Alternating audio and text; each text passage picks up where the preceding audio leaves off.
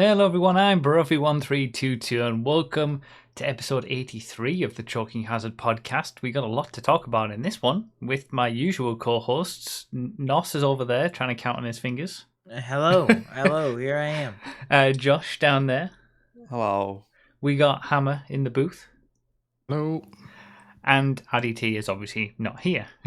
I mean, we could have done this on multiple days, and I'm pretty sure we said that we would do it on today so that RDT could be here, and of course, he has plans. Yep. So, nevertheless, we have a lot to talk about because the last podcast we did, we were talking about FiveM being bought by Rockstar. So we didn't really get to talk about anything since the last 2 months. We got 2 months of stuff to catch up on. The first thing, so we're gonna rifle through some topics. The first thing being that we're currently at the very end of my stream week, and Josh's own stream week was it last week? No, 2 weeks ago. Before that, it's 2 weeks ago. Yeah. Okay. Yeah. But yeah, it's been a stressful week. That so much has happened that has caused like extra added stress that it didn't need to be. I originally planned this stream week to be that it was planning to end on that big Gfred, so 2 weeks ago, probably the same time as yours, mid-September, and then Twitch changed their whole, the gift subs promotion. 25% off was the final week of the month, so I thought, okay, well, I'll move the stream week there instead. But then there's been a lot of other stuff that just happened during this week to make everything so much worse. I planned a pizza making stream for the Tuesday, and my oven broke. And I forgot that the oven had broken until the Monday at the end of that stream. So I had to find an oven and get it installed on the Monday night. What else was there? It's just like, oh yeah, Zexy started back up with her final year of uni. So on Thursday and Friday, I've been waking up at 5 a.m, which has just made the rest of the day so tiring. We booked a show to go to the theater on Thursday night. So that was like getting up at 5 a.m, going to bed late, and then getting up at 5 a.m. on Friday. It's been a week. It's been a really tiring week. I think I feel as fresh as I have done all week right now after having like 24 hours of just nothing since yesterday's stream. But yeah, we're here. This is the second last day. I'm about to, at the end of this podcast, I'm going to be continuing my stream and doing solo Gfred world record attempts, doing a bit of speed running.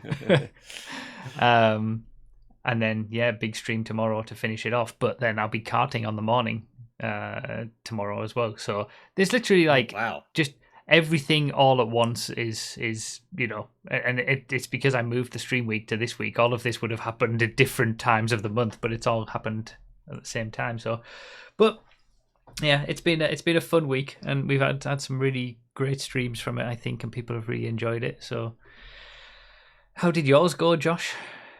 But before I do that, I had a question of yours. Okay. Your YouTube content, do you like pre-schedule it for that week then? Or do you still editing and stuff during this week? So my initial plan was to not upload anything during that week. Okay, all right. But then there's stuff that happens during the week that I try to get like a little early start of editing on it or get it prepared or something. But yeah, I during these stream weeks, I tried to treat it as like, this is what it would be like to be a full-time streamer, where I'm not editing videos or doing anything else other than streaming, which I've had a taste of the last 2 days, I would say. Especially at the end of yesterday's stream, I just stopped and I haven't started again until preparing for this stream.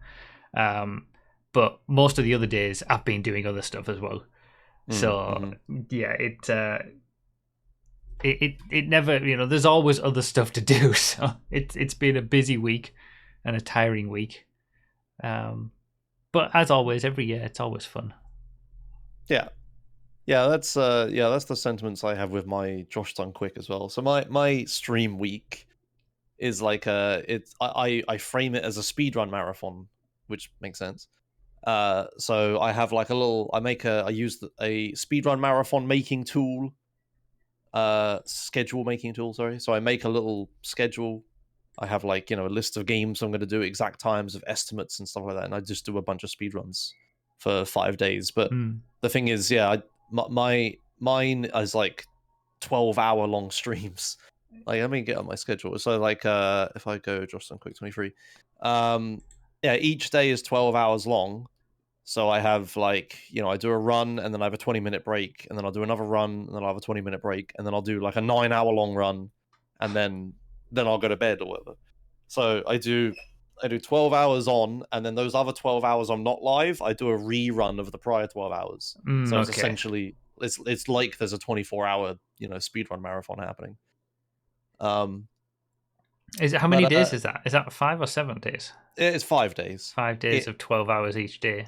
Yeah, it used to be 7, but the problem is once you do that many speedruns, you kind of start running out of speedruns to do.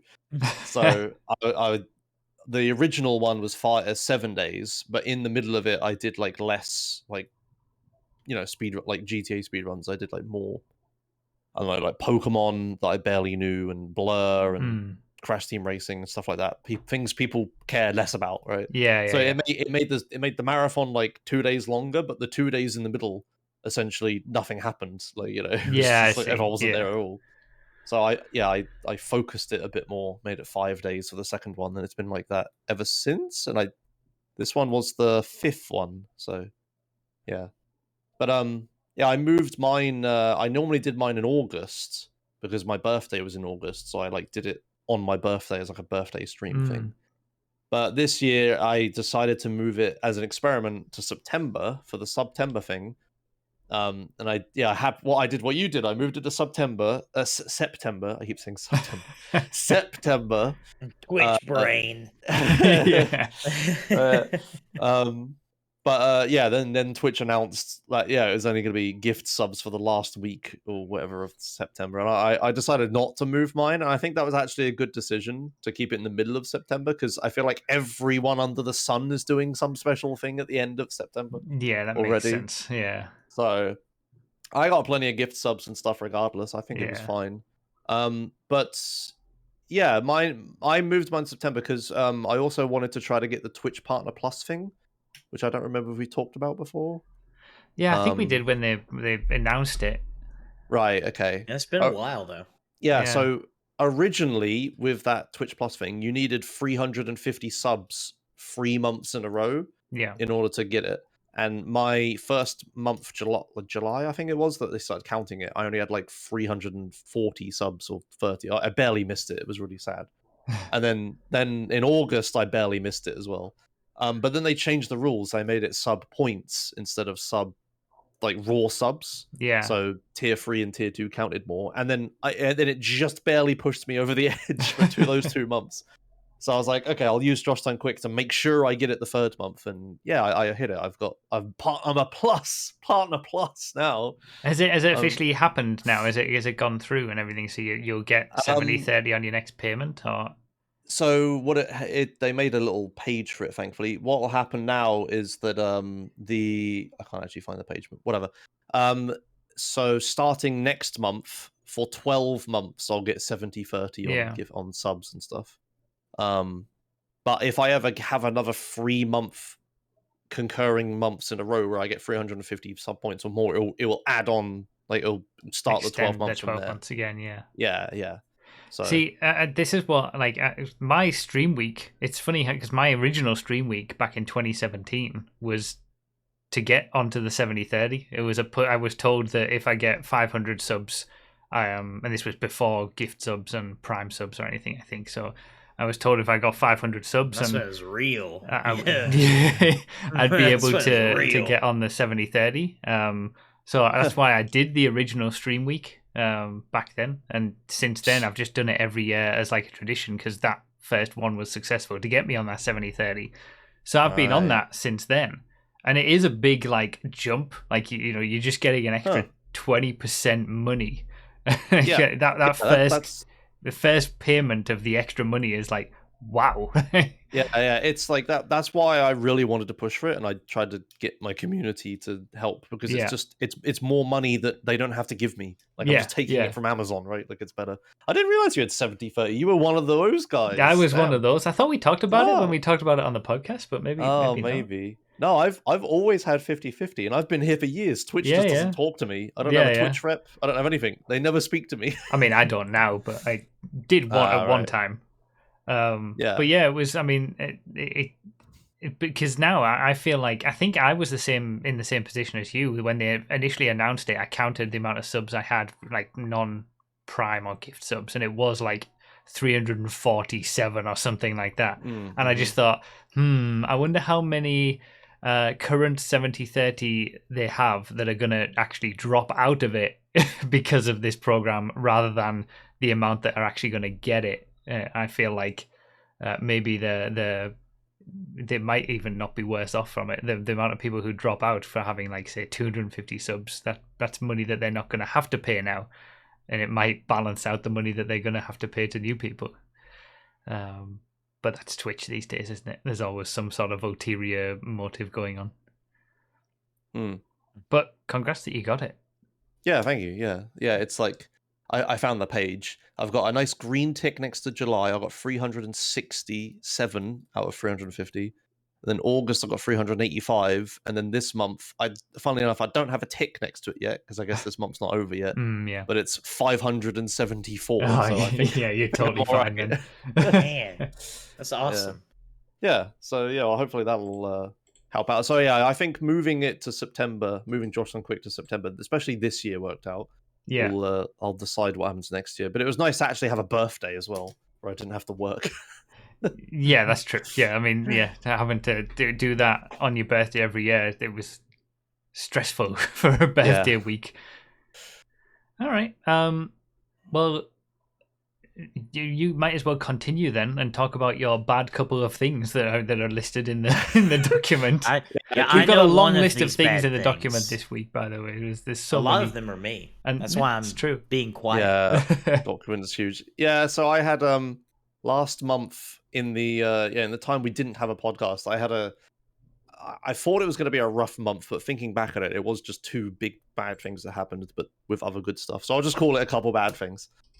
First of all, my car that I got, the very first car I've ever had, my Honda Civic hatchback, not the American sedan. If you start Googling it, that's what we have hatchback Civics in the US. Yeah, but okay. Well, whenever I search Honda Civic, I always get the sedan, and everyone I tell on the internet assumes the sedan. Anyway, whatever. The hatchback, the UFO looking thing.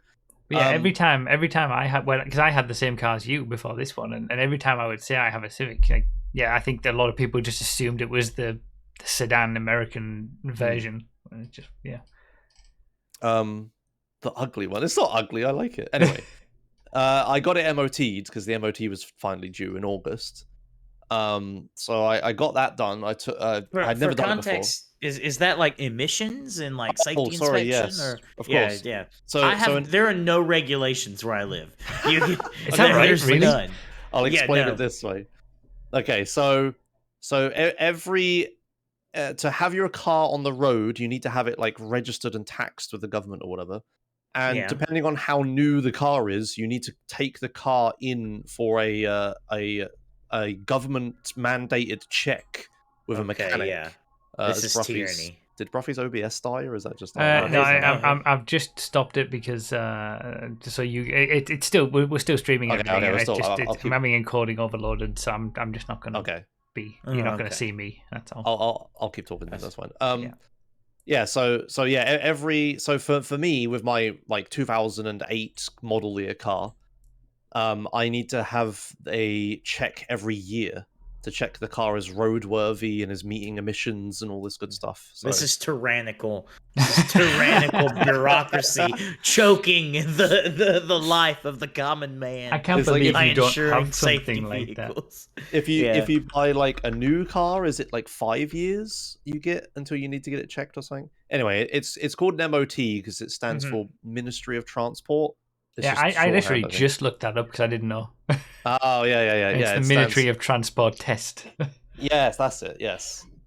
Yeah, MOT test. That's right. That's what it's Yeah. called. So yeah, anyway, it's shorthand for MOT. So I took it in for an MOT, but it was the first car I ever bought. It was the cheapest Honda Civic I could find. I was very, very well expecting to just write the car off. Like I take it in, they go, "Oh yeah, that shit's fucked, mate," and then I just like can't get it. It'll cost Usually, more than if the it's car's worth. driving, though, you're normally all right. Like, if you can drive Right. it to the MOT center, you're doing all right.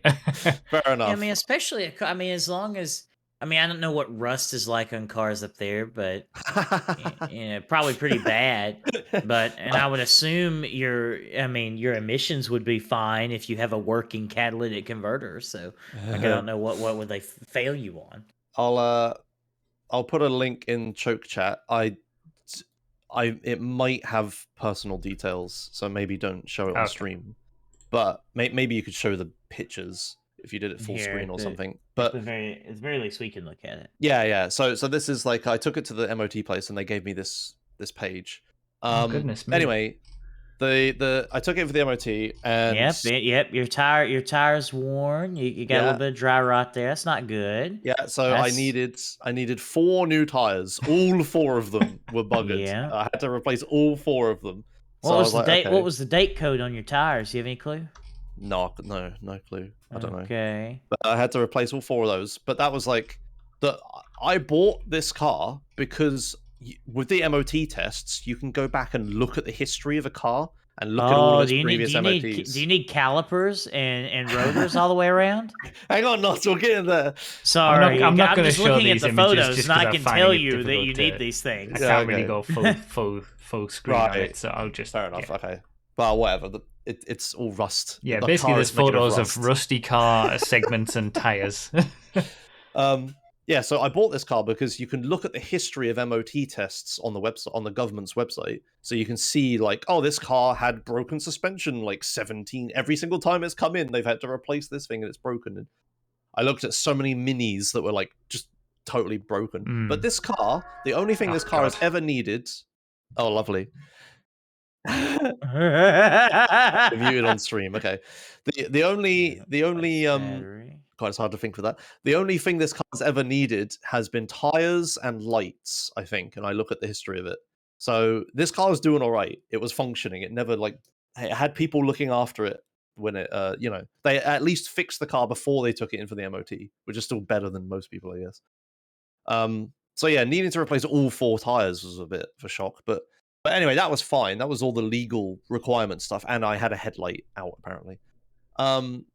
But the guy at the shop was like, yeah, you're gonna pass the MOT, but you might want to do something about this massive list of things. Yeah, because there's 2 aspects might... to an MOT. There's like failures, which means you have to get it fixed, and then there's advisories, which you should get fixed, because if you don't sort them out, they're probably going to become a failure at the next year's MOT or even earlier or something like that. Did what's this guy's name? Danny? That's the manager's name. Did they recommend that you get an alignment too? It looks like your tread wear is right. That was uneven. Yeah, so I also got an alignment. Yeah. I that was right. I took it for an MOT and service at the same time. So when they put the wheels on, they did an alignment. I had like oil change. The petrol tank was cleaned with something that makes it less emissive or something. I don't quite remember. I don't quite remember all the things I had done to it. But yeah, the wheel was not straight when I was driving the car before. I had known that. Yeah, you can tell this because you've got two tires that are or 3 tires that are similar worn, and then you have one where the cords are visible on one. Right. So if your tires are wearing at an uneven rate, that's a big clue as to. You can tell from Noss's expression that he's really in his element. Well, I mean, it's just. I mean, I've bought a few cars, and I know some stuff to look for. But this is. Yeah. I mean, so you needed tires. Did they advise you do brake pads and rotors all the way around? Yeah. I'll if you scroll down from the pictures all the way to the bottom of the page, there's like a list of things that they suggested. Oh shit! They did my work for me. Okay. Yeah. I enjoyed you doing it as well, though, to double check, so I know they're not just trying to sell me crap. Um, yeah, it was the battery is buggered, which I knew that already because like when I first got the car, it Yeah, wouldn't there's no start. telling what the damn date code on that thing is. I couldn't. I looked in the photos, but I couldn't see it. Usually in I don't know if y'all do it here, but there's usually a sticker on it that tells you the date that it was Yeah, installed. yeah, it's That's- ancient. So yeah. I can replace that though. you had 7 failures, 4 of them being the tires, obviously, and 17 advisories. Yes, I've exactly. The never list had of that advice. many. I was like, oh, so they're not MOT advisories. All right, That's not okay. on my MOT record. This is just like the It's company's quick fit advisories. advisories. Yeah, yeah. So, but yeah, they want the petrol fuel filler, pollen filter, spark plugs, gearbox oil. The weirdest thing they said was one of the things I did in my service was I got a new air filter because it was like a cheap thing to do or whatever. Yeah, you want to do a cabin air filter Yeah, every few services. yeah. So I thought I got one of those. But the thing is, I don't know if you can see in the picture on picture 14 of 19, but the default air filter is inside the car but is not connected. And it's being bypassed or something and put into a sport filter, which is ancient. So I have 2 air filters under my hood. One of them is new and the default non-sport one, and is doing nothing. And the other one is like Your first mistake was the taking it sport to one. quick fit. Well, sure, but I can't remember. But they were like, "Yeah, we put your new air filter in, but we're not sure it was being used or not." And I'm like, "What?"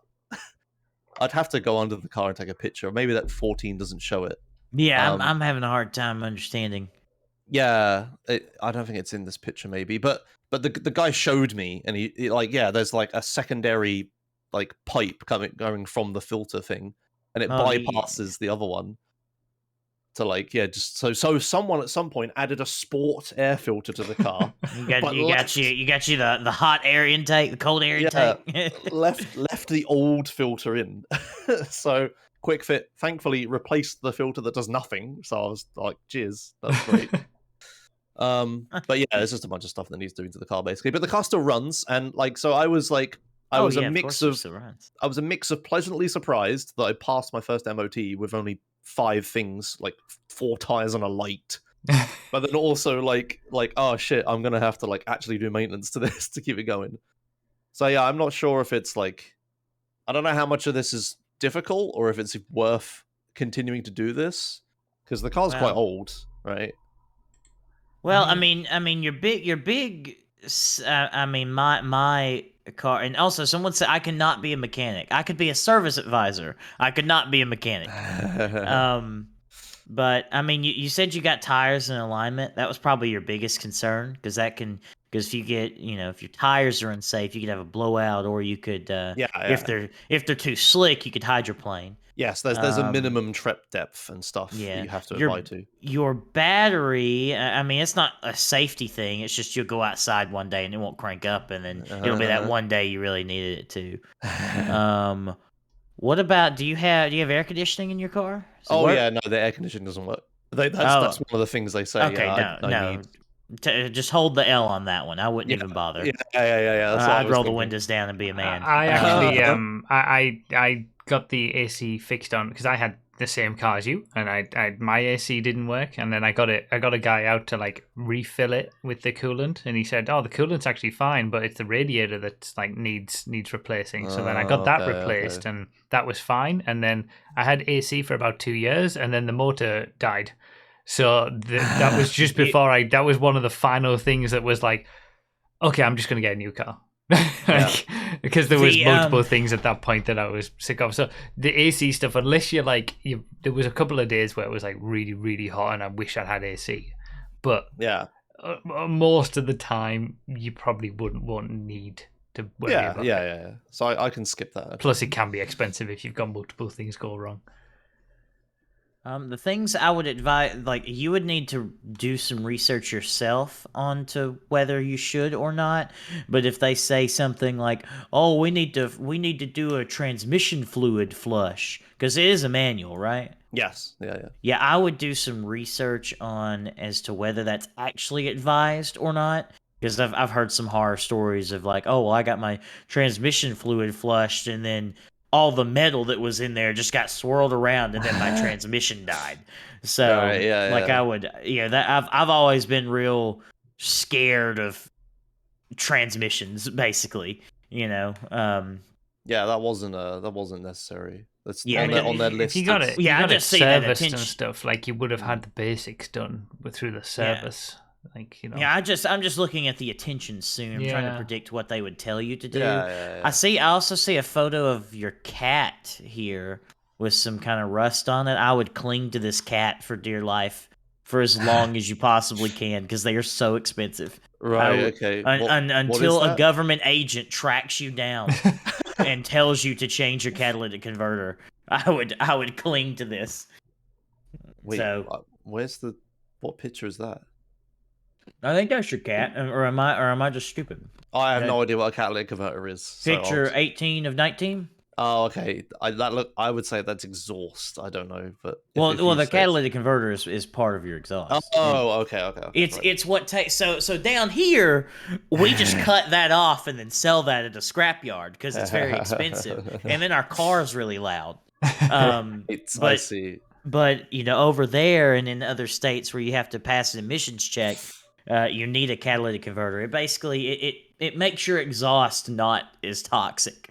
Yeah, So okay. That's the point of it. That's definitely a legal requirement then, surely. Yeah, of course. Yeah, so I think brake stuff is like anything that needs doing. Like brakes would be the most important thing.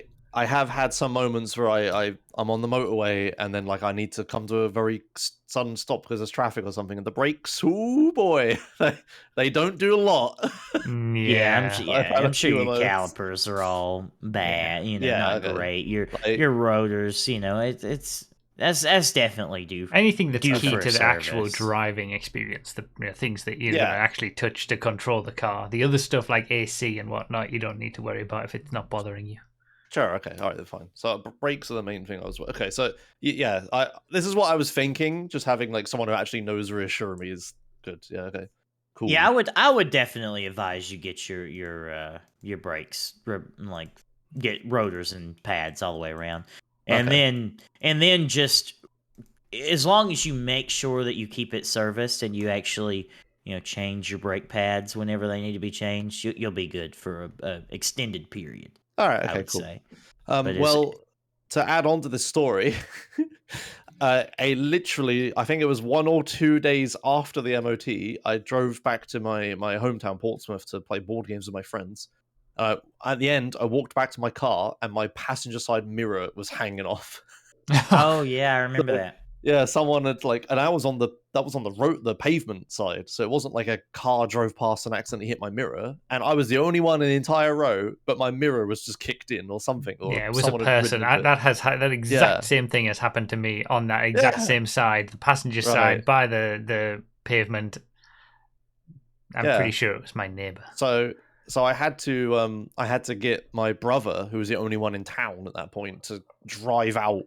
Like, I woke him up, rang because he was sleeping or whatever. He drove out with some parcel tape because it was the only thing in the house. I did the same thing. I taped it up with gaffer tape.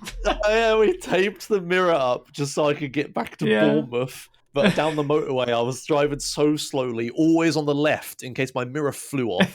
Because if I'm driving in the center lane and my mirror flies off, I won't be able to look to the left to know if I can pull out or not. Yeah.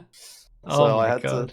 So right now I haven't, and ever since then I haven't really touched the car. It's just sat on the road with all of these brakes, all these things they do to it. The mirror is held on with brown gaffer tape.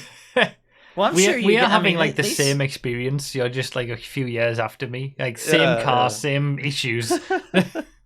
Well, surely I don't know what y'all do with junk cars over there, but I'm sure you could go to a junkyard and find a color matched mirror. Yeah, that's what I did. I bought don't even need color matched because the trim on my mirror is perfectly fine and it's removable. I looked all this up.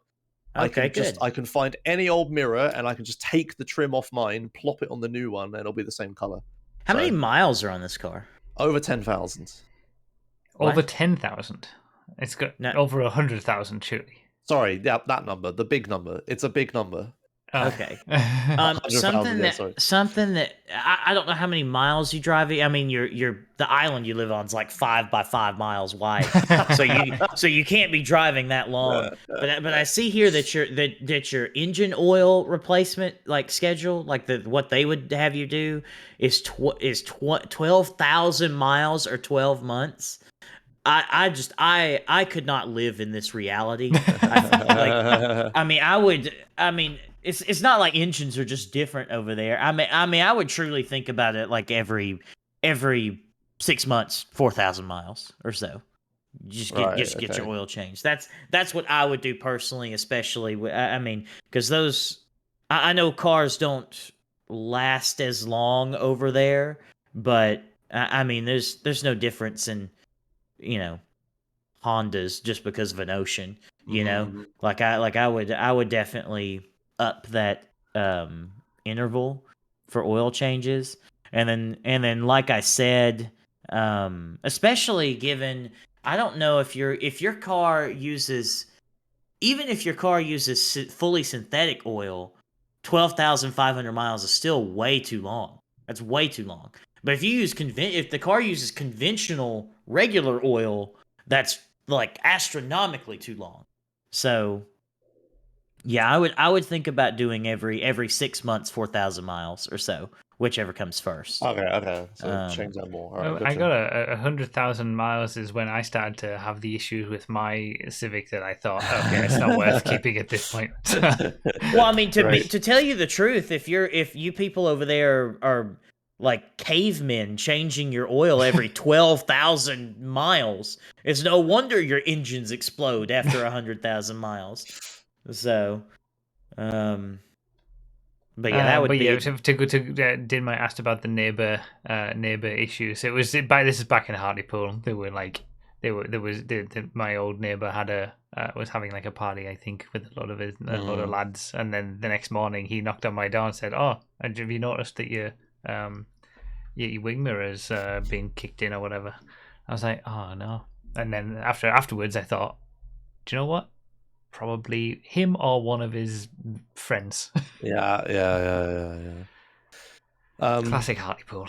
yeah, but I mean, even to maybe I don't know, maybe ease your fears or whatnot. I mean, this may look like a bunch of scary pictures, but like you've got a damn fine car. I'm gonna be Okay. honest All with right. you. Yeah. Yeah. So Fair so enough. like especially over here. I mean, over here, 100,000 mile Civic, which is this is like a $7,000 car. Right. Okay. Right. Right. Yeah. So like this would be a nice like I would buy your car. To tell you the truth. Yeah, So to be so like fair, if the good thing about the Civics is that like yeah, but around 100,000 things will just naturally start to run out of they've lasted 100,000 miles and they will need replacing. But mhm. the good thing about them is that if you get those things replaced, it will just keep Yeah. running and running and running. Like Well, and you've they got are to quite good on that way. and another thing to think about too is on vehicles that you have like actual mechanical issues and then you have wear items, right? So wear items would be your like a tire or brake pads and brake calipers or like a clutch I would consider to be a wear item. Like you want to if you're taking care of your car properly and you're lucky, you're only replacing wear items. Now you may take it to the shop and you have like every wear item is up to be replaced, um, but that's what you want basically, because you don't want to go in and there's like some clanking coming from your engine and it's low of oil and your oil pressure's bad, stuff like that. You Yeah. don't Because want that. okay. All All right. Well, good then. So I'll continue keeping the car.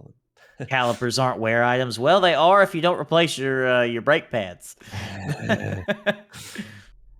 So what that's one mode of transport that you've had to deal with. Give us the story on the other one.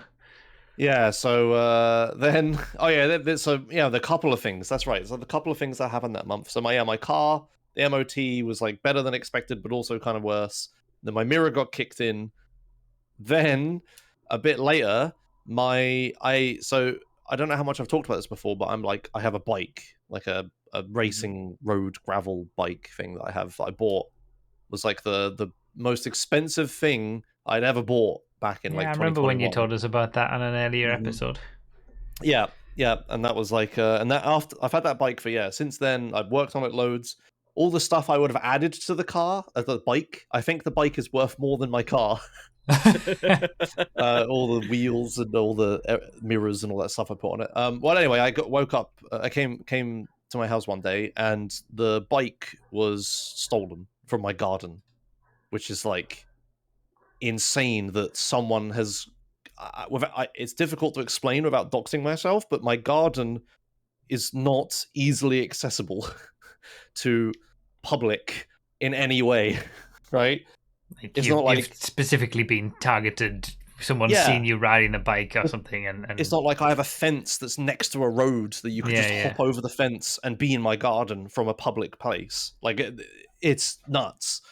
So yeah, so I've either been specifically targeted or the something has happened. I don't know what, but my bike was just gone from my garden, and I was like absolutely devastated because Of course, I've had that bike for ages, and it was like super expensive, but that was okay because I had insurance on it for specifically this reason. So I was like, oh, that'll be all right. Bicycle insurance. Wow, Welcome, that's insane. to England. Welcome to England, right? But it was like the sentimental value or whatever, right? That was like when have you looked like on eBay for it or something like that? Oh yeah. It's never Every popped up. single day I'm checking eBay, Gumtree, Facebook Marketplace, all that stuff. I contacted every single secondhand shop in the entire city. I told the police. But all of it has come up nothing. And the worst part of all of it is that my insurance won't pay out for it in the end. Oh my god.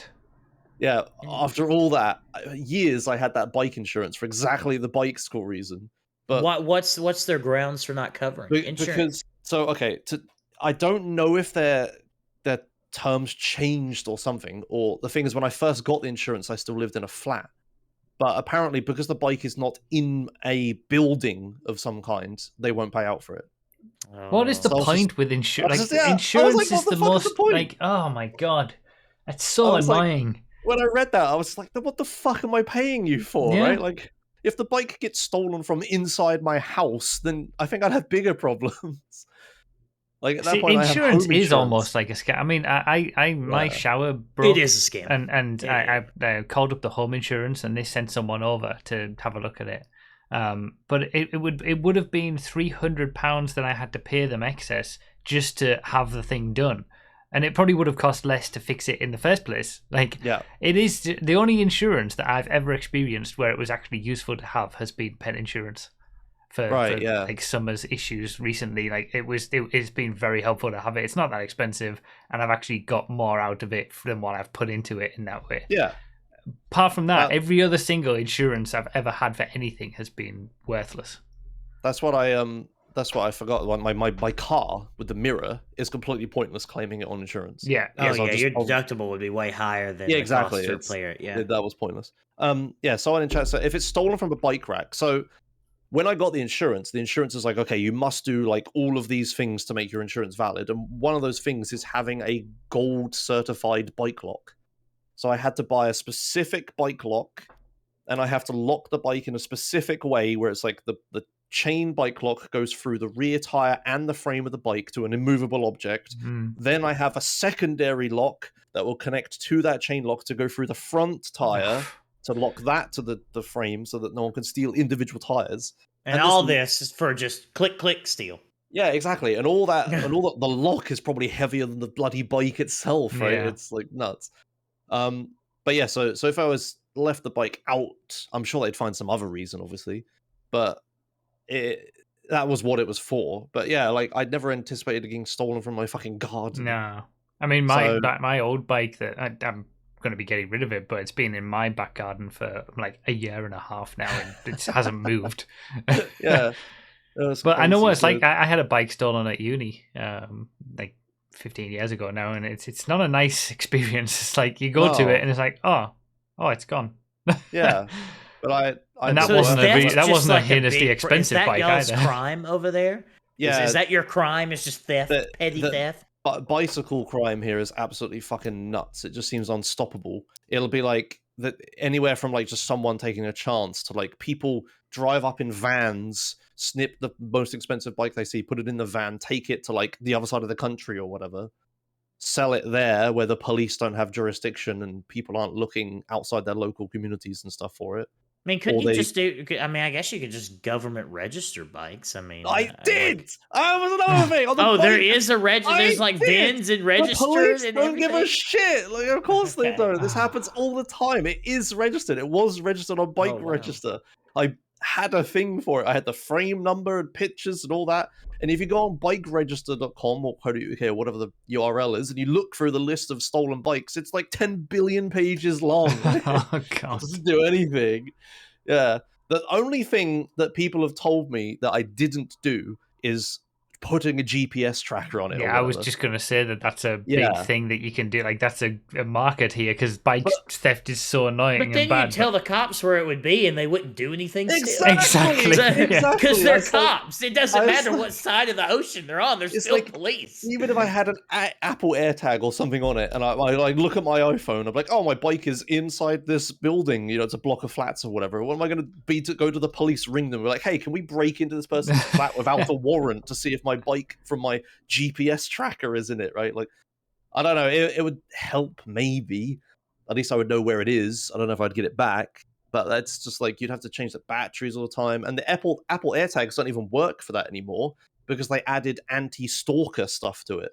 So Hmm. if your AirTag is near someone else's iPhone for I can't remember what the time period is, like a couple days, it will alert them to the fact there's an AirTag there, Hmm. so they can't get stalked. But or I mean, whatever. these GPS trackers for bikes have been in existence for like 20 years now. Like, you can get them where you put them within the frame of the bike and stuff like that. Yeah. Like, you don't need AirTags, for example. But putting it in the frame, you still have to change the battery. So Oh I yeah, have yeah, to yeah. keep pulling them So apart all the time. it's annoying. Yeah, but I don't know. Like I'll look into it. I did look into it a bit afterwards, but that's the only thing I didn't do. But I don't know how much of a difference it makes. The best chance is just not get my bike stolen, right? Like I had my So- bike stolen when I was younger. I saw it locked up in the middle of town one day and called the police. They let the thief ride off with it. Oh, The police. Yeah, Christ. that sounds about right. Yeah. So I've checked all the stores. I've rang everything. I've done everything I possibly can. Nothing has turned up anything. Ugh. So I've just kind of like it cycle of grief or whatever. Yeah. I like eventually Nice accepted pun. it and started looking at hey, I I eventually gave up and I just started looking for new bikes, but we can talk about new bike next week. This is Yeah. I already think you long should get a enough. bike with a motor on it this time. No, Yeah, that's not electric the point. bikes. They're meant to be Think you should really get a good. motorcycle. Oh yeah, what's the point? It's only gonna get stolen. You might as well buy a bike that's the cheapest possible. And go on yeah. then, Nos. So Josh has had a bad couple of things going on. You've had a rough month. Well, I mean, it's not. It's not been rough. Oh, I still let it say rough in the document. Yeah, I just copied necessarily Josh. rough, as in lots of things going on. Maybe. Yes. Yeah. Okay, so I guess the first thing is that I've been doing. I've been working like every day for the past forever. It's been It's a normal I've- Nos month. yeah, says I'm Rainbow. trying. I'm trying to get about 60 hours a week. So That's many 20 hours. Yeah, it's 20 hours overtime each week. Yesterday, yeah, I didn't have a good day yesterday in terms of money, but before yesterday, I don't remember the last day that I made under $100 in like tips and mileage. For reference, that's pretty good. At my place. So I've been working, either 6 or 7 days. I've been getting 60 hours a week. I've been doing that for 2 months now. I'm tired. I can understand. I want to take a big nap, but I can't. I must go to work. But why? Why do you need to work 60 hours a week? Wow. Well, thank you for leading me in to the segue. So I think I talked about it on the podcast several months ago. I'm sure nobody watched it, but I'm here now, and I'll talk about it now. I'm buying a home, but not a real home because I'm too poor for that. So you guys don't have these things over there, I don't think. But I'm getting a. They're But normally holiday Yeah, homes, we- these kinds of things, we- right? Yeah. We do. I've looked at them for myself. So oh, yeah. okay then. Well, okay then, never mind. But I'm they're getting about they're about double the price of what you paid, but yeah, I we mean, do have them. well, good lord, and the price that I paid is double what they were 5 years ago. Wow. So, but anyway, so I'm getting a mobile home. I'm gonna be putting it on land that's right next to my grandmother's house and my mother's house. So there's always been a lot in between the both of us when I lived over there. And a friend of our family owns it, and they're allowing me to put a mobile home there. And then I guess now this is the part where you would show them Yeah. if you haven't already. I am showing the Yeah, images. so this is the so true mobile home, from what I've gathered, is kind of the budget mobile home makers. Okay. So and I'm getting the literal cheapest one you can. This is the 2 bed, 1 bath.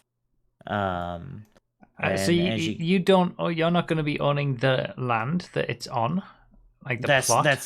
that's correct. I'll be paying lot rent to a family friend. I will likely buy this land at some point in the next few years, because I mean the woman who I'm paying lot rent to is elderly. She's Right. she's in her 70s now. She's in her early 70s.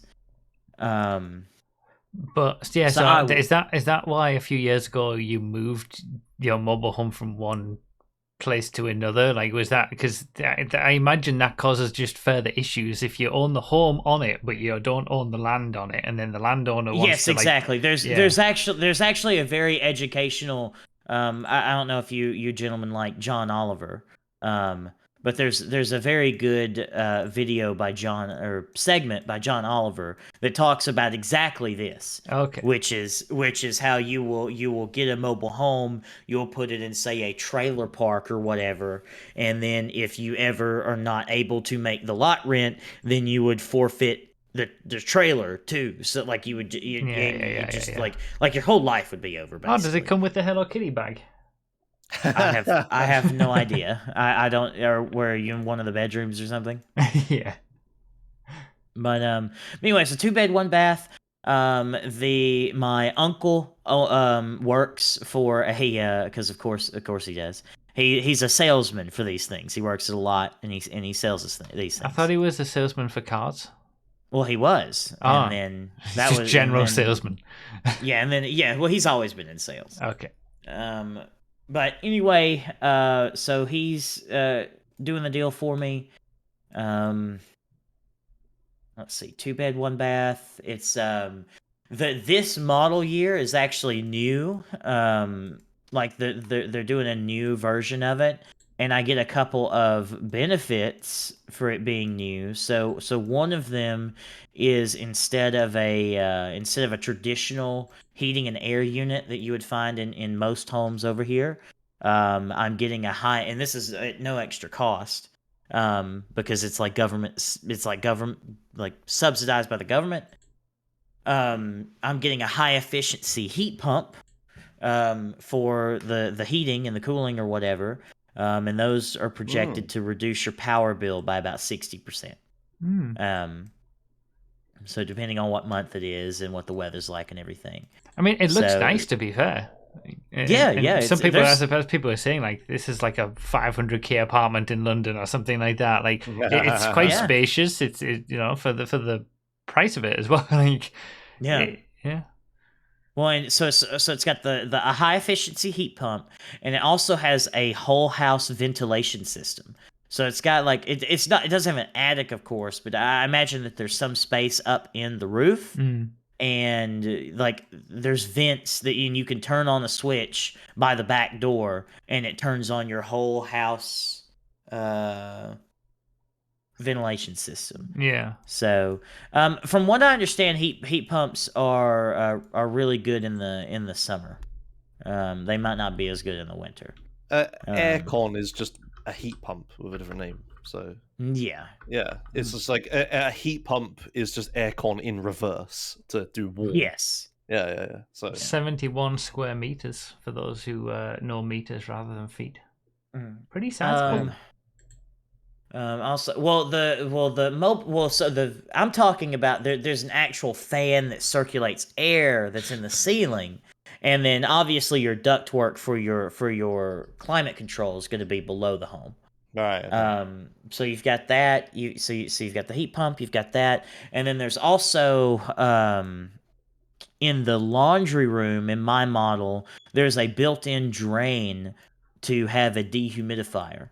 So instead of having it like having a dehumidifier that you have to dump out water from a tray or have it go out a window or whatever, there's already a pre-built-in pipe into the home itself where you can plug in a dehumidifier because dehumidified air is easier to heat and cool. So it's all about being energy efficient is kind of the point.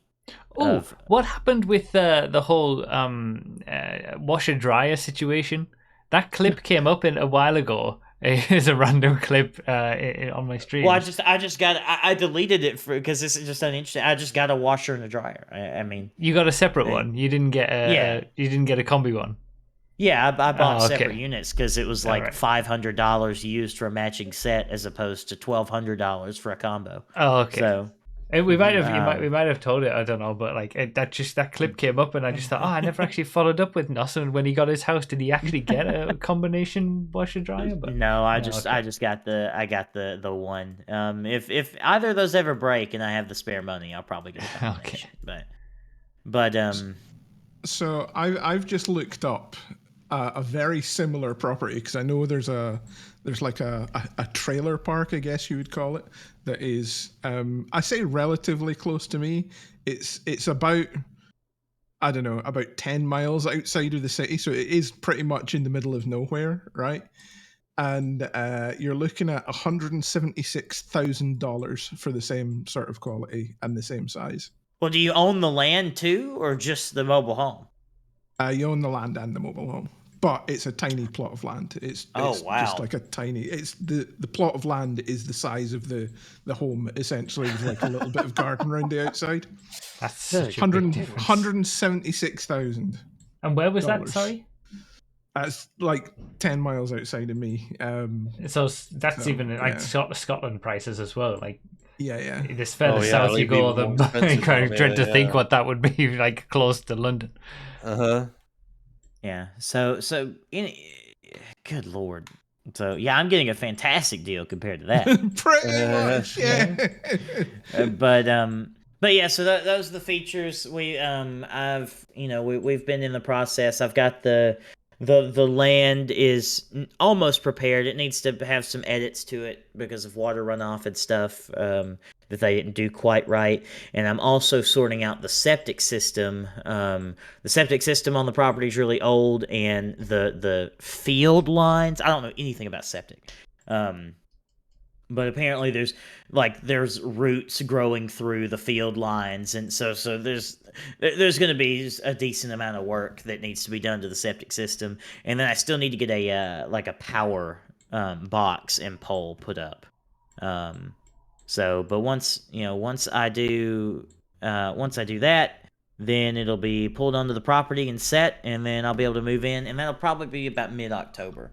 So my lease isn't up until the end of November, so I'm actually having this done earlier than I was expecting and what I needed, which is that's good. It's good that you're gotten on the property ladder or whatever, like of actually owning something and yeah, and it's good. Well, it's right next to where I used to live. It's literally next door. So I'll have the same internet that I do here and the same internet I did there. As for what comes with it, a fridge and a stove. You get a fridge and a stove. There's no other furniture. So that'll be nice. Our stove in this rental is like 40 years old and half works. So there you go for the trailer. I've put it in joke chat. Probably don't save it, so it's not. Let me doxing me. But yeah, have a look at that. Well, this is a double wide on a permanent foundation, so I could see as to why this would be so much more expensive. Yeah, It's actually pretty much on a golf course. It's to the side of a golf course. This little development, but still, it is still pretty much essentially in the middle of nowhere. Well, speaking of how much it is, I'll walk you through. So Brough, if you'll go to the first image that I posted, the typed up one, not the handwritten one. Yes, that's right, the typed up one. Yeah. So I'll walk you through kind of the terms of the loan. I think given the market, I got a pretty decent setup because I have a good credit score. I have a 730 credit score, like 736. But my credit file's thin because I've never financed like anything real before. I've just had revolving credit and self-reported stuff and stuff like that. But I am putting $10,000 down on it for 300 months. That's 25 years. And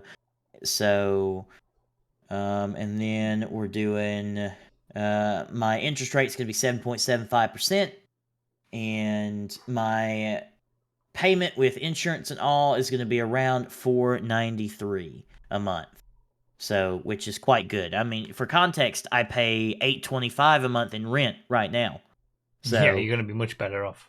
Yeah. So this price is going to go down because when we did the terms of this loan, we were factoring in the cost of the power pole and the power box. But I've got enough spare money. I'm just going to pay a friend of my uncle's in cash to do that. Yeah. So that'll be probably $2,000 to $3,000 off the amount of the loan. So, my payment could be somewhere in the neighborhood of actually like $460. I don't know. So I'll be saving that much. I'll be saving, say, $300 or so a month in payment over my rent. And then my power bill is going to be a lot less because this is less square footage, not floor square footage, but air square footage, because I've got like a high ceiling in my living room, and this room has a higher ceiling too. So I'll be saving on the power bill. I'll be saving in payment over rent. I'll be building equity in an actual item. So it's just all around kind of the best thing I could have done. Yeah, that's good. Yeah, nice. Yeah, so I'm looking forward to it. DTI, what? LTV I know is loan to value. I think so. It's like the amount of the loan versus the amount of value that the house is like. The loan he's getting is 83% the value of the house. Yeah, that would make sense because your down payment is you add the percentage of that and the LTV. Yeah, okay. Now, DTI I actually don't know what. I don't know what DTI is. I've never come across that. Yeah, so it looks like that my total like my total on this loan is going to be about $50,000 or in that ballpark. For context on how the market has changed, so my mother's mobile home, she had the big 3-bed, 2-bath version of this home, and when she financed it for $32,000. for double the house she got for half the cost. Yeah, that was about 6 years ago. So but I mean the market on these things has just went insane because no one can afford a real house anymore. Because real houses there's no like $120,000 starter home anymore. There's not the 3-bed, 2-bath brick home for $120,000. It's not real. It's fake. It doesn't exist. It's an apparition of your mind. It's in your imagination, right? So I honestly wouldn't be complaining about home prices to people in the UK, Yeah. Although that interest rate is like, when you said it, I winced. 7.7%. When I bought this house, it was, I think my interest rate on it right now is 2-point-something%. Oh my god! I know, but my fixed rate's coming to an end next year, so I'm gonna be right. Okay. Yeah. Because I'm looking at the moment, and I'm looking at like 6.5, 7.5, and I'm like, yeah, that is insane. Yep. Thanks, Tories. Yeah. Yeah. Can you hear me? Yeah, we can hear you. You can't hear us. Okay. Were you hearing anything I said? Yeah, we heard everything. About homes being apparitions of your mind and they're not real. Yes. Yeah. Yeah, we got all of that. Yeah. It was just you couldn't Yes. hear us for some reason. Okay, but and I mean, from at least in my area, it seems like the cause of this is specifically like property management companies and using homes, single family unit homes specifically, as modes of investment and income, as opposed to uh like homes for people. Yeah, places to live. So like that, say there's that $90,000 home that needs a little bit of work. Like regular people don't buy those anymore. Companies buy them, rehab them, and then rent them for $1,200 a month. You know, that's reality now. So there's no more real people buying homes. Yeah. It's just renting. And when you start renting, if you don't get out quick, you're just gonna die. You're gonna die a renter, because you're never all your money. You might as well just burn it. You might as well flush it in the Yeah. toilet. You might as well you can eat it. It Yeah. would provide as much value to you as paying rent. So Meanwhile, me here having rented my entire life, well, it's and no it's a possible way of trap, owning a man. home ever. Well, am I supposed to? This shit's even more expensive here, Nos. The thing you Yeah, were it's describing started 20 years earlier here, right? Like, yeah, yeah. It's terrible. yeah. It's terrible. So anyway, so that's the terms of my loan. Speaking of my bills being less, some good news or some news, and I suppose there's time for her to back out. I don't think that's going to happen, as I don't get that vibe. We've been talking about it for months, or for over a month now. We're getting a roommate. Nos and Ben are getting a roommate. So our bills are going to be even lower. So, Bruff, I can. Nos and Ben, huh? Yeah. It's funny. So what? Yeah. Oh, did I misspeak? Sorry. Yeah. It's Nos and Ben are getting a roommate. yeah, huh? yes. My two alter egos are now roommates, existing simultaneously. But no, myself and Mavis are getting a roommate. It's like a PowerPoint presentation from Nos today with all these images. Yes, here is how my life is about to dramatically improve. So anyway, we're getting a roommate. If you go to the handwritten thing, Yeah, this is a very basic mock-up of what our bills are going to look like. And the way we do our bills is that Mavis and I have a joint account that all of our bills come out of, so we will put money into the joint account and then it will be spent on bills, if that makes any that's sense. what we do as well. Yeah, so of course we still have our own bank accounts and Yeah. everything. It's a good idea.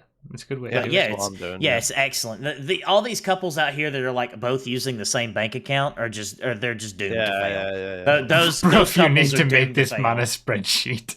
I could set you up with a spreadsheet if you want. I'd enjoy it. Don't tempt me.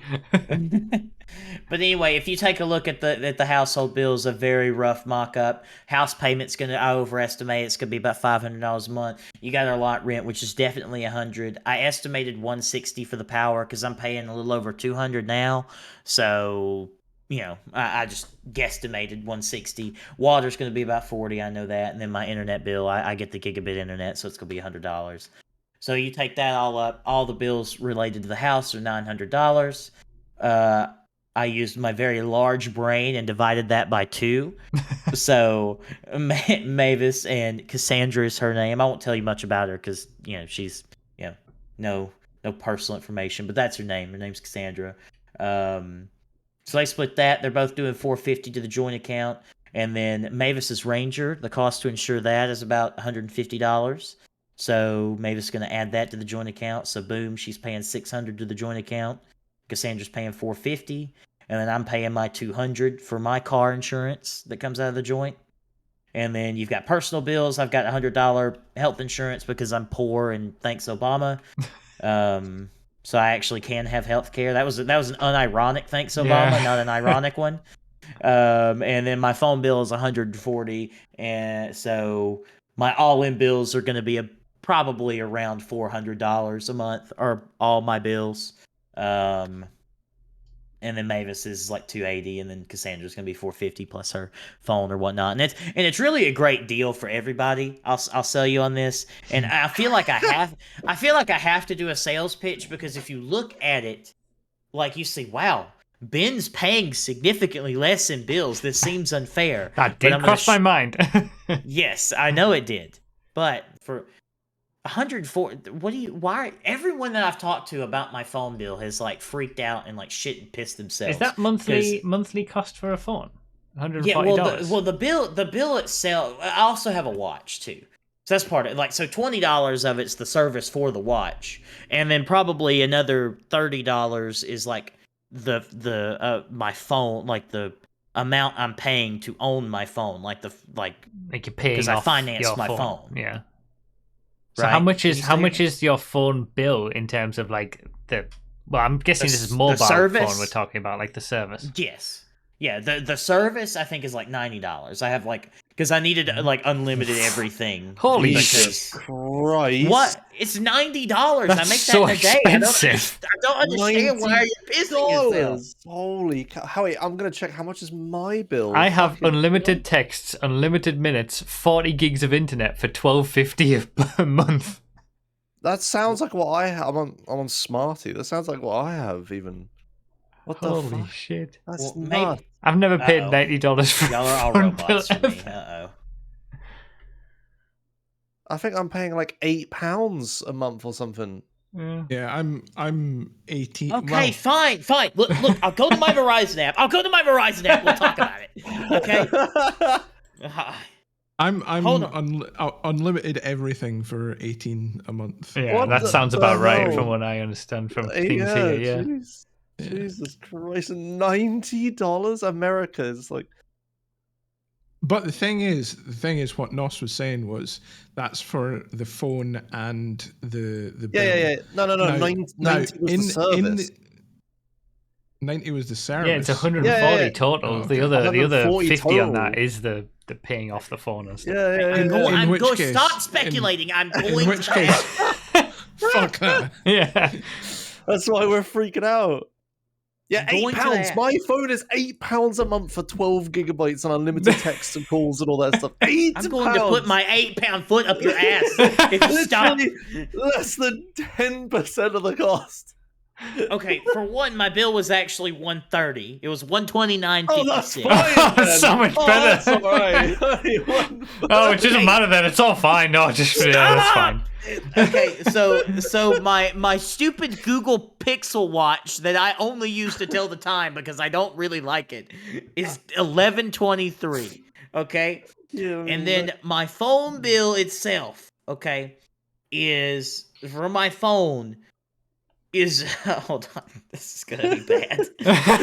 What should be worse than 90? It's $118. Okay. And so my monthly charge is $94. Okay. And then I guess the rest of that is there's a $5 surcharge for no reason. I think it's like a 3-year contract, I don't know. What? Okay, I got it. Okay, so my 5G Do More plan was $90, but I do auto pay. So it's $80 because I get a discount because I auto pay Only it. 10x mine. Shut up. Okay, and then my device payment is $25.27. That part's then fine. And then I'm having totally a trade-in device credit of $11. Yeah, okay. The renting or mortgaging or whatever the phone, that part is fine. That makes sense.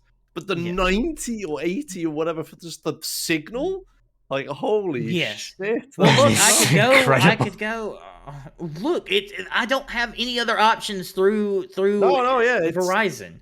I mean, I could go get one of those poor people cricket plans where I'd never get service, but it's just American like signal, like Robbie, internet you cost, blind? right? here plans. Hold on, let me look at plans. Let me compare my plan options. Okay, let's change my plan live on stream. You can tell he's had this conversation with I quite a mean, few people. to be Yes. fair, Yes. we're sweating Nos on the small stuff here. He is paying significantly less. Yeah, I Oh mean, yeah, we for still his need home. we still need to be presented with that argument. Yeah, yeah. Exactly. Okay, explore plans. I'm exploring the plan. Our recommended plan's $110. Oh my god.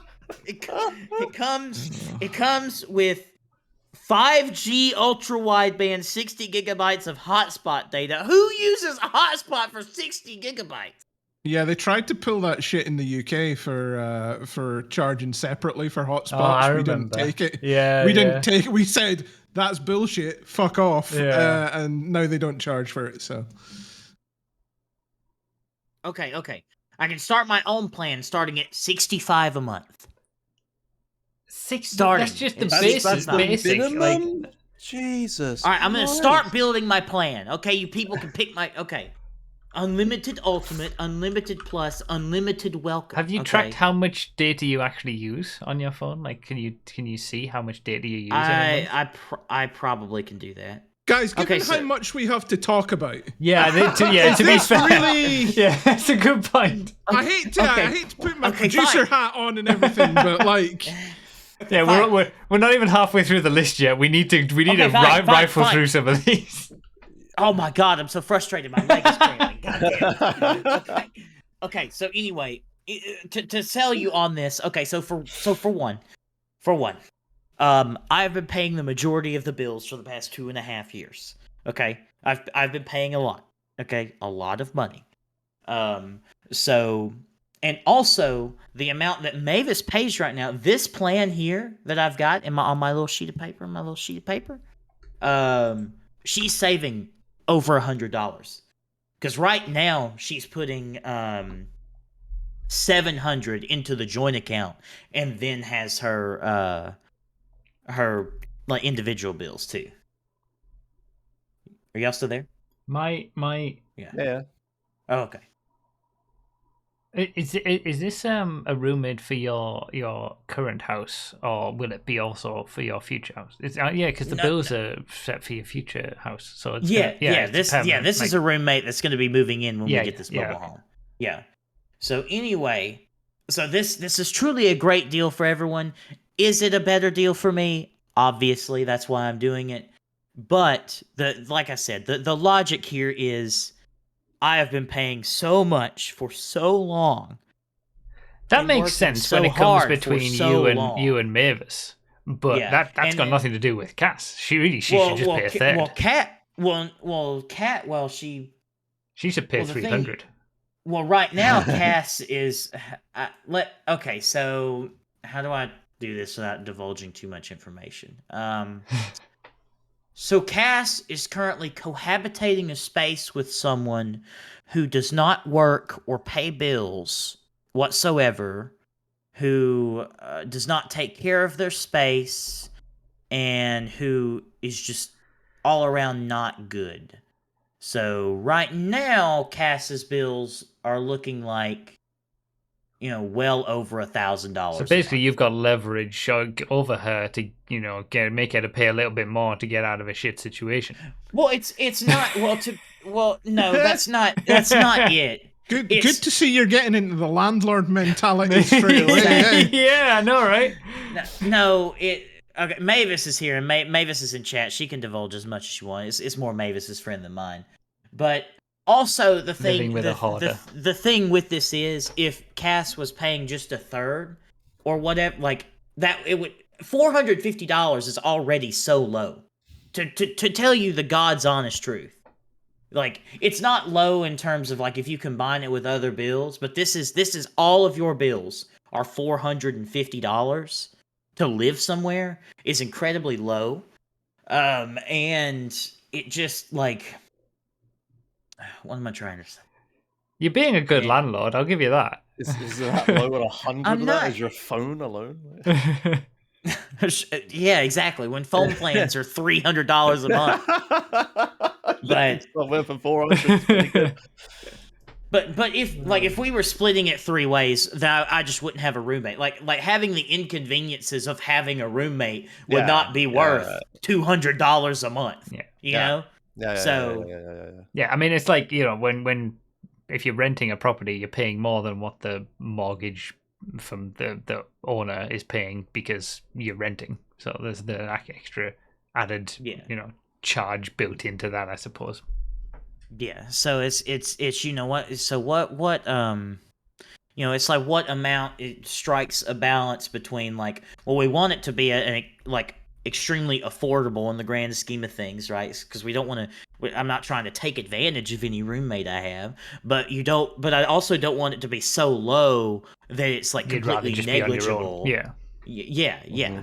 So that's kind of the thought process here, and I really want my bills reduced because Segway. Well, for one, I just want more money, of course, because I've been struggling with money for so long.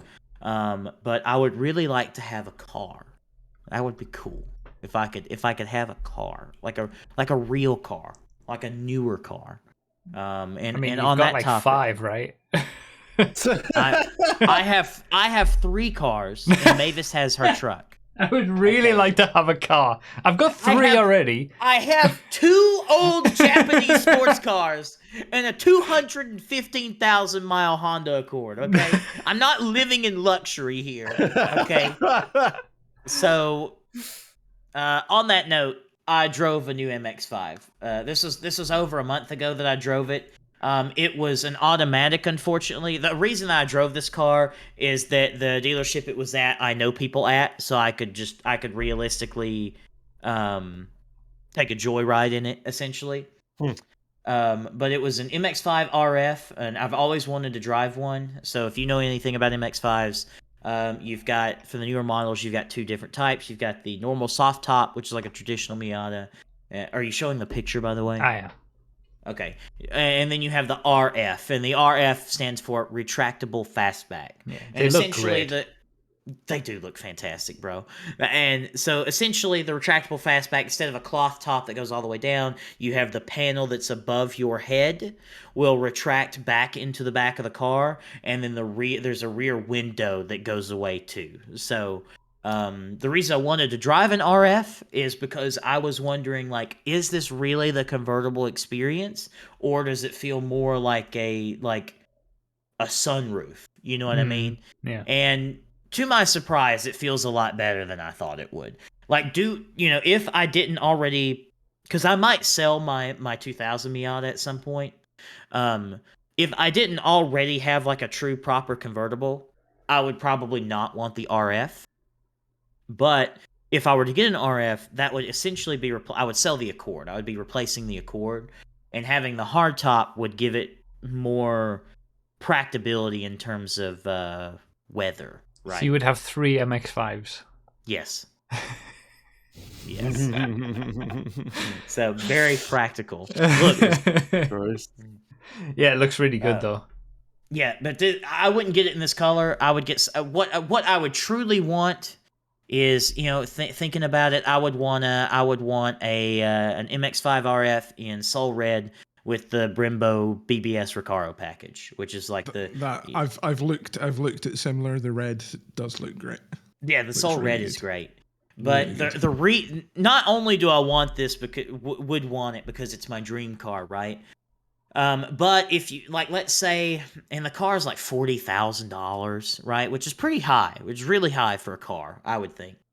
But if you look at, say, if I was to go buy like a $40,000 top trim model Civic or Accord or something like that, the depreciation that you will experience through a car like that would be much sharper than one you would experience over if you've got the MX-5 RF in the correct trim package, which is the Brembo BBS Recaro package, and you got it in the correct color, which is Soul Red.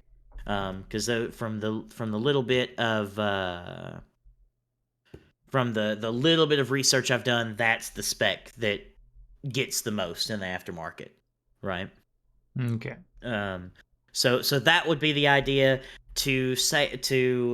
how much I'd want to save up for it. It's going to be about a $40,000 car. I'd probably put about $20,000 down because I wouldn't want to. I would want to put enough down to where at no point in my loan do I have negative equity in the car. Yeah. So if, let's say, I lose my job or my income decreases or something bad happens, I could just go sell the car, loans paid off, wash my hands of it. Yeah. So that would be the idea. I wouldn't want to go into the Mazda dealership and be underwater on an MX-5, and then like that would just be terrible. Or if it gets wrecked, that this will save me. If I don't have any negative equity in the car, then I wouldn't have to purchase gap insurance, which would be an added X amount on top of my loan. His phone why is are you more laughing at expensive me? than a new car.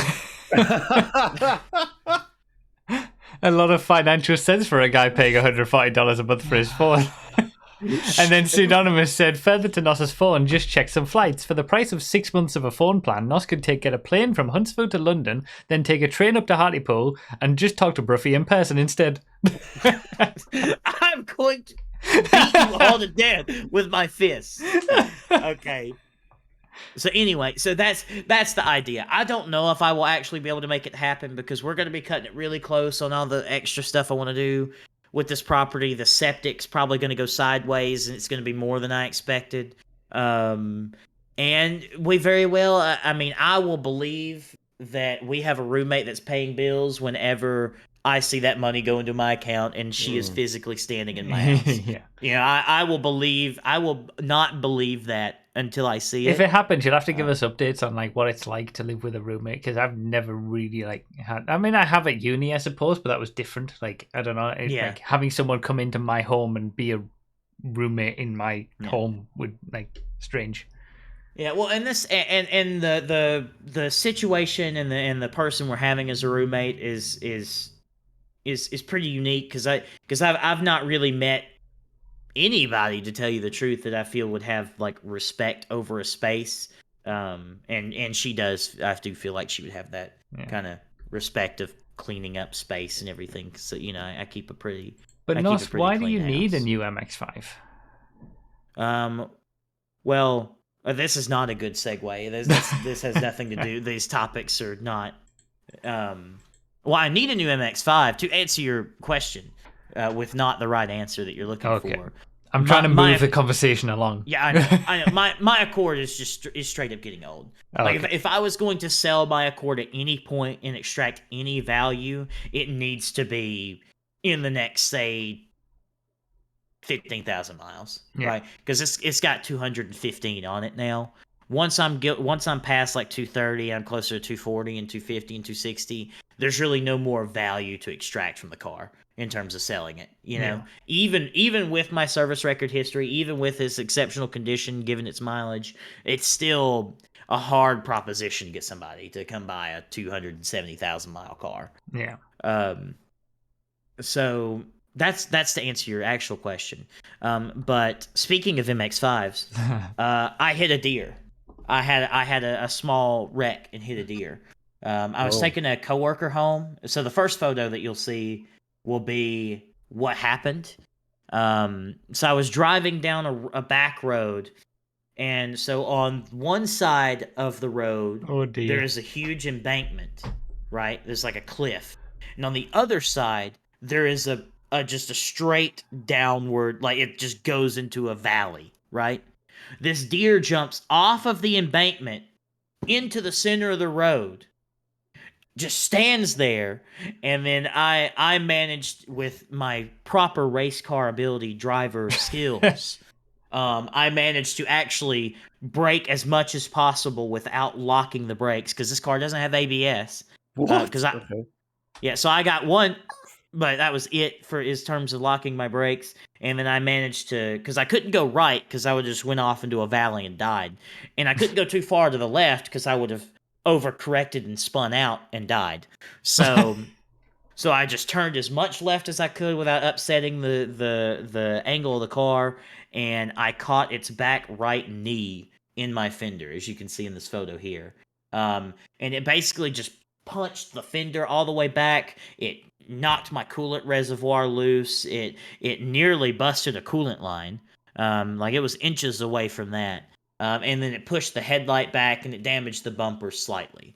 So as far as hitting a deer in a Miata, right? This is the best that it possibly could have been. Yeah. If I wouldn't have been paying attention to the road or whatever, or if I hit the deer head on or whatever, I mean, a deer's just gonna slam into your windshield, slam your windshield down into you, and you die. So that's really it. Or it'll just go up over you, or it'll go in the cabin with you, and then you'll be sitting there with the deer as you're driving down the road. So, yeah. That's what happened. And luckily, my mechanics knew a local guy that does body work, and they were able to just take the fender off, and the solution to all of life's problems, hit it with a hammer, and they fixed it in a good enough way to where it's drivable. It looks pretty good, to be fair, considering the state it was in. I think you really, like you say, you got out of that pretty good. Yeah, that's as far as hitting a deer. This is in a Miata. Yeah. Yeah, this is the best it possibly could have been. Yeah. And the deer, even when it slammed down into the hood, like when I buckled its knee, it went kaboom, and then like just tumbled off down into the valley. Oh no. But the just missing the cable ties. No. The zip ties, you just can't see them. That's how skillful these body people were. They hid the zip ties, so you can only see it if you pop the hood. But the hood was fine. The bumper's shape is fine. If you look at the second photo, you can see that it like chipped the paint a little bit, but the shape of the bumper itself is fine. So, yeah, it couldn't have ended better as far as, hitting a deer. Excellent.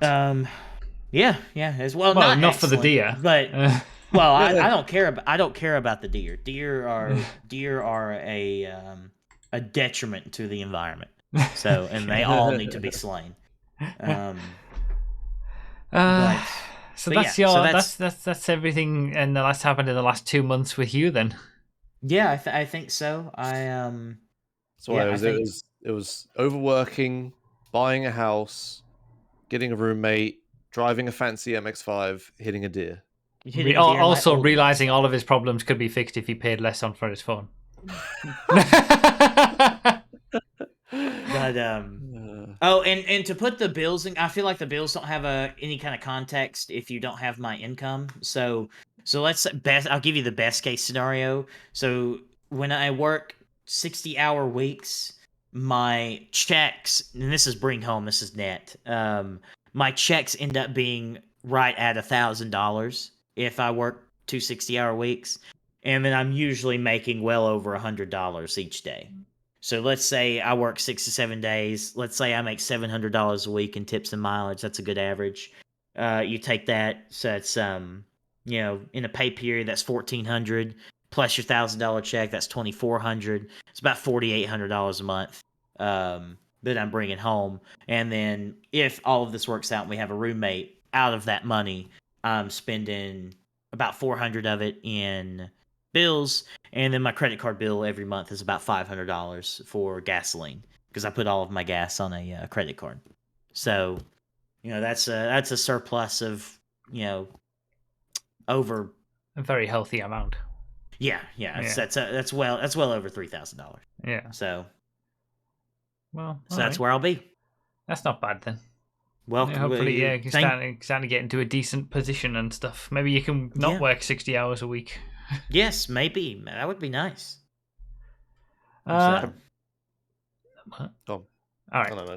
Well, I was going to move on to, because now that you two have gone out, I've got some quick updates. I'm sure they won't be as extensive as yours. Yeah, sorry. but I pay a normal amount for my phone, so... Poor nuts. We're never going to let you forget about that now, right?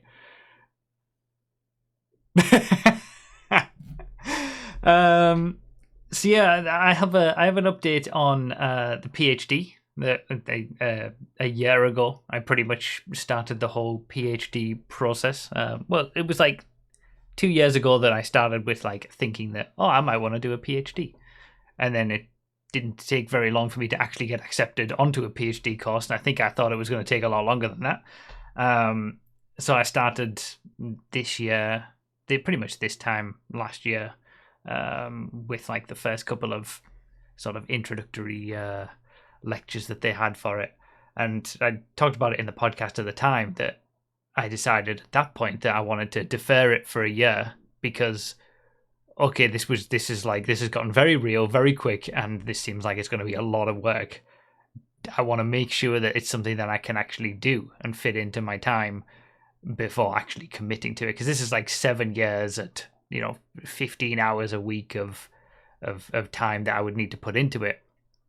So after this year has gone on and we're a year down the road, and this is where I would pick it up again, and I've decided not to. So I've officially withdrawn from the program instead of going back to it, basically. So it's kind of like I feel a little stupid for getting so excited about it in the early stages of it and actually making a video and all that kind of stuff and talking about it. I think I got caught up with it. All happened a bit too quickly for me. That we know Dr. Brough. I think when I first started thinking, oh, this would be really good to do, I'd really like to do this, I've got a good research proposal idea, and it could be some really helpful research for the I still believe in all of that, and I believe in my ability to do it from my ability to do it. I don't believe I have the ability to devote the time to it is the problem. But I don't think I think I was expecting it to take a lot longer to even get to the point of you've got to find supervisors, find someone who's willing to sponsor the research, find a university who's willing to accept you onto the program and stuff like that. And that all happened almost very quickly. It happened within a few months of me deciding to start the entire process. I'd written the proposal, I'd gotten accepted, and here I was this time last year starting a PhD program for 7 years.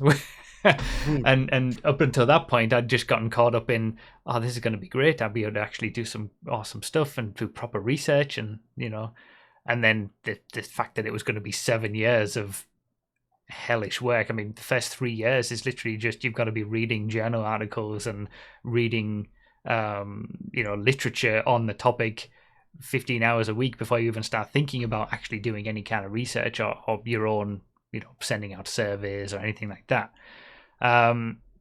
So and the more that I spoke to other people in the area as well, and who are currently doing PhDs or have also started PhDs, and some people who are lecturers who've started a PhD and they've paused it for 3 or 4 years and just constantly have it hanging over their head because they need to go back to it, but they never do and never have the time to do it. And I just thought, I can't start this now, especially with GTA 6 going to be coming at some point. I can't get into this right now. There's no way I can spend 7 years with this hanging over my head and I wouldn't be able to devote that time. I need to be working and making money. I can't especially now with the cost of living and all that. I can't take 15 hours away from earning money right now. There's no way. So in terms of I still believe in the fact that I feel accomplished that I got onto a PhD course so quickly and I was accepted almost straight away, and that I think my research has merit. So my thought is that I might try and do it anyway, the research part of it in terms of getting some results, talking about the results, putting out surveys to ask, get those information. I might do it anyway, and also there's the route going down of maybe I can get published in a journal or something like that without going the full 7 years of doing a PhD. So I think that's ultimately what I'm gonna go for now. It's all, I've still got all my notes and everything for it and my plans and things. So I'm just gonna see how that goes. But at least I'll be able to do it in my own time, as and when I feel like I want to, rather than be locked into 7 years of potentially really troubling stuff, and I'm not going to get a chance to, put the time into it that I need to. So yeah, I appreciate those of you in the chat saying reasonable decision and stuff. I don't think I would need to have a PhD to get a job if I ever needed to after this, for example. I've got a master's already, I can, and I've got 10 years of running a business, self-employed, all this kind of stuff and things like that. Yeah. So it wasn't necessarily for career advancement or anything like that. It was more that I was really interested in doing that bit of research, and hey, if I'm going to do that research, maybe I can tie it to doing a PhD and further my achievements in life, I guess. And I'm not necessarily fully closed off to it. Maybe when I'm older and I have more time or something, or I might revisit the idea of doing a PhD. But yeah, not right now. There's no way I can devote that time to it. So no Dr. Broughy, unfortunately. But yeah, I feel a bit stupid for making a video about it. Well, I don't know. I guess you do feel stupid when you do things like that. But I probably made videos about things I was excited about and then never did or whatever. At least I've made I feel like I've made a smart. I think it's the right decision. Yeah, and it's the smart decision. But yeah, I mean, there's things I can take away from it, I suppose. At least I haven't just blindly followed it now that I've got accepted and was miserable for the next 7 years. Yeah. And yeah, that's true. Life changes. It was what I wanted to do and what I felt like I could do at the time, and then things change. So yeah, no Dr. Broughy, but maybe I'll get published in some sort of journal article in the future if I do this research anyway. I'll keep you all up to date. Okay. The two other quick things are these are old. All of these things now are really old because it's been months since we've had the chance to talk about it, and they've been on this document for months. The football video. Did you guys see the football video? I did, yeah. Yes. You liked it? Legendary content. One of my favorites that you've done. I think it's my favorite and the best video I've ever made. I think it just tops like for the actual quality of the video, and then also tops my absolute favorite of my own. I'm so happy with how it turned out. Yeah, if anyone hasn't seen it, search for it. Go see it. Go watch it. Yeah. I enjoyed it, even though I don't give a crap about football in any conceivable way. Yeah, a lot of people said that. Yeah, I enjoyed it, even though I'm openly hostile to your version of football. So that's something. Yeah, it's not really about that bit. Yeah, I suppose. Of course. Yeah, that's the point. It's not about football at all. It's about you and someone who's very important to you. Yeah, that's real big. So yeah, it was. I'm really happy, and to be honest, I'm happy with the views it got. Like I wasn't expecting over 10,000. Like normally, if I do anything that isn't GTA, you're looking at 3,000 to 5,000 views. Like the real life racing stuff gets maybe 3,000 to 4,000 views every episode or something. And I was kind of expecting the football video to do the same sort of thing, and I wouldn't have been disappointed by that. But I'm really happy that it actually got a little bit of outside attention from just the hardcore who watch every video sort of thing. I'm really happy in the end, and yeah, definitely my best video. It was ages ago now, and speaking of more videos, Vice City, I've been doing my playthroughs of the GTA games, and I uploaded the first episode of for the first episode of each of these playthroughs. I've been doing music on to give us I've been putting music on to give us like the feel, knowing that it was going to get claimed and stuff like that. And I'm like, okay, for the first half an hour, the first episode, when it goes up on YouTube, it'll have the music, it'll give us the feel of the game, and then I'll turn it off and the rest of the playthrough will be silent. Josh is shaking his head. So I uploaded the first episode of the GTA 3 one. There was maybe like 2 or 3 claims for the music or something. It wasn't too big of a deal. I uploaded the one for Vice City, and I think there was about 7 or 8 individual claims for the different music that was featured in that first half an hour. So what I did is I appealed every single one of them. What? Okay. And after 30 days, there was no responses, and the video's fine. Okay. So, Interesting. and I'm doing the same with San Andreas now. I've already uploaded the first episode. It had about 9 different claims on it, and I went back and did it with the GTA 3 one as well. And they're not doubling down on it because it's literally like 20 seconds of the song, and it's working. They're not doubling down on the claim. They're just letting it lapse, and after the 30 days, they haven't addressed it, so it gets cleared, and I'm making money on those videos. There's no viewer restrictions on those videos. I receive all the ad revenue from the point that I started the claim. So I did that for Vice City early enough, but for the GTA 3 one, I didn't receive the ad revenue for like the 2 weeks that it was up before I thought to do this. So yeah, it's actually a success story in a way. Wow. Yeah, That's actually really interesting. I guess they don't bother manually filing the claims back, so they just let them lapse to anyone who tries to appeal them. To be fair, I have appealed a lot of things in the past. Like every time I get one of these, I'll appeal it most of the time because it's all just, fair use in a way. And I would say the success rate is maybe like 50-60% they'll get removed. Right. Okay. But I always put in the effort to actually claim it, and I just say like it's an incidental inclusion and it doesn't infringe on the original source material and stuff like that. And some of them will, double down and not release it. But I was surprised that I wasn't expecting much for the first Vice City video because there were so many, and all it takes is one to not release it. And even if all the others do, I'll still get no money from the video. But every single one of them had. And it's the same for the San Andreas one. At the minute, there's been no response, and I think we're like 20 days in at this point. So, yeah. Nice. I was able to make money on those videos, even though there was music in them from GTA Radio. That's really good because where I play those older games a lot, I used to play the radio and stuff, and then obviously like years and years and years ago, but that just became impossible. It was just I was just constantly dealing with copyright things on YouTube all the time, and it was like sometimes you can edit it out, sometimes you can't, sometimes it's just silent, all that stuff. It was just not worth it. Yeah. So I got to the point where I've built up an entire system of avoiding it, like.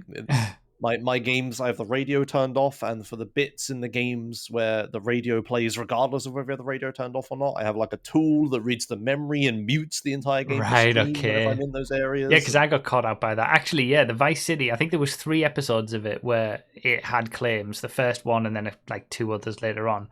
2 of them got totally cleared, but one of them didn't, and it was when, in the arena, like the hot ring races and stuff like that, they play that music. They doubled down on those. They wouldn't release those for some reason. Right. Maybe because it was a longer period, but yeah. So it's like the interiors and stuff, random cutscenes. Yeah, it's annoying. It still plays. Yeah. But there's speedrunners have come up with lots of ways of doing this. Like some people play. You know how like audio tracks and stuff work in OBS, right? Like some people have the radio playing from an external source, right, and toggle it on and off with a tool detecting when you're in a vehicle or not. Right. Okay. But because it's a separate audio thing, you can separate the track from the rest of it, and then that's smart. That is that is like Omega Universe brain right that's there. A that's good very. way. I would not have thought of that. Like I have. My OBS splits out everything into different audio tracks. I have microphone, I have game sound specifically. I have a very similar setup to that. My mixer, the music has its own thing, and then my Twitch VODs never have music in them and stuff. But it's like, but the problem is, you've got to find ways around getting it out. But I'm glad just appealing it worked for you. That's really interesting. I was genuinely shocked. I didn't think it was going to happen, and then I looked at it, and it was like 29 days, and 1 day to go, and none of them had been sorted with, and then they were all released. And I was like, great! I've never had any success with that ever. That's amazing. Cool. So those are my quick updates from months ago, I suppose. Gaming news. We should try to run through these pretty quick, I suppose. Yeah. Did you hear about the DRM stuff with Rockstar with Manhunt? Yeah, I did.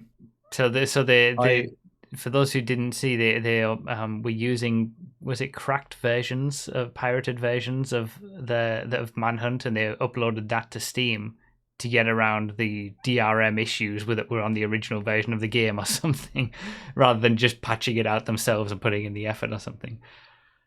Yeah, it's like game devs are doing this all the time. Yeah, they release a game with DRM in it, and then like 10 years later they want to re-release the game on digital platforms, but they don't have the source code or whatever. They can't remove the DRM, so they just download a pirated version of the game that had the DRM removed by someone, and they just put that up for sale. Yeah, this happens to loads of game devs. But yeah, people found out it was a couple Rockstar games, wasn't it? It was Manhunt, I think, Midnight Club, like Silence posted about. Yeah, it's like it's a fairly common thing that happens. I mean, Nintendo puts up pirated ROMs of their games constantly. Oh, really? Their official emulators, like the I can't remember the NES ROMs and stuff. They're always like just downloaded ones on the internet. Right. They never actually get them themselves. That's wild. Yeah, but it's just like, it's like a stealing from a thief kind of situation. Yeah, like, it's still yours sort of thing. Yeah, so it's like it works. It just keeps proving the point that piracy is game preservation. Yeah, because it's literally preserving. The original companies have had to resort to it in a way to preserve it.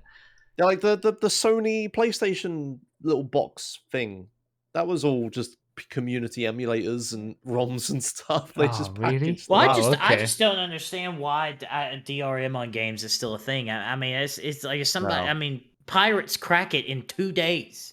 You're never going to prevent piracy ever. You're only hurting the preservation of games by including any kind of DRM, and often reducing the performance of them with all the extra stuff that they have.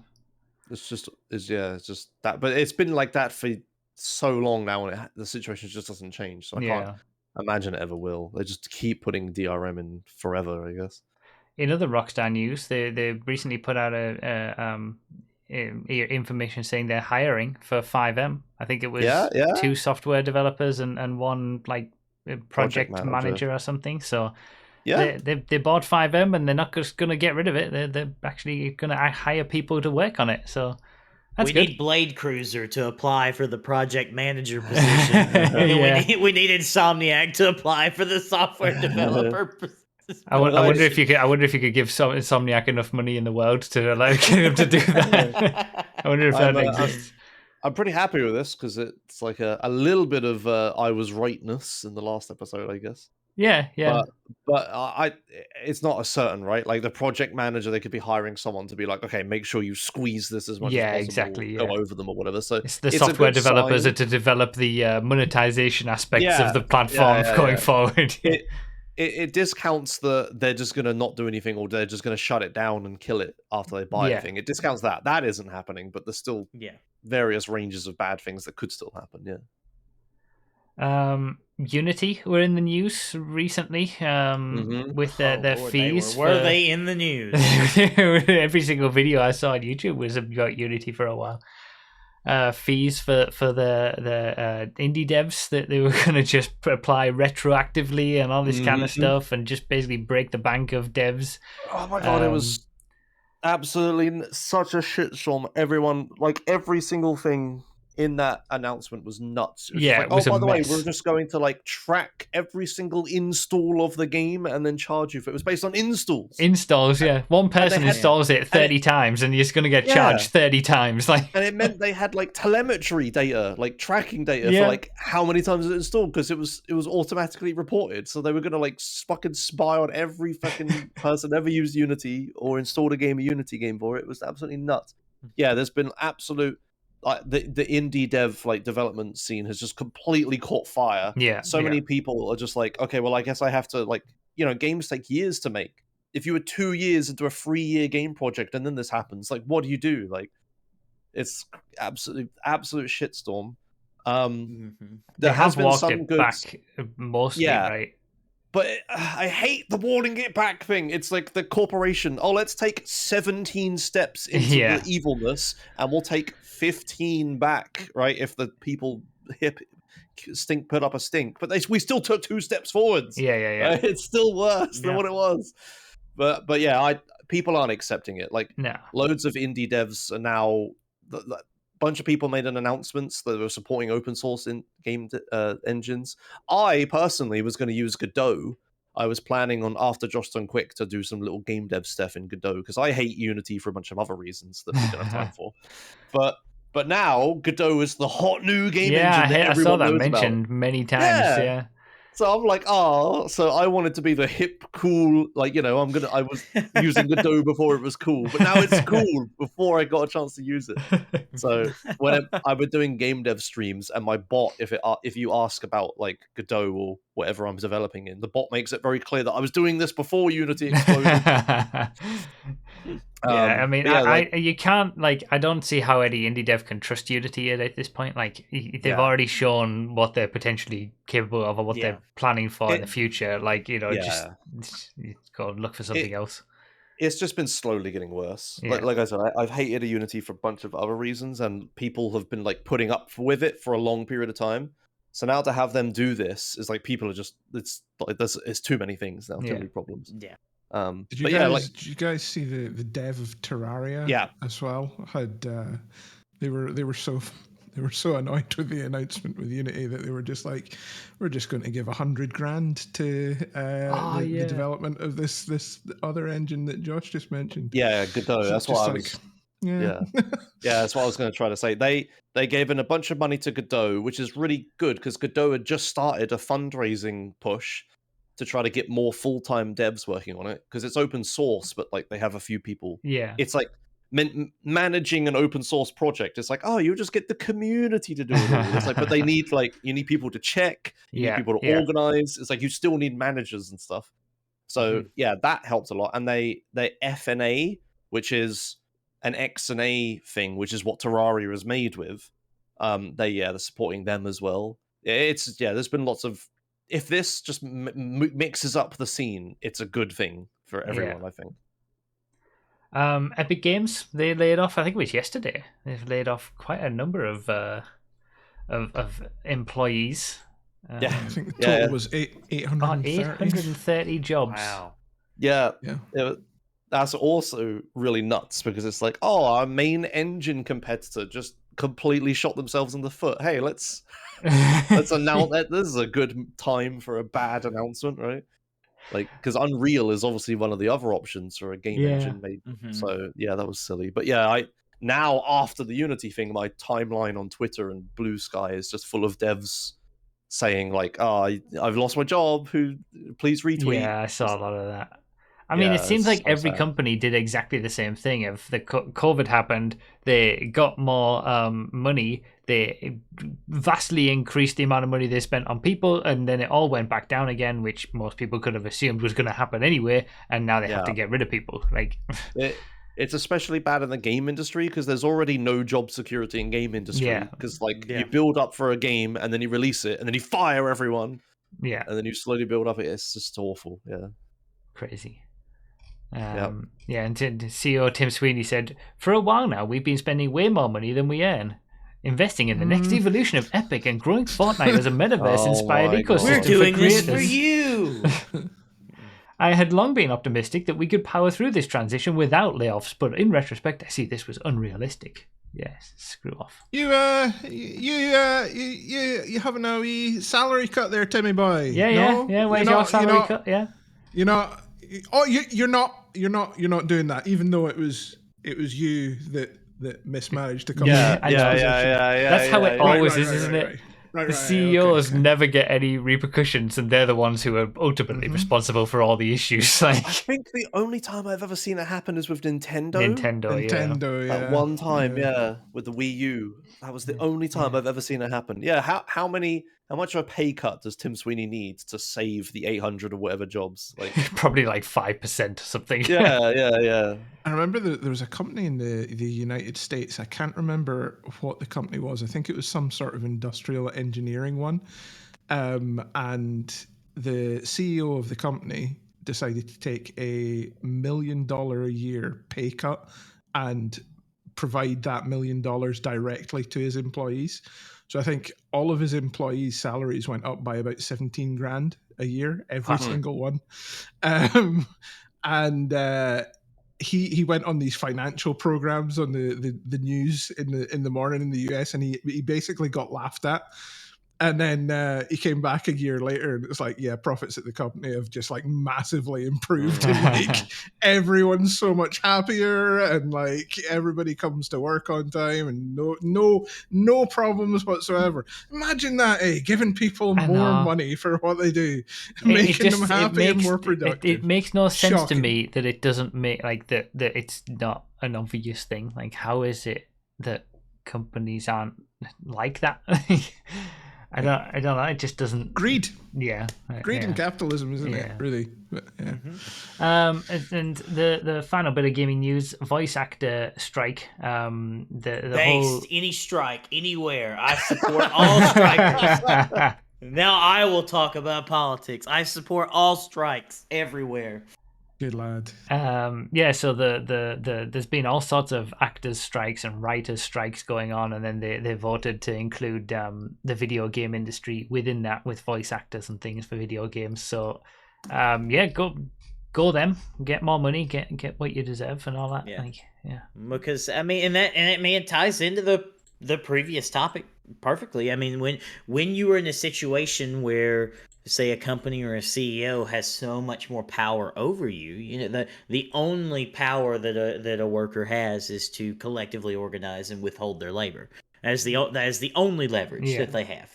And they do not have individual leverage, because one man can be replaced, but an entire company, an entire manufacturing line, an entire guild of actors, you know, it's a lot harder to replace that. Yeah. So that is the only leverage that a worker has against the ruling class. Yeah, and what a novel idea. I support all strikes, no matter how frivolous or silly it may seem. just keep striking. What a novel idea. Take care of your employees. Try to be a train-based commuter in the UK and keep that opinion, Nos, but we'll see. I could keep it. No matter how inconvenienced I am, I would stand firmly. I mean, yes, I do as well, memes aside. Josh, do you need to leave, or what's the? Yeah, I just got a Discord DM. It's fine. I can be a little late. It's alright. Okay, I mean, we've only got Racing Corner and Speedrun Corner. I think Speedrun Corner is about the thing that you need to go and do an hour, so it'd be a perfect way to end. Racing Corner. My real life racing video. I finally won a race. Finally won a final. Good job. First place trophy. Here it is. It's right here. It's been here all the services have got it. Hey. I was so happy. Cool. Oh my god, a trophy. I would love a trophy. That's so cool. Have you been karting? No, I still haven't. I still need to. But If I ever come visit you, will you take me karting? Of course. We'll go to the track that I normally race on. Oh, fantastic! Come on, we need to do that sometime. That would be so good. Well, when I'm having an excess of $3 billion a month because I have a roommate, I'll get a plane ticket. I'll come over. Yeah. I mean, just cancel your phone and you'll be able to afford a plane ticket for a while.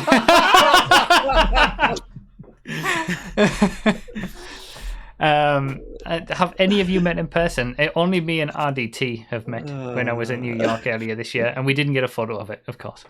Because we've never met multiple times. Yeah, have we? I was about to say. Of course, yeah. What a fucking dick! Oh yeah, me and Howard have met many times in various conventions. We should just see each other so often. It's just I'm just used to it now. It's not a special occasion anymore. But no, we still need to do that road trip though. Get you two over here, and we'll go from Josh's place to Hammer's place, and we can stop off at the track on the way up. And that'd be so good. Yes, that's perfect. Oh my god. And if y'all come to me, I'll have a new MX-5. Well, we could do a road trip where two of us are in a new MX-5 and two of us are in the old MX-5. We could make one of those road trip MX-5 vlogs that always get like 1 trillion views on YouTube. Hammer on strike in 3, 2, 1. Yeah. Oh, sorry. I guess that's Racing Corner, but yeah, we definitely need to race around the track that you guys have been watching me race on for all these years. Mm-hmm. Is it big enough to get the MX-5s round it? Probably. It's a small car. I don't think they've ever. I think they've had like minis on it once or twice over the years, but like as a promotional thing, not as a proper Just- race. You know the owners. Just be like, hey, do you want to just let a couple of MX-5s on the track for a couple of hours? Yeah. And yeah, a go-kart probably is faster actually. I think it probably would be. The speedrun corner then. What's Okay. this Vice So- City tournament? Yeah, so over the past month or so, there's been a Vice City speedrunning tournament. So we do this occasionally, but this one's different because it's actually for money. Guy With put up $1,000 of his own money to host a international edition Vice City tournament. So normally speedruns are done in the Japanese version because that's the fastest version for a bunch of complicated reasons. But yeah, he wanted to watch some runs in the international or American or British or whatever version, which has a different route. So the last time people ran that game was back in like 2014. Oh wow, okay. So yeah, so the routes and the techniques and all this stuff is out ever since this 1K tournament. But it's been popping off, right? Like I wanted to join the tournament, so I learned a modern version of that route when it was first announced, and the route I know is now horrendously out of date. Wow. It just changed so much. But But that was probably tournament's been a lot good of then fun. to go to that version instead of just sticking with the standard, because then it's Yeah. it's ramped up and made it a bit more difficult for people. Yeah. And yeah. Definitely, yeah. We had tournaments in the Japanese version in the past, but yeah, this was like to do something different. So yeah, the 1K and the international has been cool. I got knocked out in the first round of the tournament because, of course, I did. But I joined it, but that was Yeah. fine. But yeah, so the grand finals have been happening. A few days ago, the grand finals are best of 5, but the runners don't have time to do like upwards of 5 runs in one sitting together. So How we many had people 2 are left in the final? It's just 2 people. Just 2 people. 1v1. So was it like a knockout stage and there's 2 like Yeah. There's been a bracket and all that stuff. Okay. And how long are these runs? It's like an hour for a Okay. run. Yeah. So we have 2. The grand finals have been over 2 days. So we had 1 day of stream before, which was 2 races, which I commentated, and those races were absolutely nuts. They were those closest, clutchest races of Vice City I've ever seen. Like I was the only one doing commentary, and I was just sat here screaming the entire time. I really recommend watching it. I don't know if I have a link to it anywhere, but like go on GTA Marathon Twitch page and look at the videos and find the grand final, the first part of the grand final, Anti versus Marushko, with me commentating. Yeah, it was absolutely insane. If you don't want spoilers, don't listen for a few seconds, but I'm going to spoil what happens to why it's insane. So the first race was like just a really, really clean run from both of them. There weren't any major mistakes, wasn't anything. They were just neck and neck pretty much the entire time. It was crazy. Like things like the way that a certain animation they got off when they jumped off a bike, or the way they landed their helicopter, like how many bounces they had, or if they like it was just such tiny details I was commentating on because they were so close the entire race until the very end when the very last glitch of the run, the biggest one, Marushko made a mistake and lost the race because of that. But then the second race was even closer somehow.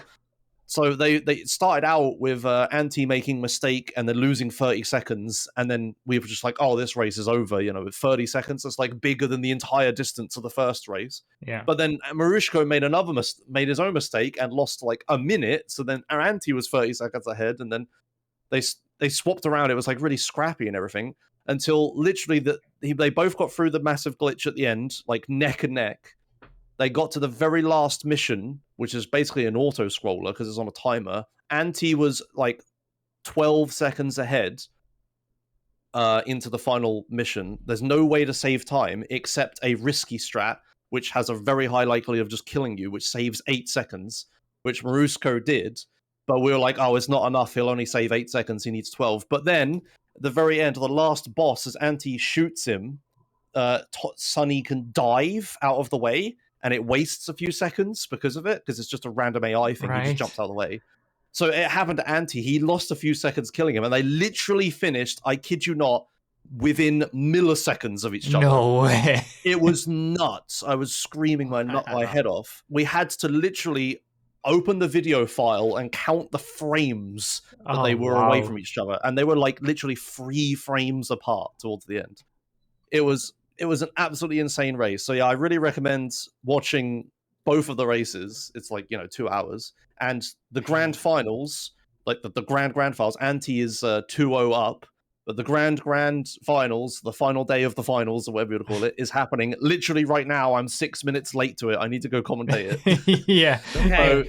So if you want to watch the final bit of this, GTA Marathon, I guess raid the channel at the end or whatever. They're setting up for the race right now. So yeah, I'm gonna go commentate that. Hopefully it'll be as close as the first 2 races were. Hopefully Marushko wins 2. Yeah, and then it goes to a decider. That would be good. Yeah, actual best of 5 would be crazy. But if Anti wins by like a 6-frame window, like, or whatever I said because of that, like, oh my god, that's that mad. second race. Yeah, crazy. It's over an hour to be that close after they both had completely different mistakes at the start. It's amazing how that happens in racing, whether it's speedrunning or like we've had those multi-class endurance championship races, and the top 2 in GT1 class will finish like neck and neck, side by side. And it's like, and they've raced an hour and a half. They've done countless inputs and mistakes during that time, and they're still that close. That's the beauty of racing, isn't it? Yeah. All right. Well, cool. You go do that, I suppose. Okay. Thanks everybody for watching another episode. We'll be back with the next episode in a month, and we'll actually have a month's worth of stuff to talk about then. So, yeah, thank you all for watching. Will you be in your new place? Yeah. Okay. Yeah, that'd be good. Thanks for watching, everybody. And we'll do you want to say goodbye, guys? Yep. Bye. Goodbye, guys. I'm going to disconnect now. Okay. Bye. All right. See you later. Bye. Bye. And he's gone. He's gone. So, and now he's gone. Everyone's gone. Yeah, I'm still here though. I'm still in voice. I haven't fully left. Right, this is weird though. This is new. There's no marbles now because we should do a marbles. Yeah, it is tradition. I want to do a marbles. A post-podcast marbles before the other stream actually gets started. A post-stream marbles. Okay, you need to give them 2. Okay, fine. You need to give them 2. Yes. You got to reward the podcast people that are here. Yeah, you're right. You're right. Yeah, that's true. Those who are here to watch the podcast deserve an extra marbles. Huh. Right. Let me load up marbles, and then I tell you what. I'll play these now. He's a scumbag! He's an absolute scumbag! Yeah, I'm actually running pretty early today. Yeah, we're a lot earlier than normal. Oh, what a scumbag! We could have spent all that time talking about your phone bill, Nos. Okay, I probably will change it somehow. I don't know. Because I was thinking like, oh man, I use a lot of data though, and I looked and I use 6 gigabytes of data. How much? 6 gigabytes. 6. Yeah, you never use as much as you think you use. No, I agree with that. He's a scumbag. He's an absolute scumbag. Yeah, and I have 2 days left in my cycle, and I've used 6.48 gigabytes. So yeah, I probably should. Why? What I'll probably do would you do that? Probably pay off this phone and watch, and then like reduce my plan. I was going to say our setups seem pretty similar. Is that the Pixel 7 Pro you've got? No, this is a Pixel. He's a scumbag. What is this? He's an absolute scumbag. And it is a Pixel though. I do like the Pixels. Yeah, I got my because I usually just because I'm on such a cheap contract, I just stay on the same contract, and I buy my phone outright. I've always done that. Discount, get the brand new Pixel 7 Pro for half price, and I was just like, oh, half price. Okay, cool. So like my Pixel 7 Pro cost like 500 quid, and dude, that's awesome. And Yeah. and I forged the documents that came through with it, so I changed the dates on which it was bought. So I embezzled a free Pixel watch out of Google as well. I changed the date on the documents, so like I bought it out with the pre-order period, but I literally just changed a 9 to a 6 by flipping the 9 upside down, and then sent that off to them, and they were just like, "Yep, here's your free Pixel watch, baby." And I was like, "Oh, thanks." Yeah, I got a Wow. free Pixel Watch too. I went on Black Friday and got my phone because my other phone, my previous, I think I had a Pixel 2 XL, and it finally bit the dust. And I went on Black Friday and I got the watch for free, and then I got like a big discount on the phone. So You guys MB might have to scammer, type baby. exclamation mark play again, by the way, but just in case, because if you typed it whilst it wasn't connected to the internet, it wouldn't have gone through. No, I'm in. I see me. I'll just do it again anyway. But just yeah, to be some fun. people might have been doing it. There's a few who have joined since then. Yeah, it was really weird. Again, I've had that happen every now and then. For some reason, like OBS will stop and everything on one screen stops, but then everything on the other screen is still connected to the internet. But this time it seemed like it was just completely out for a couple of seconds. Strange. Okay, let's see how cheap I can make my plan. Let me read these then. Equation with the 73 months, Hazy with the 5 months, Farino with the 41 months, Potato Tomato with the Prime subscription, Mop Shrudo with the 65 months, Raymore with the 84 months phone bill, and Mr. Brezo and Mr. Brezo King with the 5 gift subs to iCode Stuff, Mad Bad Maddie, Mr. Meccan, Strongbox, and Master all got gift subs from Mr. Brazo King, who will, I am sure, continue to give RP in drips and drabs. Thank you very much, Mr. Brazo King. No, so I can't remember. Have you played the latest and possibly last Saints Row? No, I have not. Oh, okay. I thought you had. It seems like it will likely be the last one. Well, the studio's not there anymore, so yeah. Yeah. But I've just finished it. I really fucking enjoyed it. Thought it was great. Oh, yeah. Really? That's a hot take. Really, really, really enjoyed it. It's your typical Saints Row game.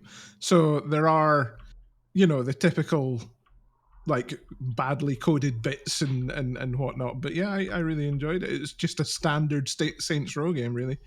Interesting. But yeah, really, really enjoyed it. The only thing that I really hated about it was the driving. Is I don't know how they've coded it the way they have. I've never played a game where you drive a car where there is zero feeling whatsoever for driving the car. You just can't feel anything while you're driving. There's like no feedback at all. It's like completely disconnected. Jeez. It's wild. And the controls on helicopter are a crime against humanity, I would say. Not bad. They're pretty horrendous. But yeah, on the whole, really enjoyed Interesting. it. Free on PlayStation last month. It was great. Okay. Congrats to Eunice, by the way, taking the victory in that one. Dynamite second, well Hammer in that third. Oh, Podium. beautiful. Job mods. 3 mods in the top 10. Top That's 9, what in we like fact. to see. That's what we like to see. Here's your full list. Nos, me and you didn't do very good. 56th for you, Yeah. 68th for me. That's rough. Didn't even get the good number. I know, I was one away. All right, well, I guess I'll catch you guys next month for the podcast, but I'm also streaming for the next 4 hours, so Of Yeah, course. good luck with your speed Good runs. luck on Thank you. Gfred, my friend. thank you. I hope you have a good day. Thank you. And see you, Hammer. I hope you have a good day too. You too. Bye-bye. Bye. Bye.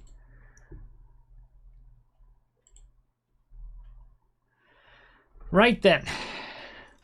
I need to pee. I'm dying. Although, I want to check to see if this works. Alright, everything's going to go black for a second. I need to go back to my normal Twitch scenes. It worked. Okay, excellent. I wasn't sure whether that was going to work and I'd have to like stop my stream to switch it all, but oh, here we go. All right, I'll be right back.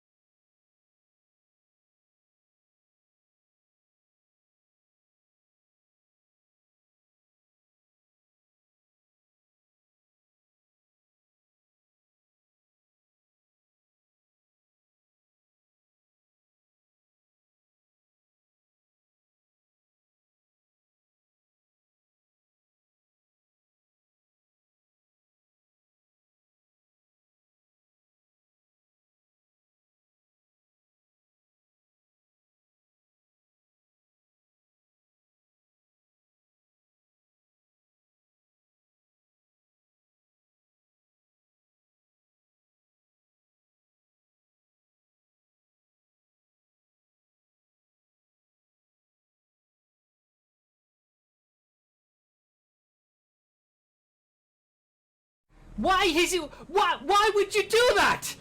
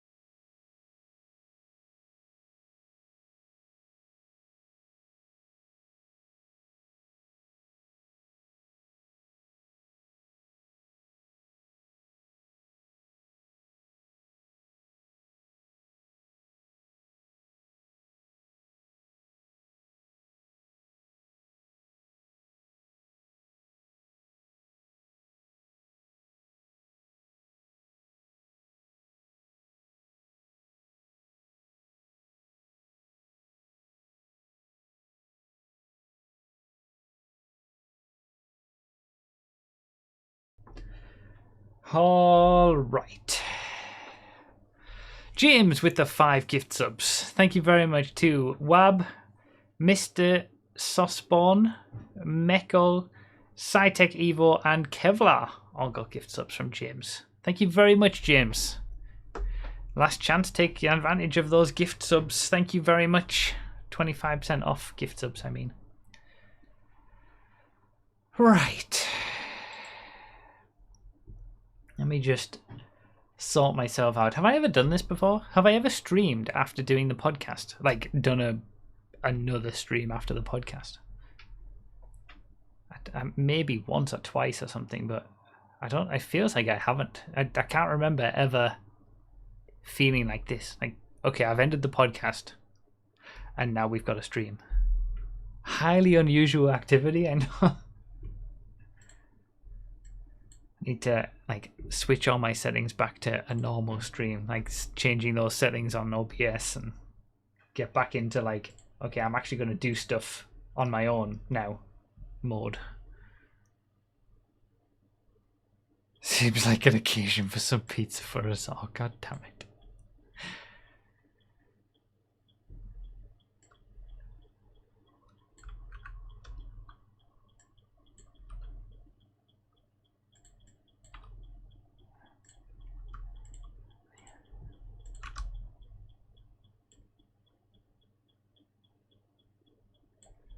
Okay.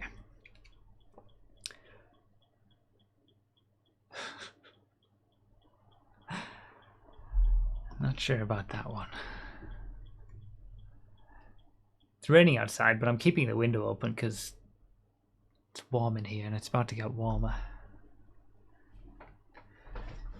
So we got what, like 3 and a bit hours ish left of this stream. My goal with this is to do the quickest Gfred that has ever been done before. So there's the any percent rules for Gfred now, where you can just get a car as quick as you want. You can use the Sea Shark. You get the laser as quick as possible. The current record for that, the world record, is 10 minutes 33. And it looks beatable in terms of I've looked at it and seen plenty of areas where time could be saved. But whether I can do that or not is a completely different story. And by the end of this period of time, next 3 hours, we'll have found out whether we're capable of doing it or not. So, yeah, I'm doing some world record Gfred runs, and it's going to be the any percent, not the regular Gfred, because I've already done the regular Gfred and I couldn't even get in the 17 minutes. And I don't know, there's something about the any percent. It's quicker. I can, it's just like, I can go as quick as, if it messes up, it'll be quick where it messes up and I can restart it quickly. If I get to the end, it's only 10 minutes and then I start again. It's just, I think it's better suited for what I want to do. But it's a little taste of speedrunning. It's like a 10-minute speedrun. So, yeah, we'll see how it goes. I do have some backups in case it doesn't go very well in terms of, like, I would like to set a world record of something by the end of the stream. So if it looks like I'm not going to get this, I've got some other ideas. But yeah, I'm looking forward to giving it a try. But yeah, the any percent rules is you're not allowed to use glitches. It's basically the traditional rule set. So it's like no glitches, no weapon usage or anything like that as normal. So like a normal Gfred. It's just that you can use any vehicle at any time, basically, for any percent. So we'll see how it goes.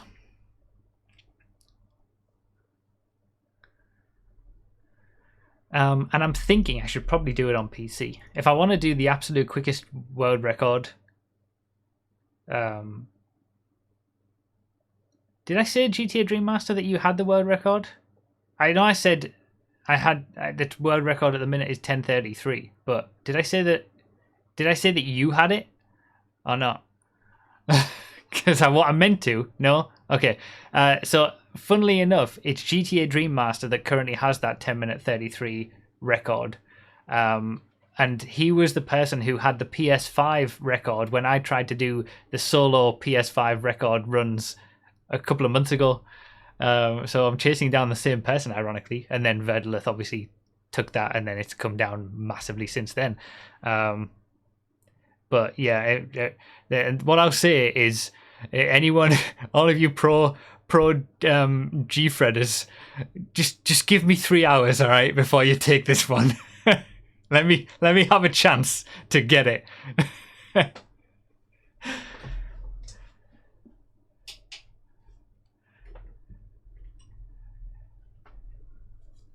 The current Gfred, the current normal Gfred world record is 15:58, I think, on PC anyway. We aren't fussed with any percent. Yeah, that's good. Whereas I'm finding the any percent more enticing for me personally. But I have wrote down some notes. I've got some notes of points that I can try to figure out which is quicker and how to do things better. Truthfully, in all honesty, I don't really have any faith in myself. I don't think I'll be able to do this. I think I'll get in there and realize I'm not good enough to do this. So we'll see how it goes, but I'm going to give it an attempt. That's the spirit, I know, right? Is that, I'm guessing that's not the speedrunner spirit. The speedrunner spirit is you can do it, and that's why you're going to put hours and hours into doing it. But for me, I'm not a speedrunner, so...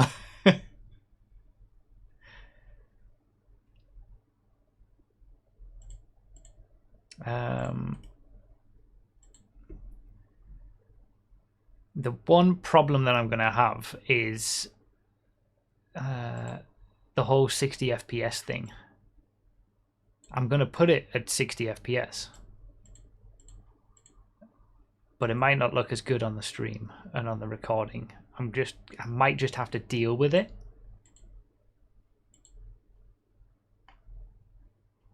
Uh, 60 FPS is the max fill for the records.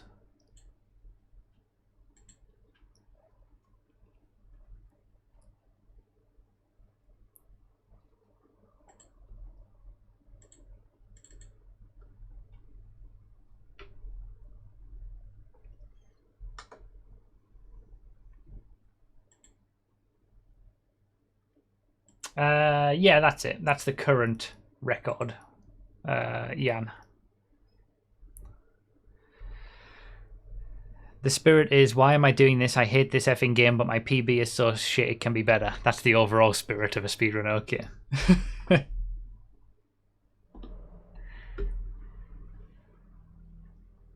I'll just leave the chat on, I think.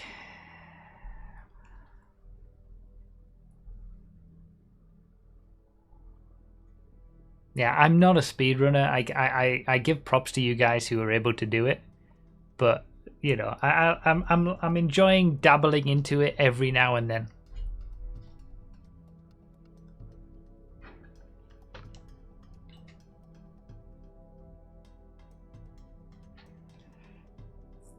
So, one thing that I'm still, even now, not convinced about is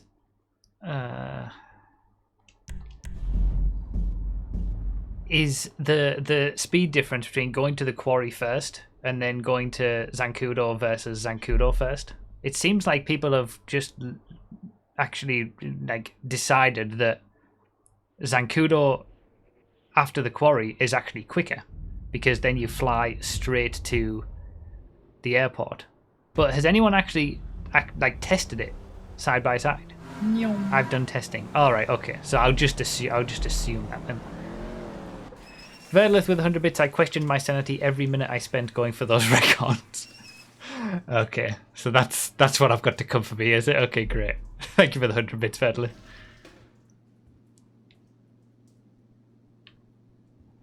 Really, Dinmite? God, that's horrible.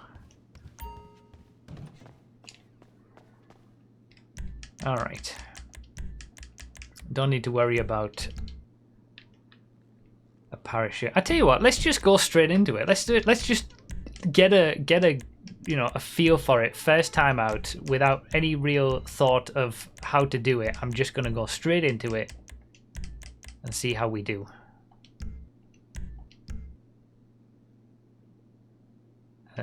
Next page, isn't it? Yeah, there it is.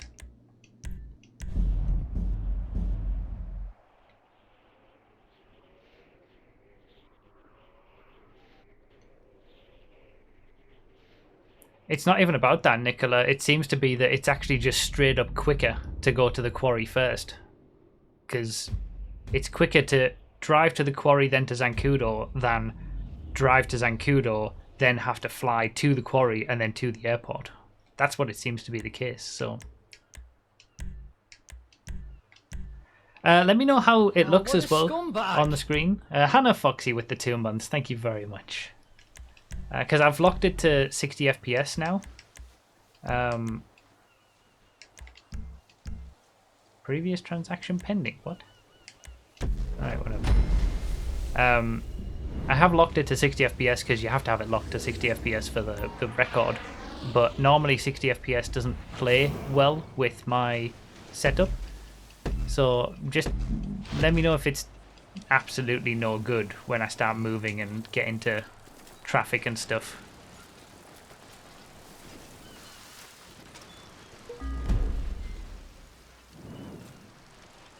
Because I don't know exactly how it's going to be.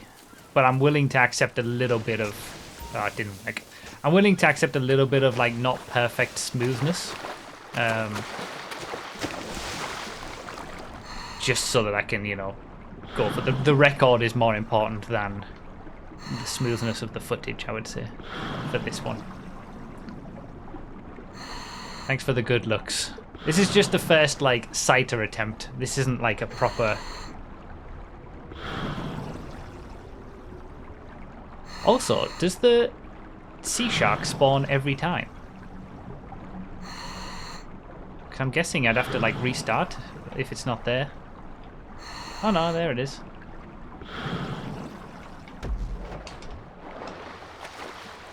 Okay, so I'm already 10 seconds down from the record. The record starts the sea shark at 10 minutes on the timer. 1 minute, sorry, not 10 minutes. It doesn't spawn every time? Okay. And I've not done very good on this either. This is horrendous. Okay, that's it. That's awful. It's not looking good. Well, we know that. I told you, this is just the first attempt. This is just like... It's just a sighter, yeah.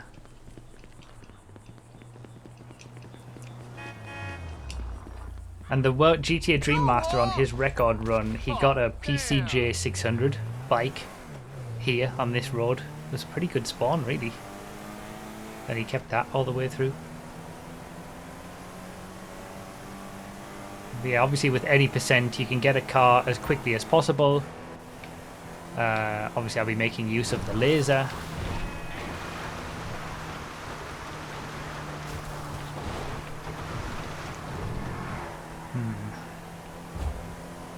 Because there's nothing really to change into. See, when we get into it... Okay, Rapid GT will do.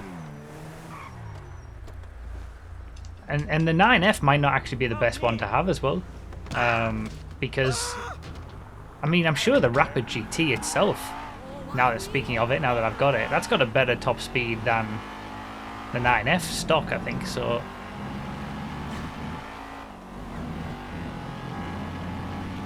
And I imagine there's a few others as well. Carbon is there. Coquette, maybe. So the quarry checkpoint was a 2:57 on the world record run. So I'm already 10 seconds down from that, and I haven't even got there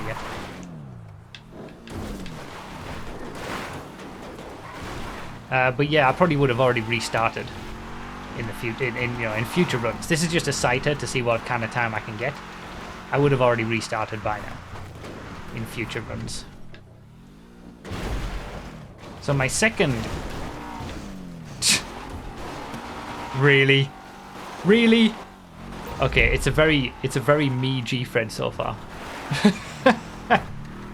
My second question was, is it quicker to like get to the road by going sort of this direction?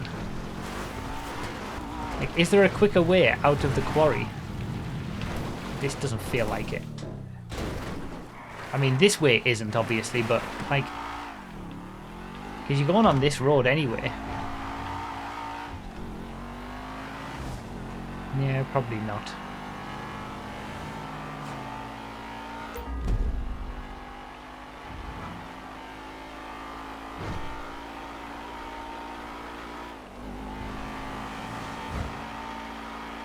Supposedly, Jan, that's exactly what I was talking about earlier. That's the... Even if you are able to get the quarry checkpoint in the laser, it's still quicker to do the quarry first in the car. Because you're having to backtrack. You're driving there, then you're flying back, and then flying to the airport. Whereas this way, you're doing this drive anyway, but then you just fly straight to the airport. So it's just faster, flat out, to get the quarry first in a car.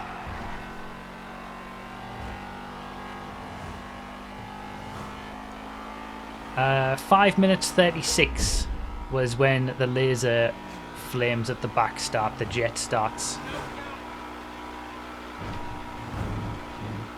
That's these are the points that I've sort of figured out where I want to like test how close I am to the record and whatnot. Sea shark, quarry, laser, and then it's pretty much just flying to the end, isn't it?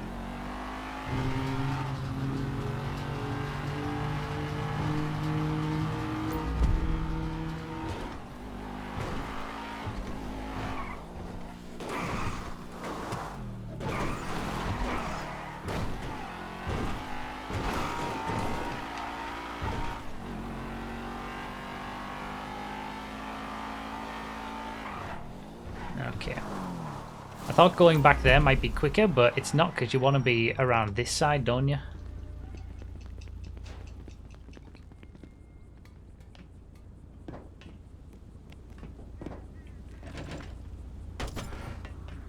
Alright, flames come on at the jet turns on 6:18.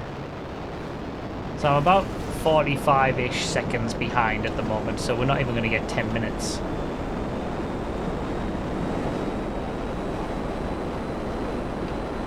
And I've seen on the records that people look here. I'm guessing they're looking at the altimeter.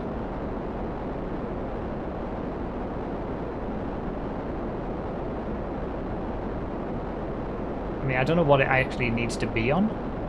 But I've always, because when I did the top speed testing, I tested it. And it's like the top of those hills is about where the limit is.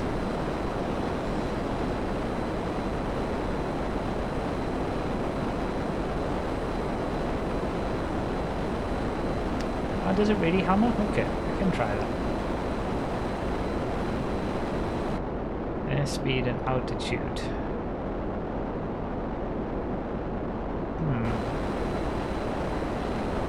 And then mathematically there will be a point where it's quicker to like go directly to the checkpoint when you get closer to it.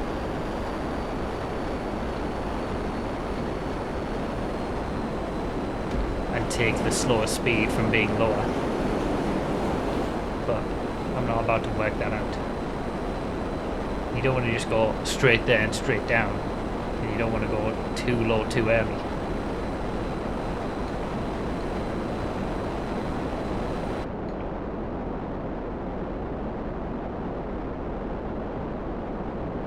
So I see the airspeed.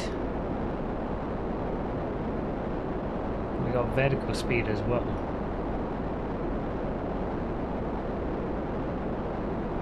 And for example, going all the way to Chiliad, it's gonna be better to gradually go there rather than go too high and then yeah.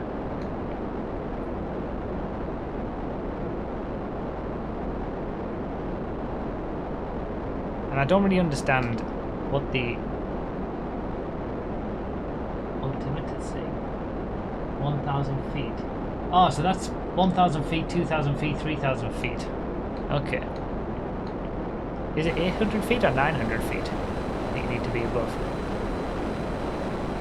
Yeah, so I've gone too high too early on this one. Because I'm pretty much on the level of where I need to be, but I should have taken much longer to actually get up there. 900. Okay.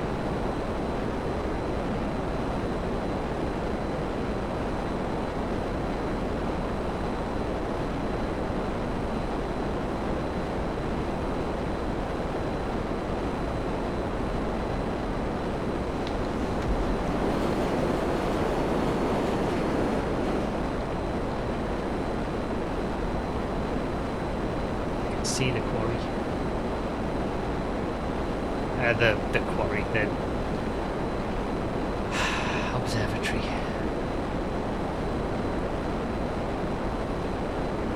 Oh, we got a prediction of whether I'll break the world record. Interesting.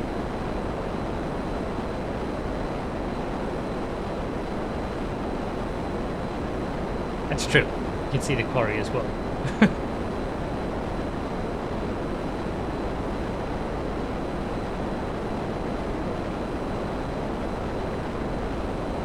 difficult to do though, Phil, because of the buildings. I'm probably gonna crash here.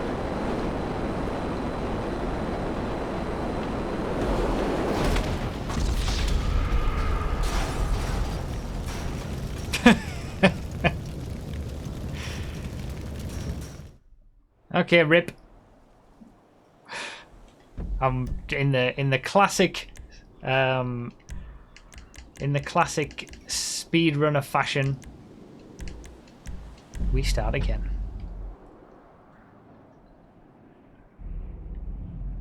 Yeah, I don't know what happened there. It was kind of weird with what the plane did. We're not doing the Gfred spirit with this.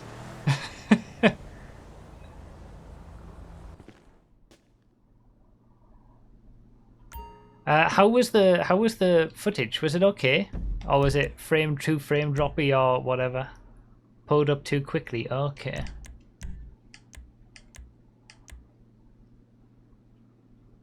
Few frames drops, but nothing bad. Looks good. Okay. All right, I can put that out of my mind then.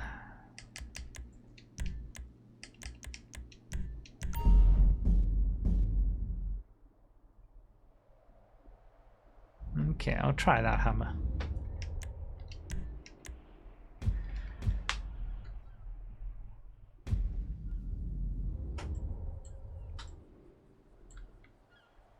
So my two main questions are kind of gone.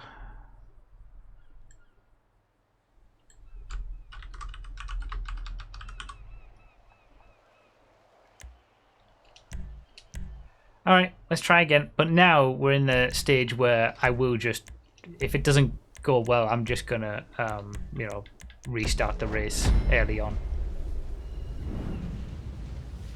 1.2 million channel points on you not doing this. Chat's got no faith. To be honest, that's the bet that I'd make as well.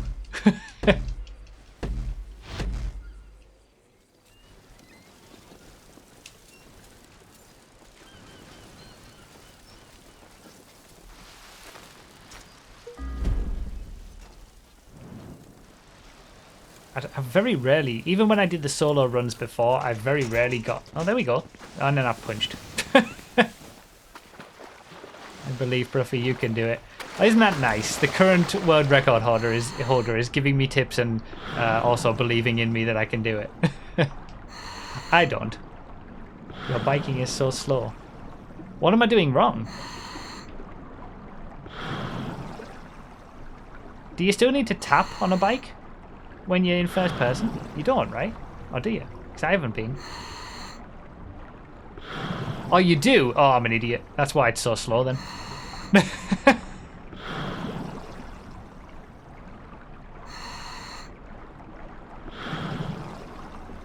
Oh, it's not there anyway. Okay, well this one was over quick.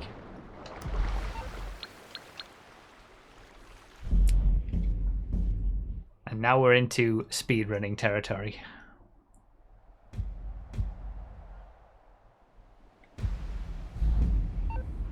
Hey!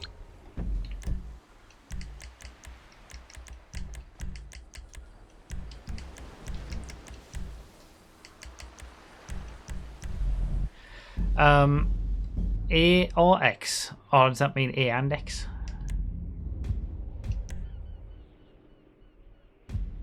And you just hold it.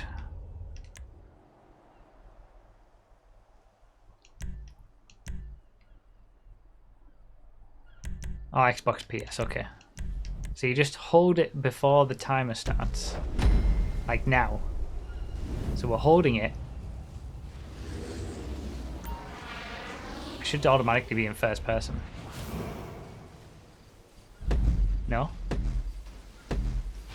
I think I was, but... Okay, now we're tapping. Oh yeah, this is quicker. I'm such an idiot.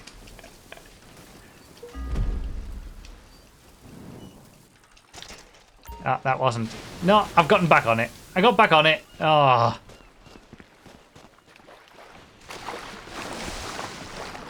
It's funny, isn't it, how when you're swimming in first person, when you're running in first person, you can always just hold the button to run. But on a bike, you've still got to tap.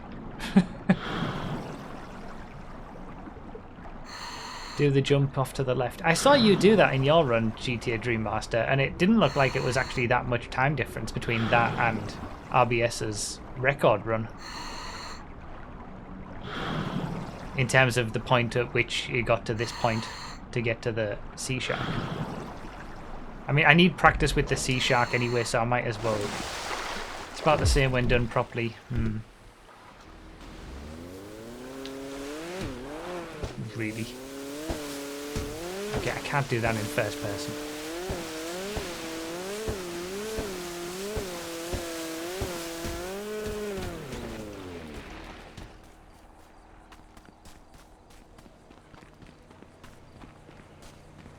See, on the previous record of this, the guy used the Blue Mini, I think it was.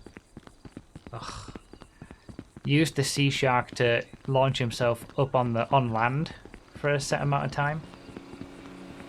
It's difficult to know how much of that is worth it. Oh my god! Oh! Motherfucker! Yeah, okay. Well, we'll be restarting anyway. There's no point at this point. But this is where I need the most practice.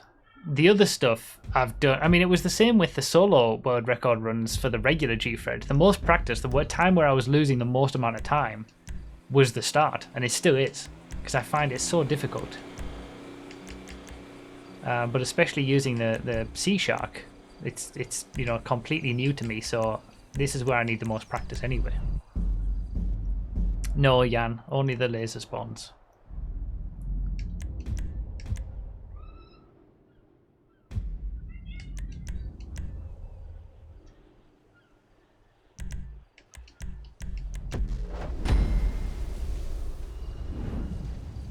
Swinging left early, then aiming for just right of the tree trunk is the most consistent. Is it more consistent to jump off? I'd be willing to take like a second time loss to do an easier... I'm guessing I don't need to be in first person for... if I'm doing this method.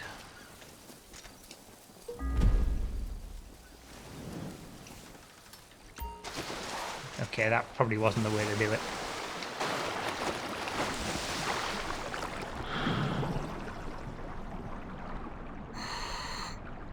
Fourth run.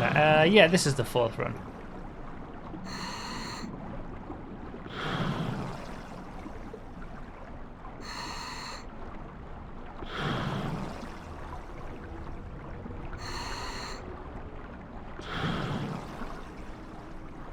Well, I know the time. To start the Sea Shark, it's 1 minute.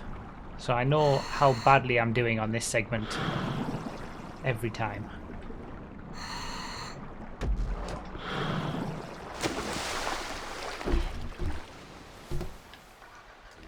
Okay, I'm only 2 seconds down. That wasn't too bad then. I'm getting better.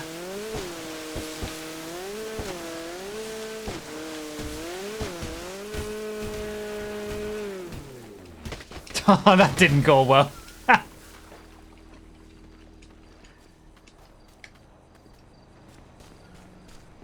Too much speed when I jumped off, I suppose. Alright, I'm learning. This is the bit I need the most learning to do, you know. But favourable car spawn. Not a, you know, it's not a bike, but at least it's getting it straight away. That's the thing. Any time loss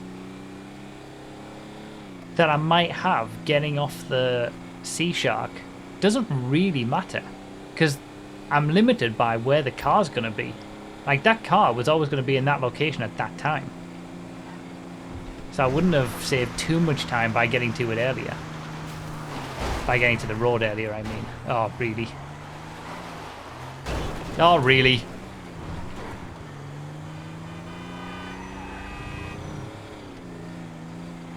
The bike I find is a Faggio, of course. The Huntley S spawns on that road? Surely not.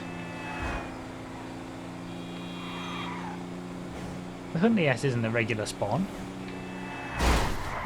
Very, very rarely. Okay.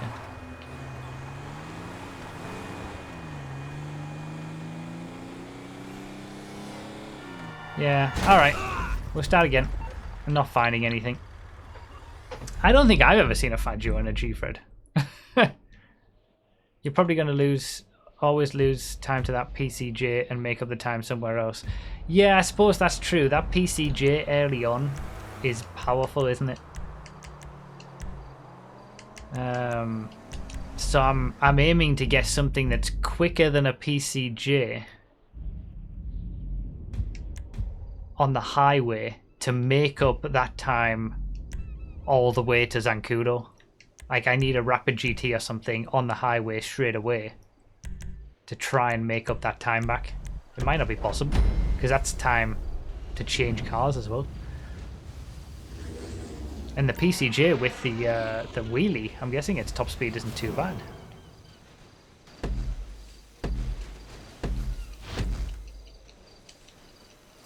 I forgot to do the hold thing.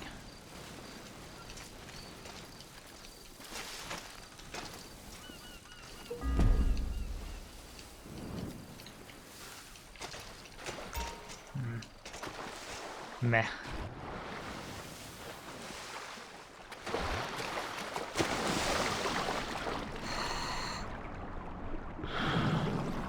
I don't think switching to a car will ever be faster than the PCJ Dream Master got. Maybe not. Maybe it's like you find the PCJ or nothing. Or restart. It's a rare spawn though, isn't it? Have you ever done a motorbike, Fred? Oh yeah, we did that many, many moons ago. It's on YouTube.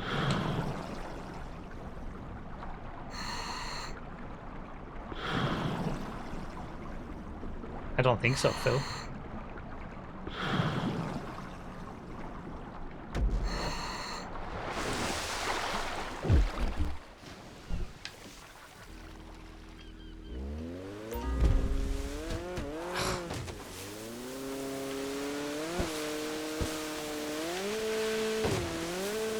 Really? I've never known that. Useless. Absolutely useless. This is the bit where I'm most useless at.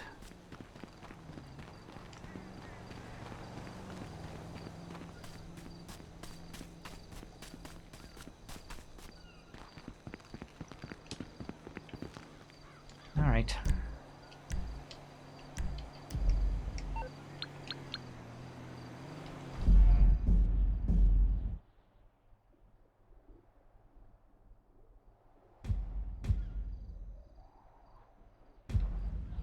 Should you be setting time of day to noon? You're not allowed to. I mean, you just gotta leave the settings as they are, I'm pretty sure. I don't know exactly the nuances. I can't remember if that's ever come up before.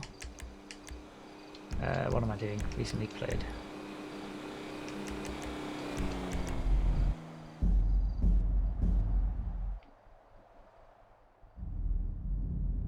Do all you speedrunners set it to noon and bright?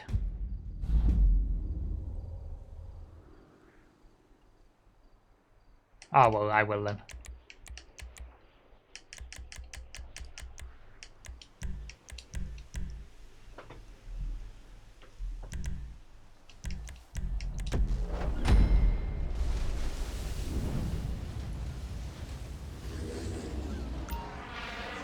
All right.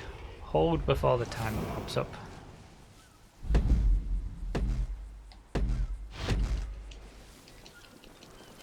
I'm gonna try the stop this time.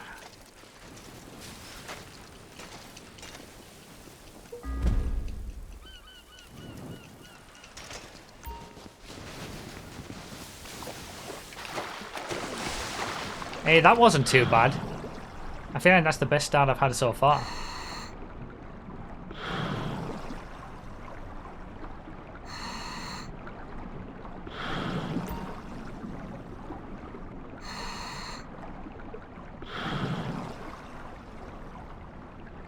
I mean, I'm still going to mess it up as soon as I get the Sea Shark, but, you know, we're seeing improvements.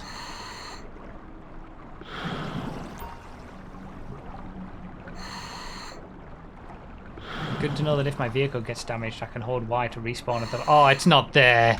Oh.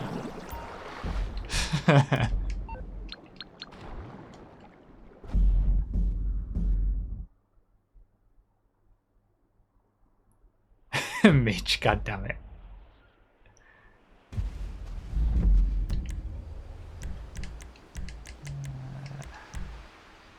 Alright, let's try again.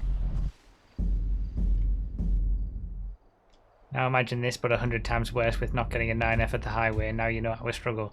Yeah, I know, I get it. I mean, I've always known, and that's why I've never bothered.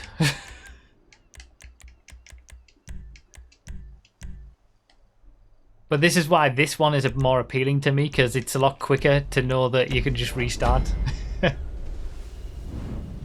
I can restart after a minute rather than like 3 minutes of getting to the highway or whatever.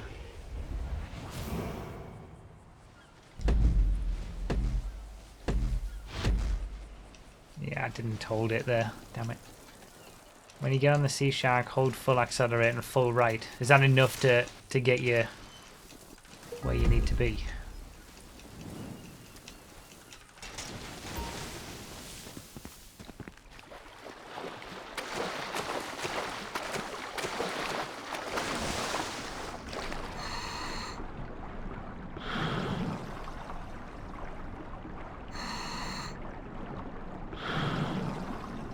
Do you not need to use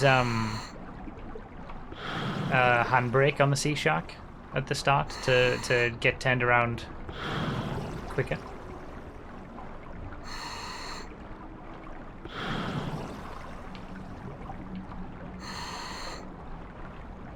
Yeah, hold it all the time. Yeah, that's what I've been doing.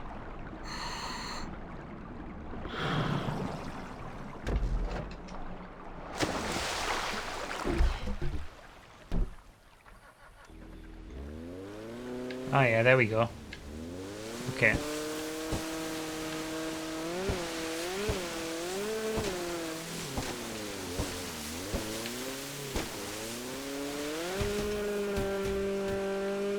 Like that's what I saw the first 80% world record do.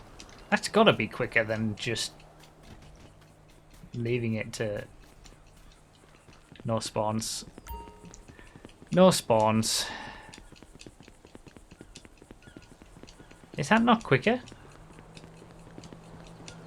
It feels like it should be quicker. I gotta call my dad. Dickhole.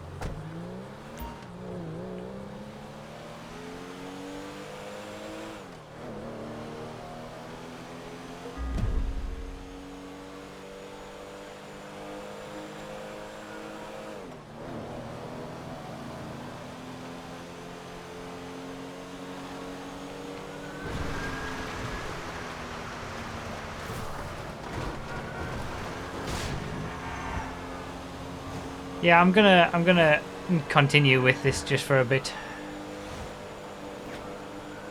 I do need a little bit more practice with the laser.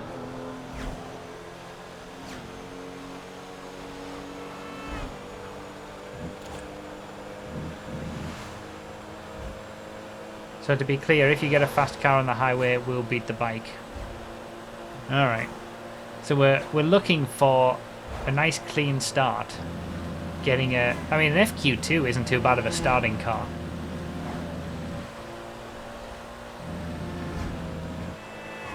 And then get to the highway and find something like a Rapid GT or a Carbonizer.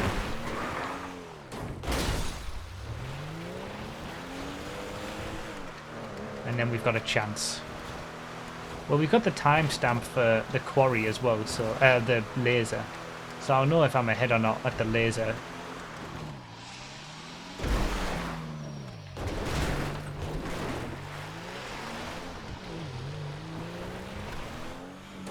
I'm a good 30 seconds down from the world record time at the moment, even just here.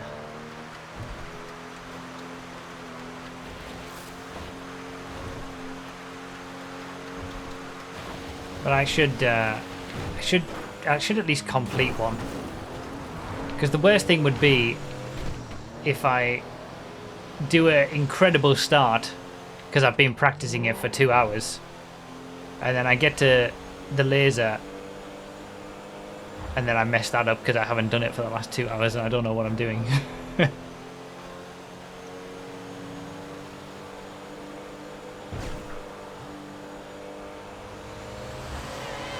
And boom, exactly. So I've got to mix in, even if I don't get a good start, I've got to mix in a few full runs to keep up with the laser strats.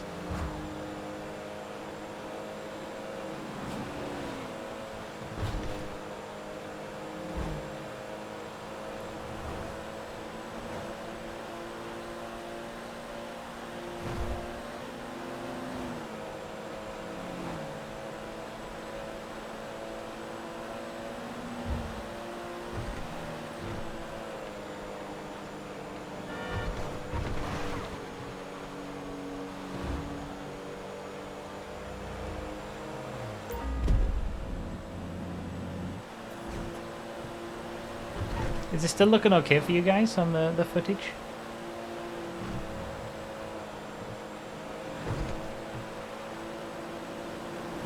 Yeah, okay. It's a bit ropey for me at certain moments, like where it just feels like the frames aren't quite synced up perfectly, but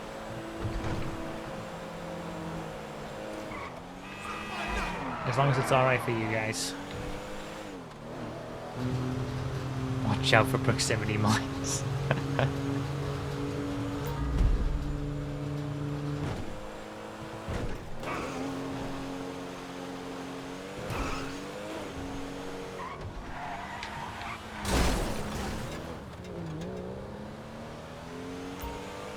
Not perfect, but better than I thought. Not as good as normal, right?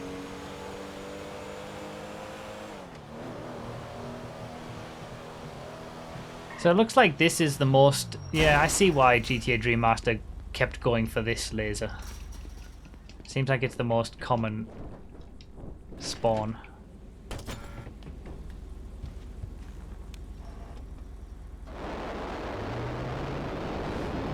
Alright. I'm about 45 seconds off again.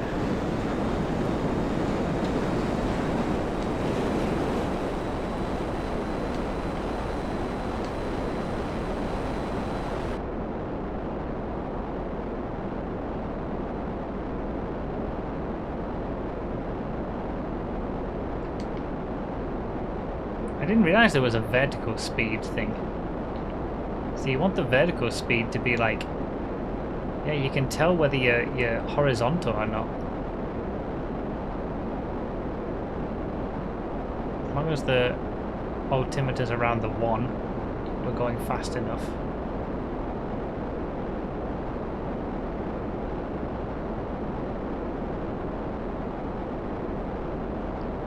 Yeah, that's a fair point, Espan.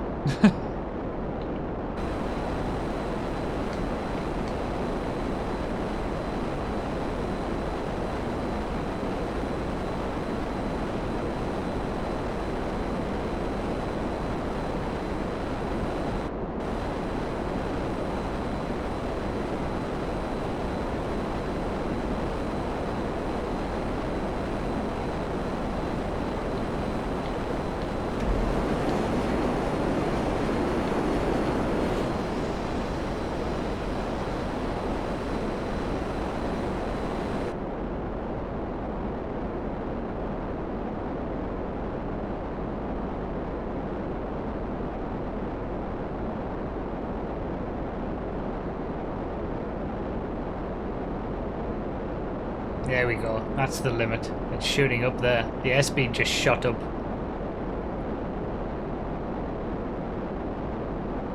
Yeah, it's closer to 1,000, where that seemed to make a big difference there.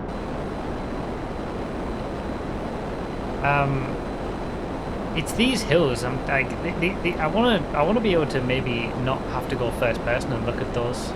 Like in reality, I know this. It's about these hills.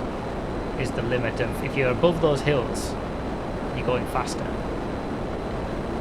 Because I tested it before I started doing the top speed testing for the planes.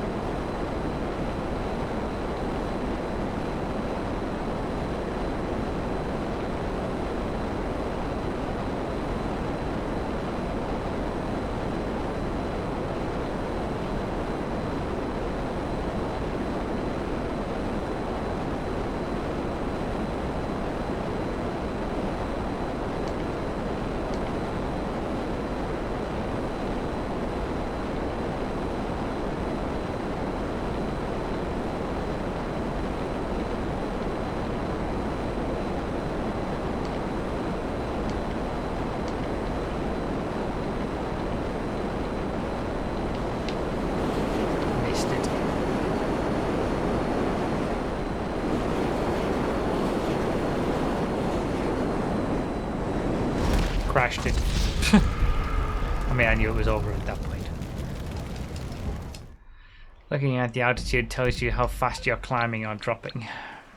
And your airspeed. Do you need to know all that though?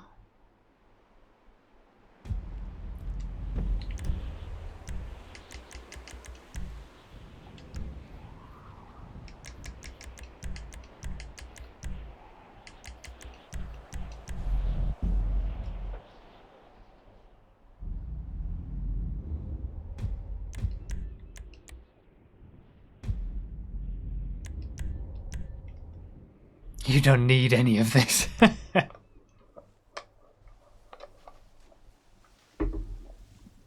Thank you, Mr. Scar, for the 10 bits.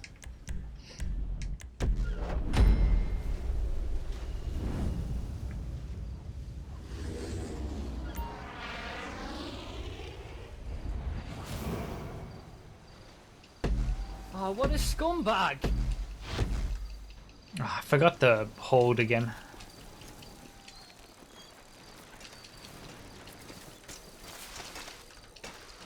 And I forgot to change the settings. It's alright.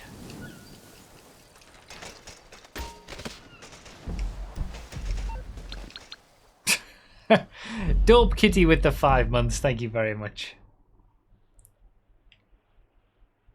Okay, that was a quick one.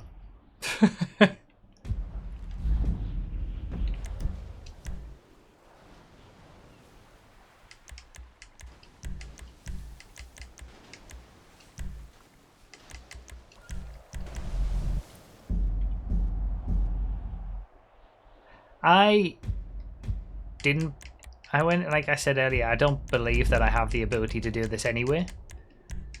But I don't even think I'll be able to get to Fort Zancudo within a reasonable time. There's like two halves of this. The first part of the speedrun is getting to Fort Zancudo before 5 minutes 36. Well, getting the laser before 5 minutes 36.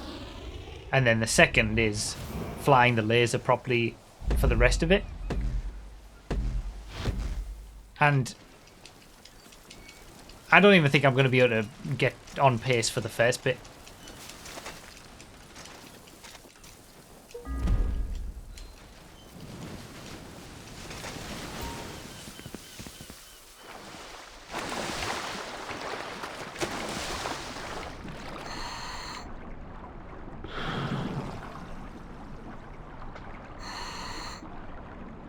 We'll see. That's what I was saying at the start, though. It looks, as you watch it, that they're... Oh, for God's sake. Oh, for God's sake.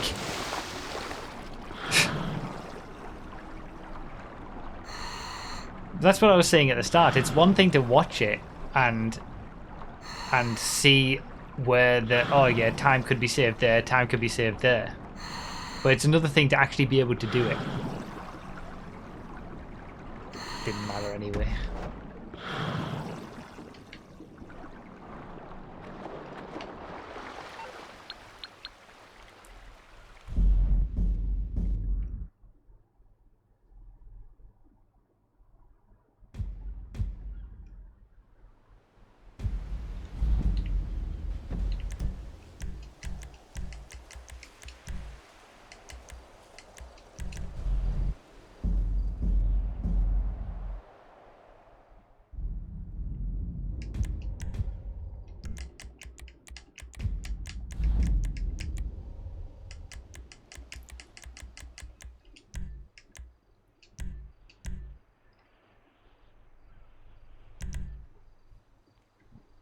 I tried the jump though, and I didn't feel like I was doing it very well. You remember the world record video? I just did that but 1 second faster. Thanks very much, Raymo. Hope that helps, he says. Thanks a lot for that. Really appreciate that. Really helpful.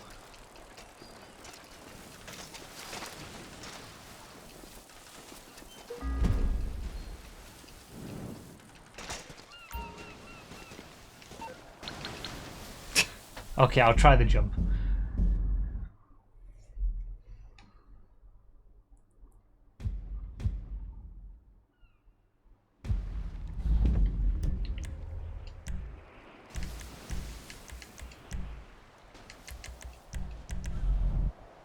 Feel my pain.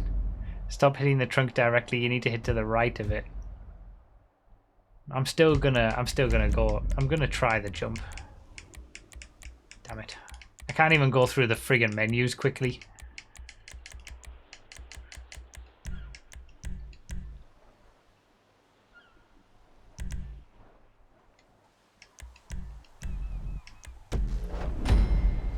Farting during the swim for a bit of extra propulsion. Best time today? Infinity, because I haven't finished one yet.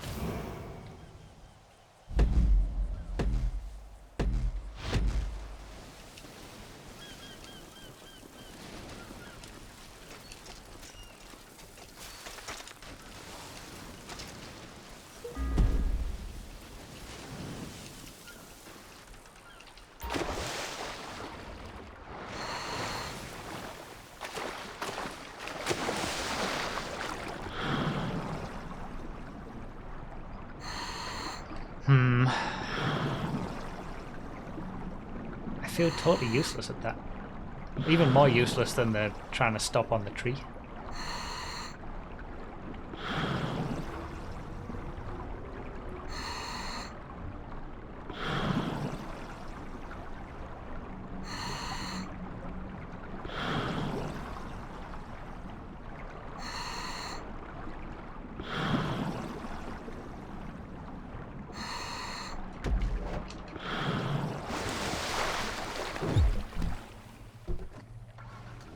Alright, I'm 3 seconds down.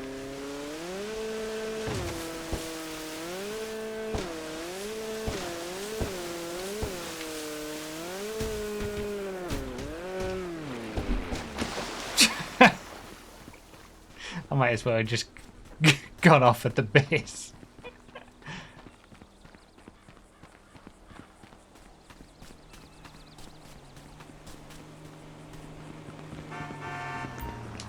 Alright, cavalcade. Oh my God. So now we need a fast car at the highway, otherwise we restart.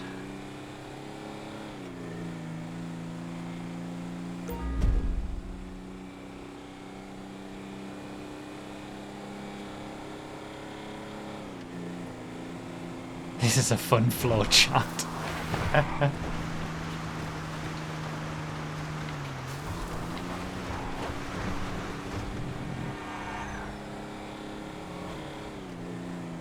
Absolute bollocks.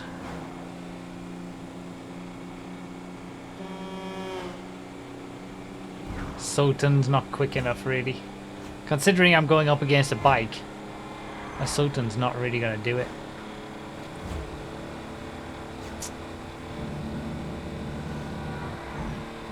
Alright, well let me see what time I get to the quarry at with this. Just to see how far behind I am with a average vehicle.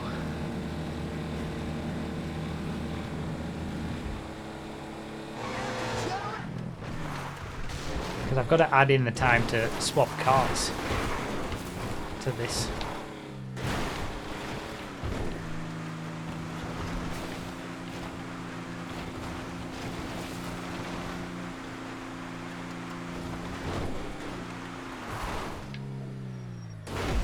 Or 9. Okay, I'm only 12 seconds down on this run by using a cavalcade.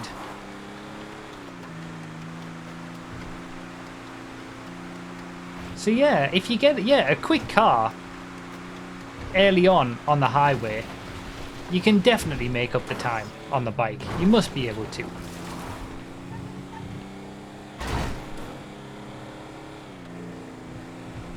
But you gotta get the quick car on the highway.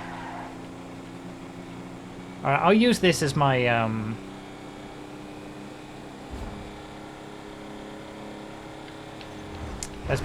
another laser practice. Because I do need it. I might as well just stick with this now.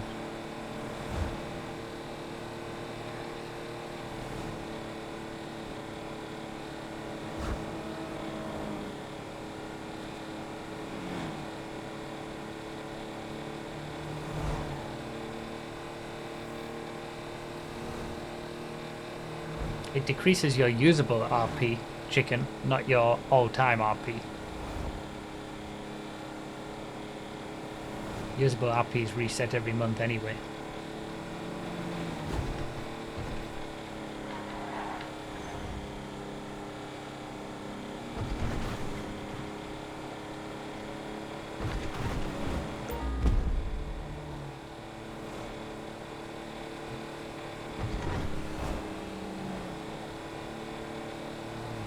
And yeah, it's just to the RP goal anyway. That's true.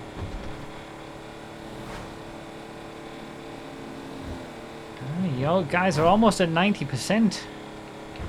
You're gonna make me do this full 8 hours, aren't you?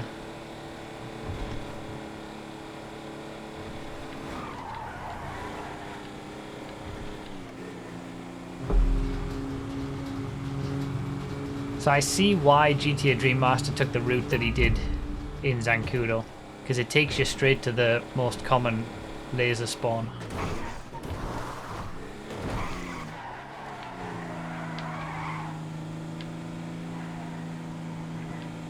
Surely you can just go through some of those fences.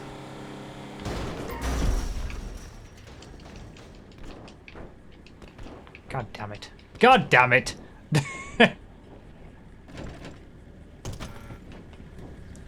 Is this the quickest I've got to the laser yet? We're about 30 seconds back.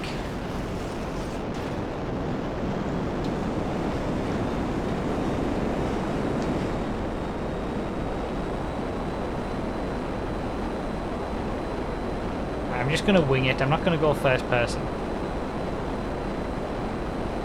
I'm just gonna wing it initially and just see where we're at. There's too much. I'm trying to do too much all at once. I need to just get a feel for the flying and the checkpoints and whatnot first.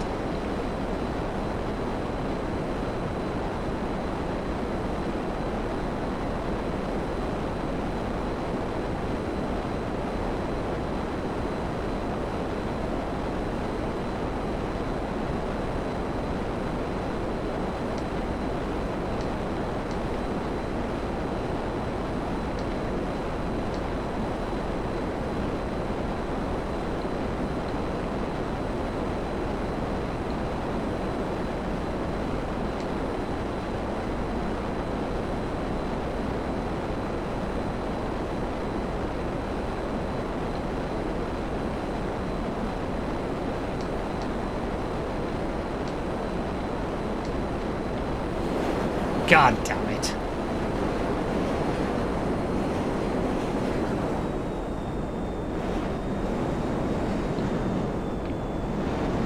God damn it. See, this is why I need the laser practice. God damn it.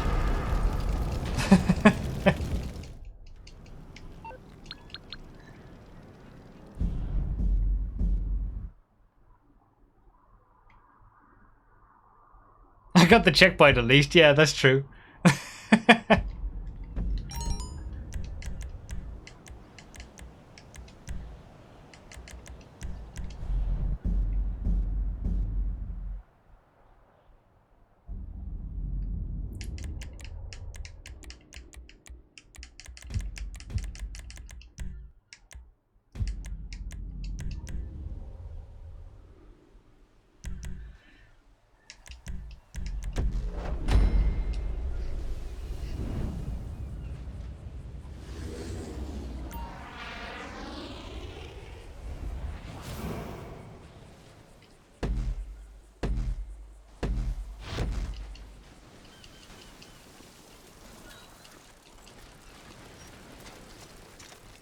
He's a scumbag! He's an absolute scumbag!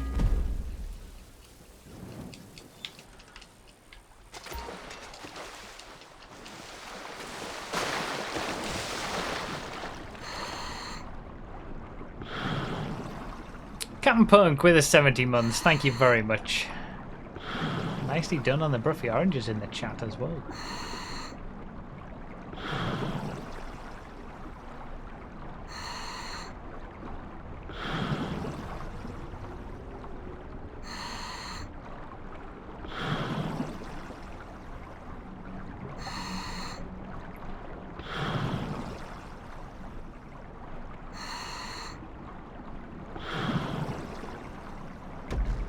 Oh, what a scumbag!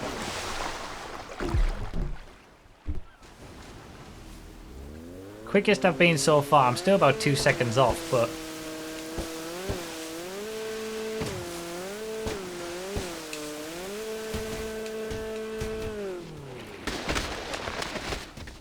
Okay, that might have been too much of a bill.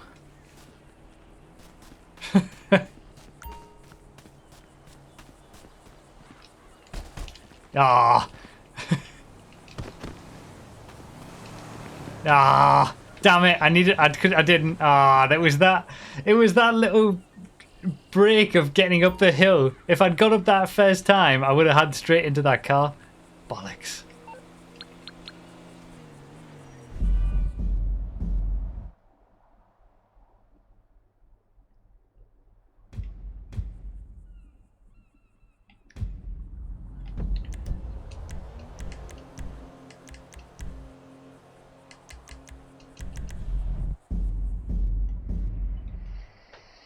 Yeah.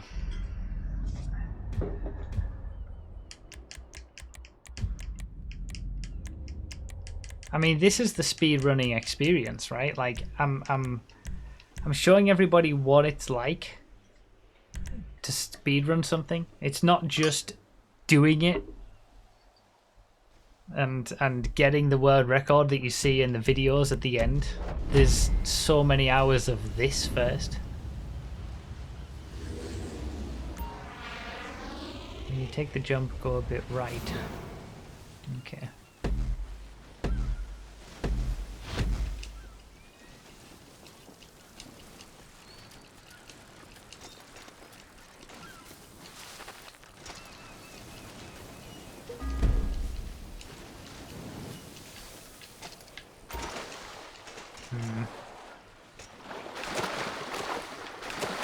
I don't like any of that.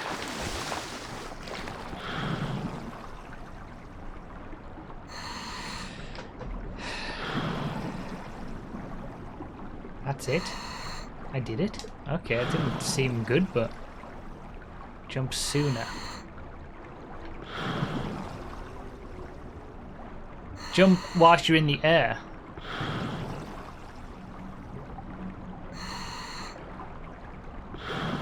Okay.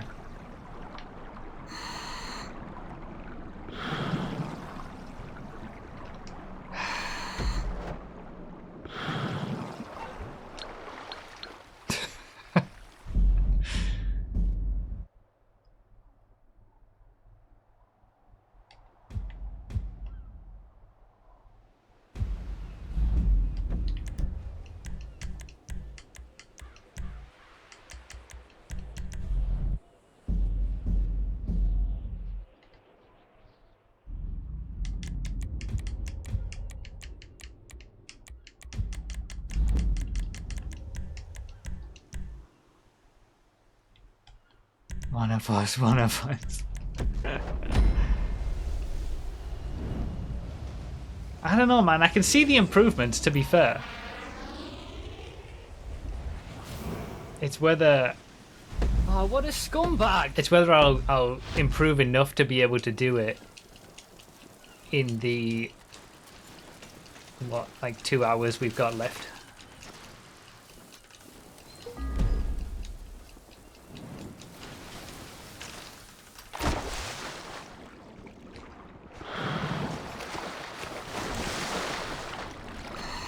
Is that any better? Maybe that was better? Felt better. Thank you, RJ, for the gift sub to Loops. Loops, enjoy.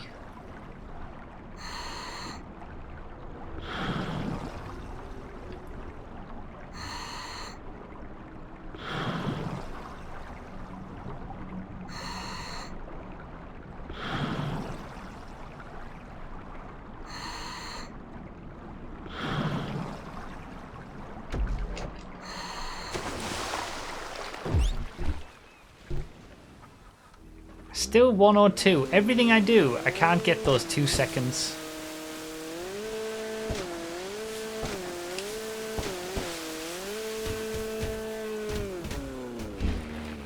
Oh my god, that was nice. Okay. Now we're cooking. Gotta be a good spawn though. It's a bit far away as well. I'm learning. I am learning. Hell awaits! Oh, bullshit! Alright, so now it's all about what's spawning on the highway. I need something decent straight away. 1 second up on me. What, at getting the vehicle? Really? Okay.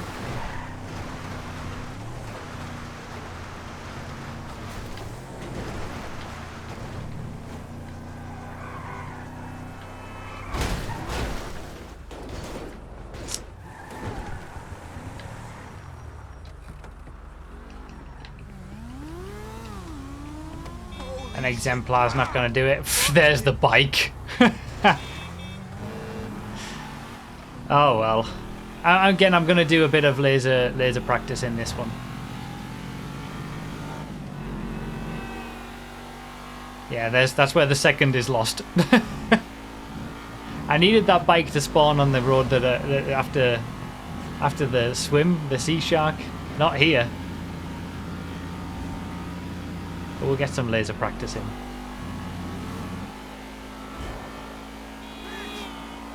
Absolutely not. We're never trying traditional again. Already done that. Never again.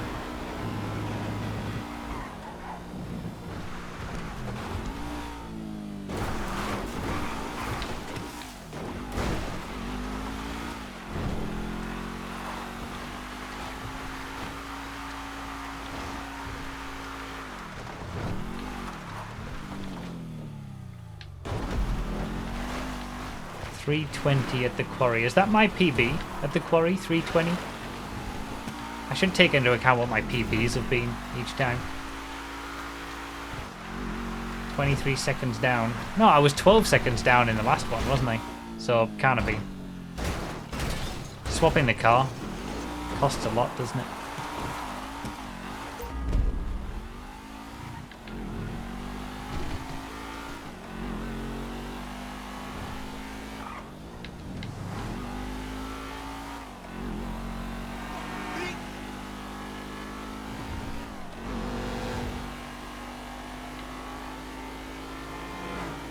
Guinea pigs are good, thank you. As cute as ever.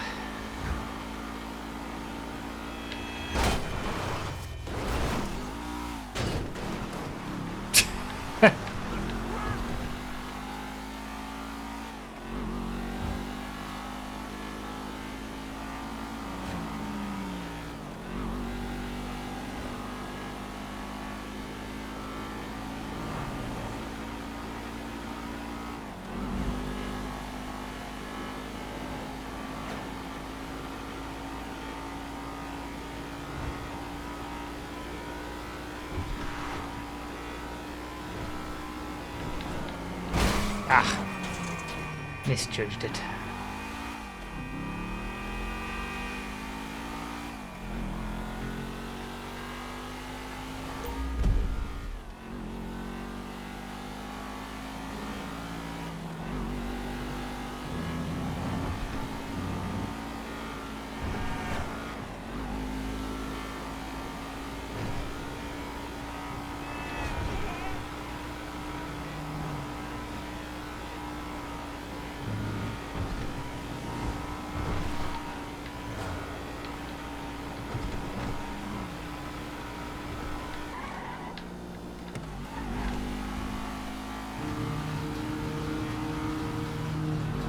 I might as well try the fence line.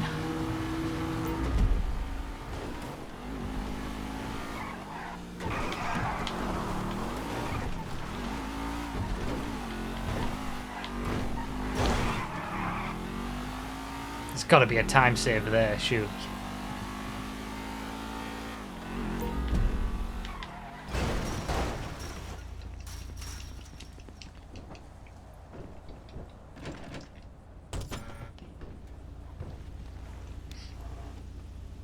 Alright, 6:10. Again, about 45. I haven't been anything other than like 45 seconds back at the laser. so far. I need to complete a run. What are we on now? 12th attempt? I need to get one complete.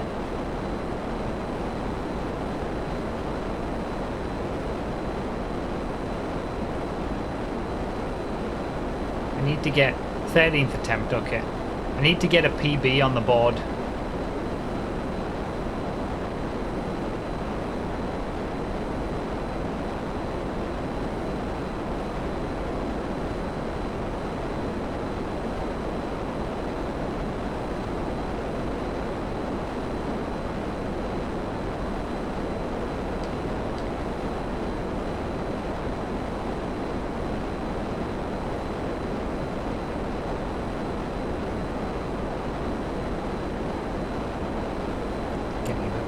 I might have to put the AC on.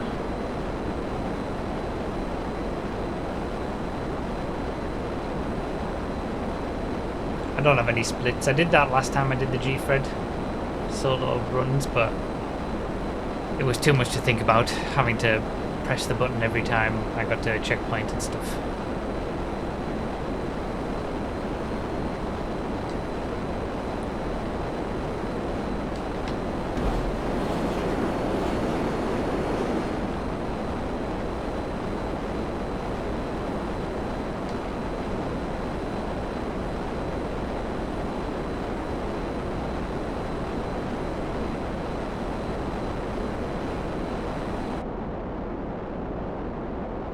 See, not high enough yet.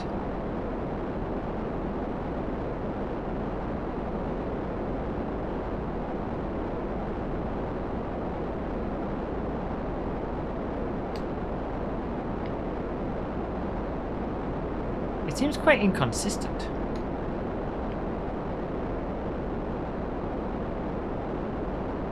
Is it different when you're over the city?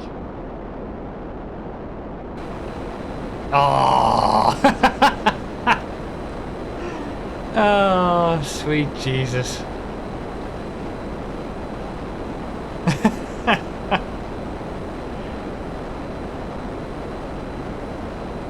Classic. This is what we're dealing with. Those who bet on me not to break the world record, I think you've got a safe bet there. This is what you're dealing with.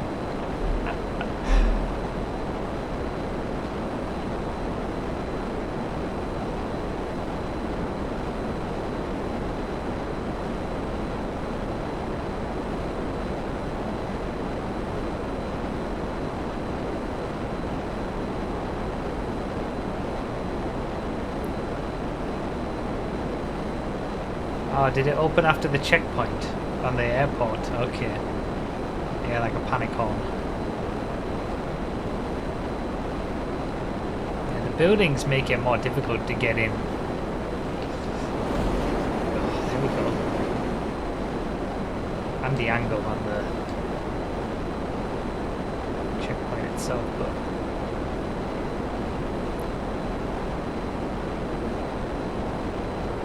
This is the hardest one. Oh, there's 10 minutes. I don't know if 10 minutes is possible.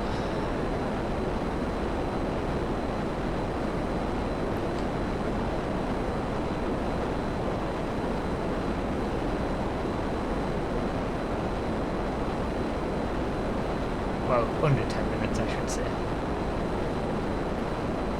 It's not, but I'm still trying.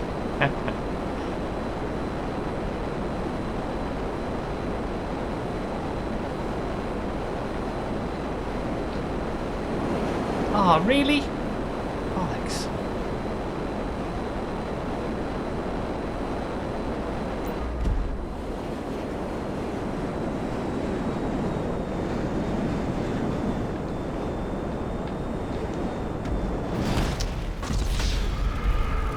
And still no PB.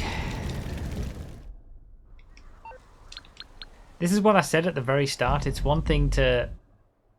It's just a completely different thing to actually do it yourself. And if you don't have the ability and skill to do it yourself, then you're just never going to do it, even if you can see what you need to do.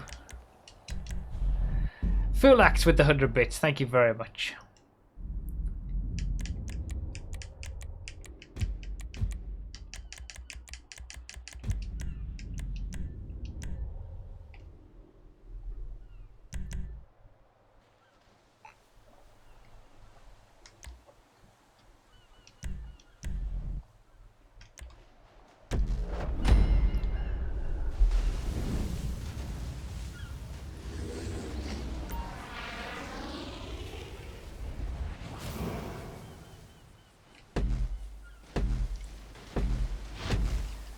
Alright, we go again.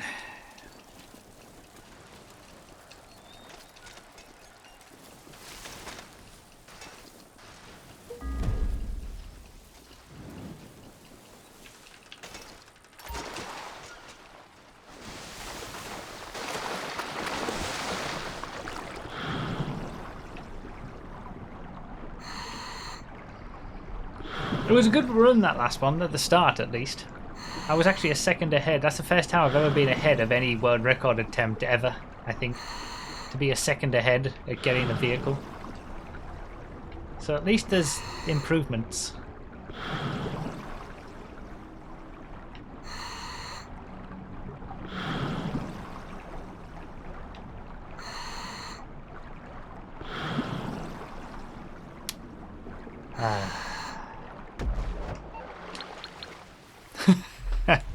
God damn it.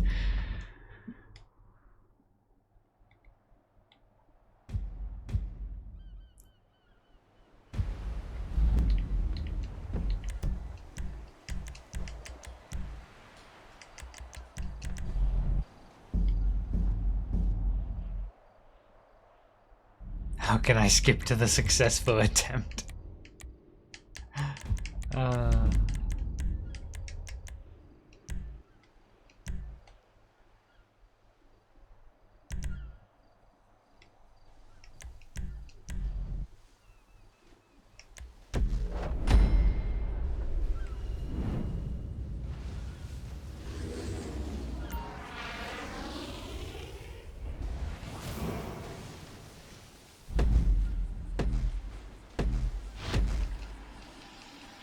Damn it, mistimed it.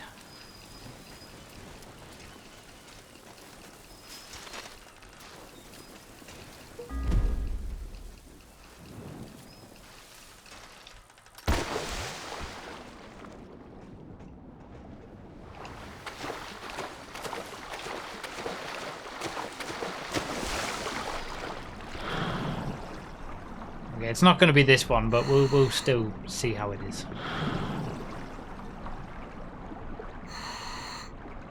Yeah, you can't use the jet to get a second parachute.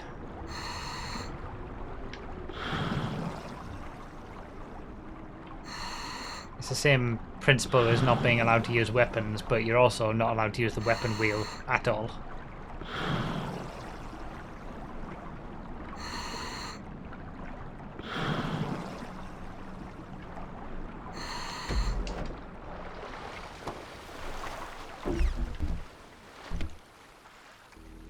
Alright, 6 seconds this time. Didn't feel like a good start, to be fair.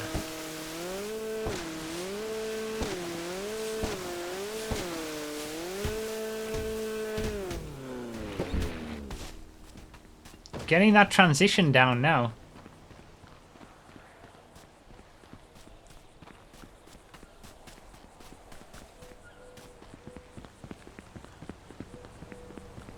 I'm gonna go anyway, just to see if I can. I want to see what happens if I get a good car at the road early on. I haven't had that yet. Well, I had that Rapid GT, I suppose, but we're 3 seconds down. Okay. So I make time. I seem to be consistently making time. Fuck.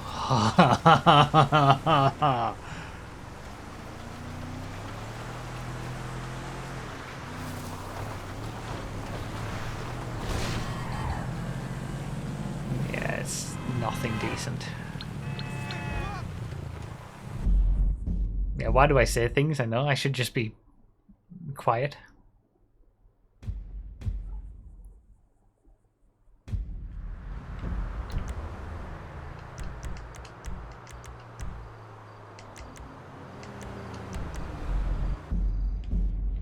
I had to run for the bike. Yeah, okay. You were running quite a bit to go get that bike, weren't you? So there's time to be saved getting the car on that road earlier. Okay.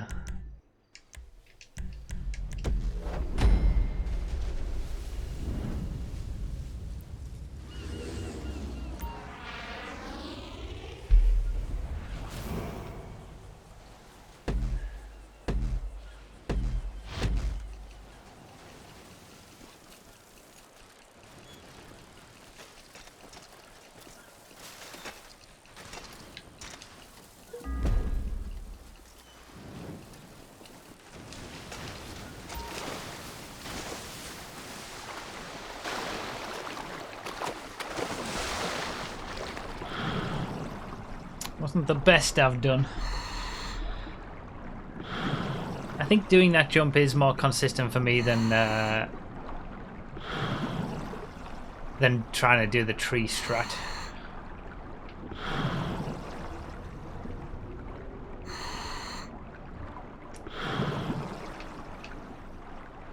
Almost went too high.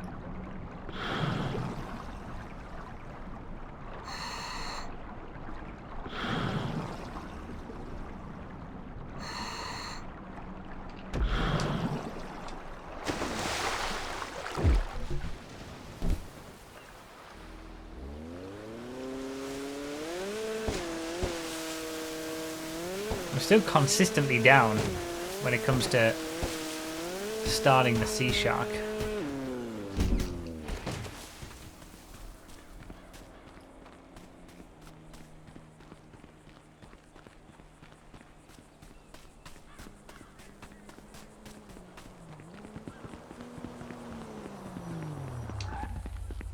We gotta get out of here. Alright, again, I'll see if I can get a decent car early. If not, we'll restart.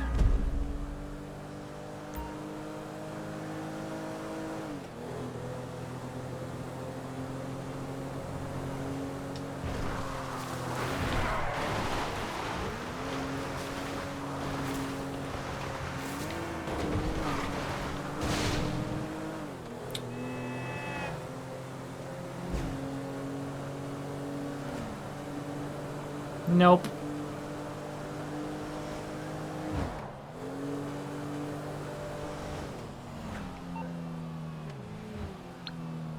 There's a Faggio again.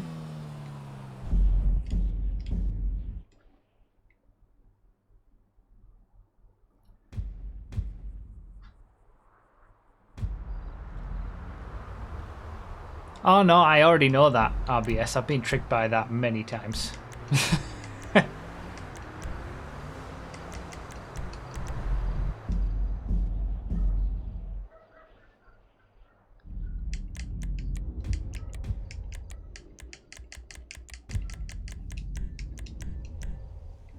How does speedrunning feel? A little bit soul crushing, I think, is the best way to describe it.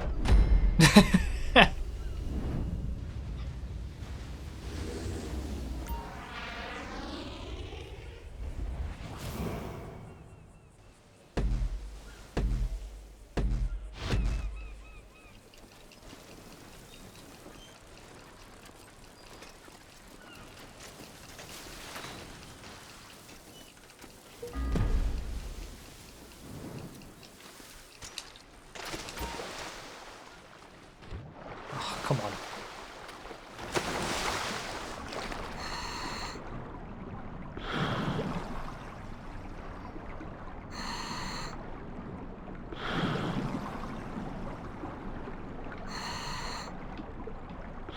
I'm pretty sure Gfred isn't on speedrun.com. What's the criteria for putting something on speedrun.com?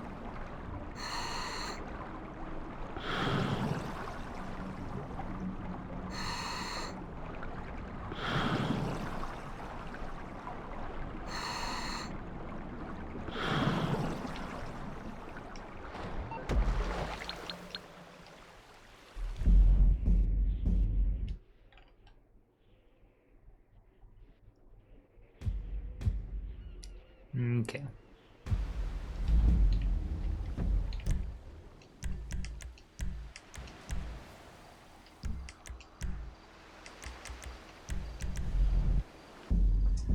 I think if we get to 7 o'clock and I haven't shown any signs of getting anywhere close, I'll go to the backup strategy.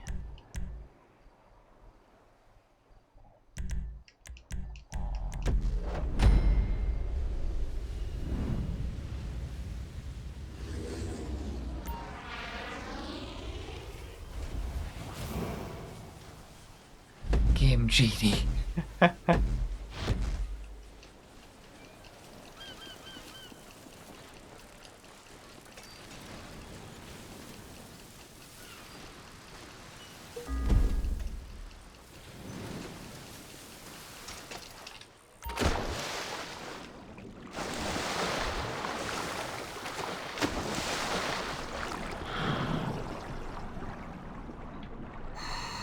I find the like the transition off the bike is so the one thing that the tree trunk strategy there has going for it is it's just nicer. You just get off and run. The flailing about of the character is really annoying. It's really off-putting.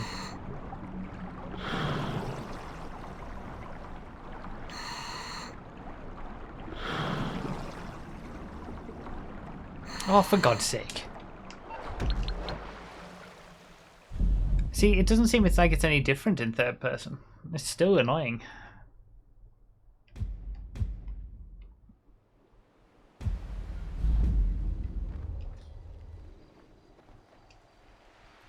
Okay.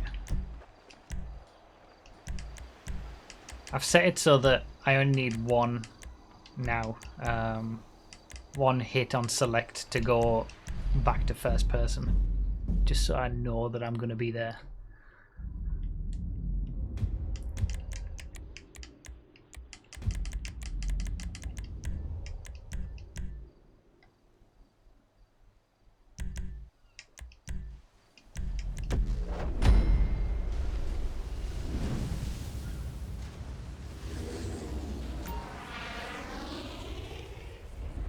I'm finding it difficult to watch this because I know this pain all too well.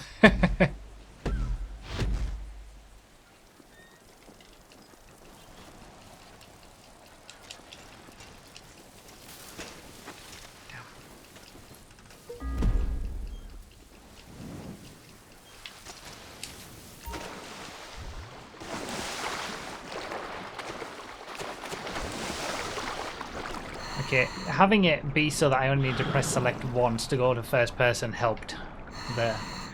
Because then I knew I was going to be in first person with just that one press and I didn't need to worry about it. Just needed to spawn this time. I've been unlucky with the sea shark spawns. In your experience, GTA Dream Master, what's the rate? The sea shark spawn rate? Is it 1 in every 4 it doesn't spawn, 1 in every 3, 50% of the time?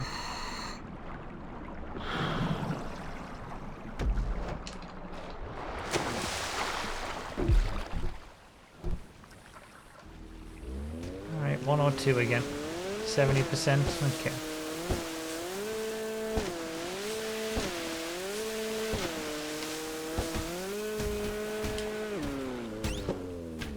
Wrong side.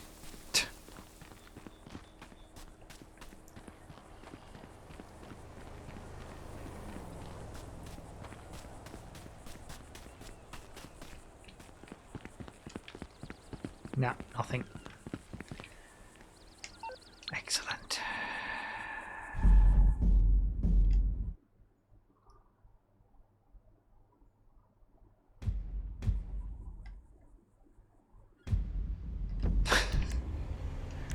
It's just like...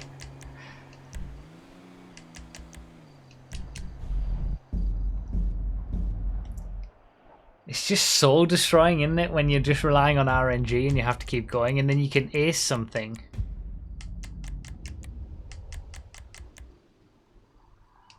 And then the RNG is not on your side. The misery of speedrunning, I know.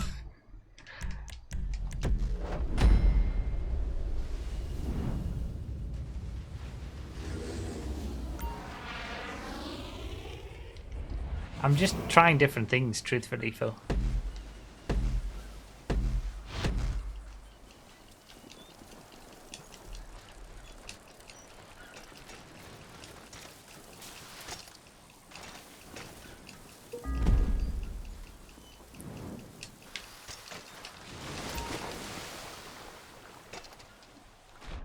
See, I didn't have that set up correctly. I faffed about getting into first person. It's easy to forget all these little details.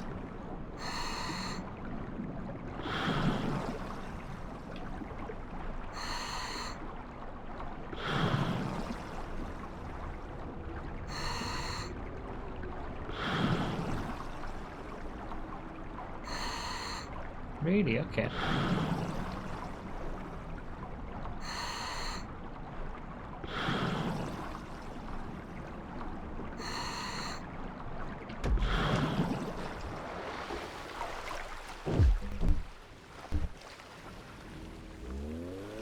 Still on that 102.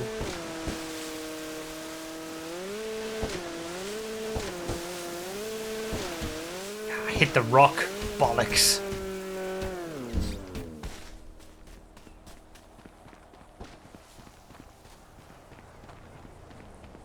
There's only a limited angle that you can get when you go up on the sea shark because of all the rocks.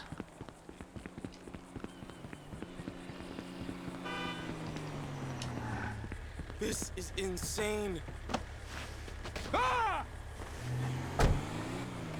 I still want to get a good car at the highway. Like I want to see what it's like when that happens.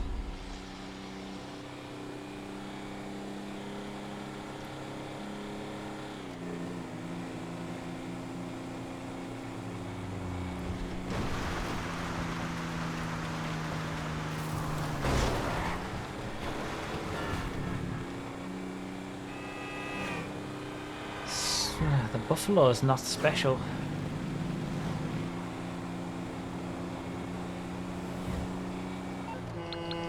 Alright. I'm getting quicker at getting to the highway, but I'm not getting the RNG highway, the highway RNG to do anything about it.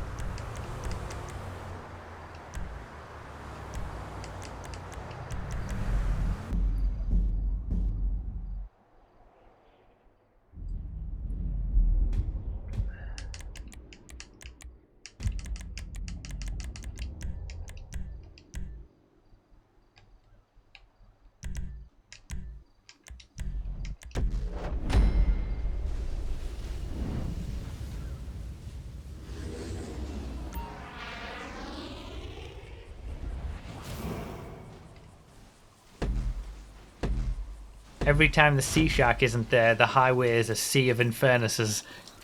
Bloody probably. Every time the sea shark doesn't spawn, it's full of sports cars up the highway.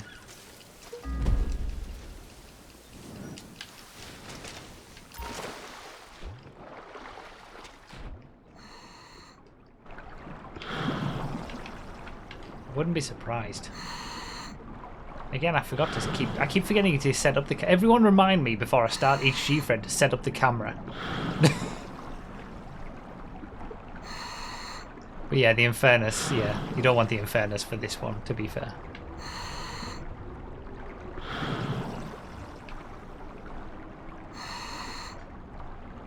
Thanks, Mr. Pretzel King, very helpful.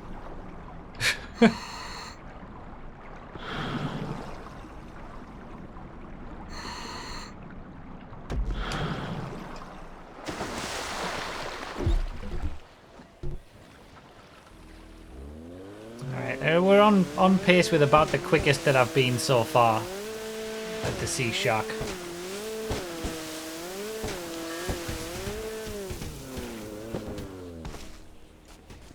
That was a bit of alright as well.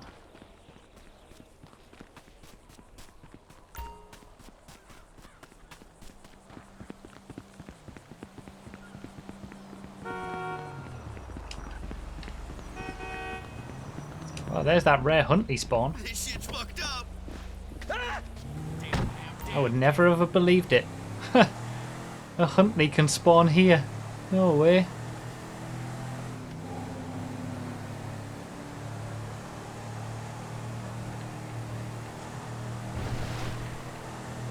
Yeah, I'll take it all the way if nothing else better spawns. Why not?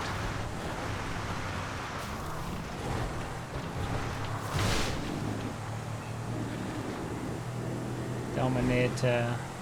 Yeah, I'm not getting any sports cars. Have I? Apart from that Rapid GT early on, I haven't seen a single sports car on this road. Alright, well, we're going to do Huntley. I need to finish one. I need to get to the end of one of these.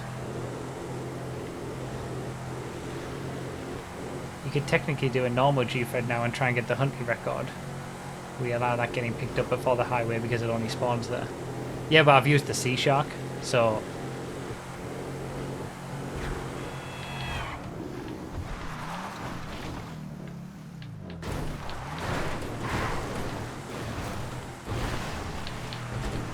I mean, I do love the Huntley. It's such a good car.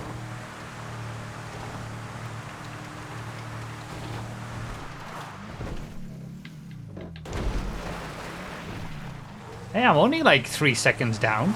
2 seconds.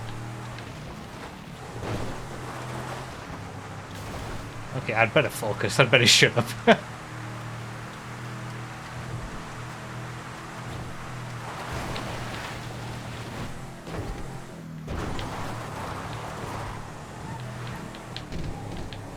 went the wrong side. Bollocks.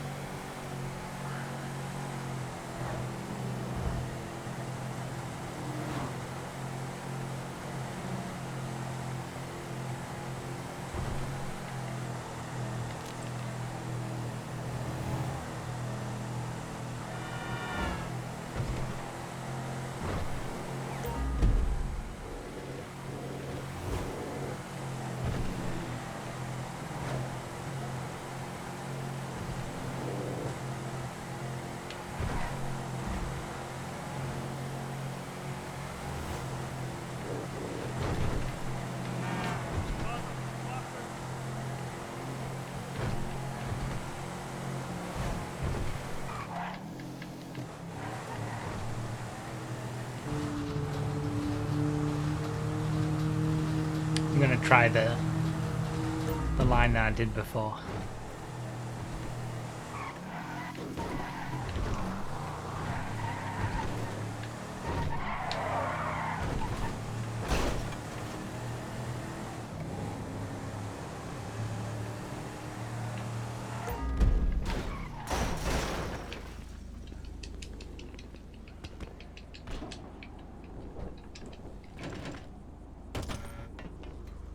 No way. 536, that's where it's exactly level. Holy shit. Okay.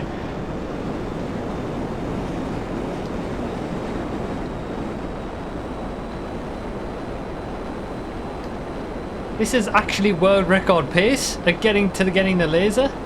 I'm gonna fluff it up now, but okay. I wasn't expecting that from the Huntley.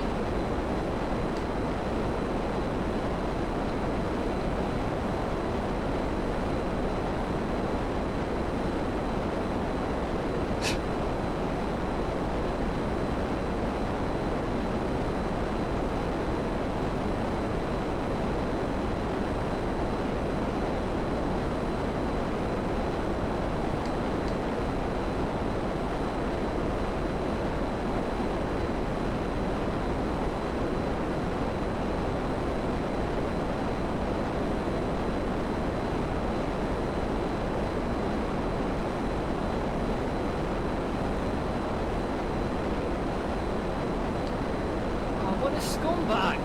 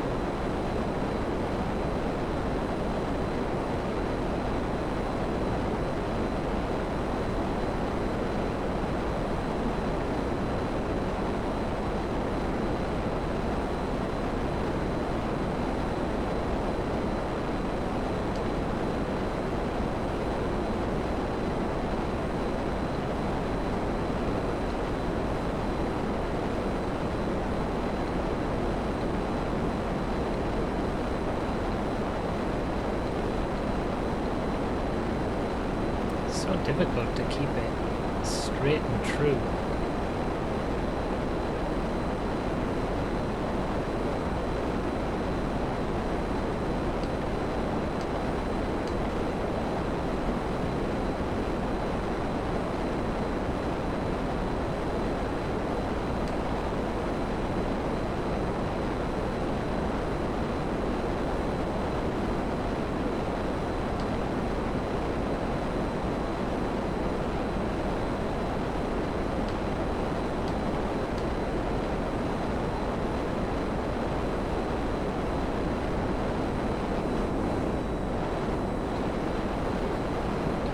What a scumbag!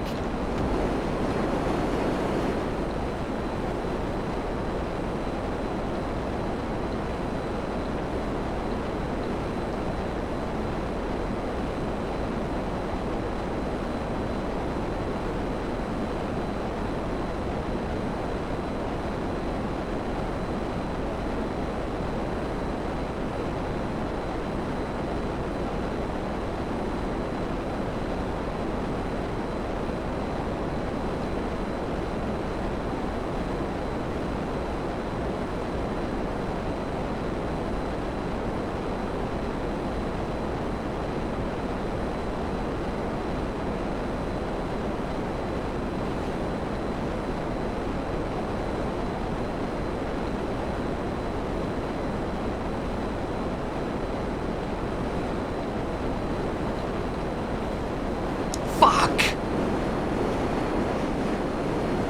God damn it. It's the most difficult one, isn't it? This is where it is. This is where it's all going to be.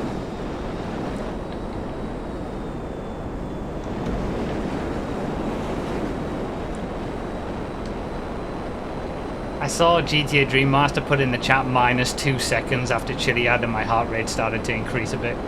Well, I say a bit. A lot. I didn't realise I was actually quicker up until then. I'll still PB it. No, don't be sorry. It's alright. We'll get a complete run at least.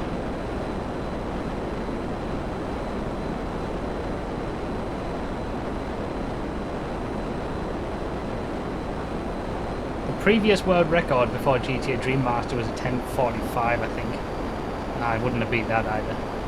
Almost. Well, that's the best one so far. Whew, my heart. I wasn't expecting that from the Huntley. Alright. There's a PB. My first ever under 11-minute Gfred. 10:47. Wow, okay. 14 seconds. Now you feel the excitement. I know, right? 14 seconds away. That's like 14 seconds away from the quickest ever Gfred.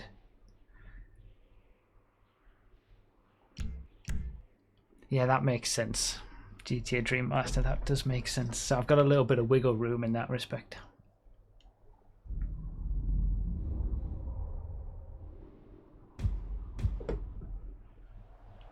Yeah, I didn't replay because I thought I'd prep the camera.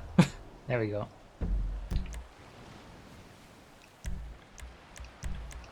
That's the funnily enough, isn't it funny how that's the first one I've actually managed to complete as well. Anonymous with the 10 gift subs during that. TT Stealth with the 24 months, 2 years, and then Anonymous with the 10 gift subs to 95th Axiom, Hiero, Tiuka, Dark Trulpt, Let's Go Brian, Psycho, Sonic, Sofu, Quaz, Arnu F1. All got gift subs from Anonymous. Thank you very much, Anonymous. God damn it, Pseudonymous. Are you in second place now? Second for life? No, I think I'm third. I think the previous one was the previous record was a 10:45. So I would be in third. But I don't I don't track the times for like below first anyway. Although if I get this on PC, I will be tracking the times of like the PS5 and Series X records for these extra other ones as well, but only in like a note on the thing.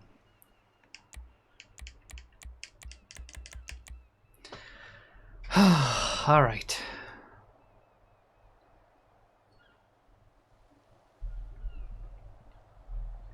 Broughy.com/Gfred stats. It's also linked in every Gfred description, in the video of every Gfred, and on the Gfred page on the website. Anonymous should really spend those RP now. They can't. It's not been assigned to anyone. Thank you very much, Anonymous.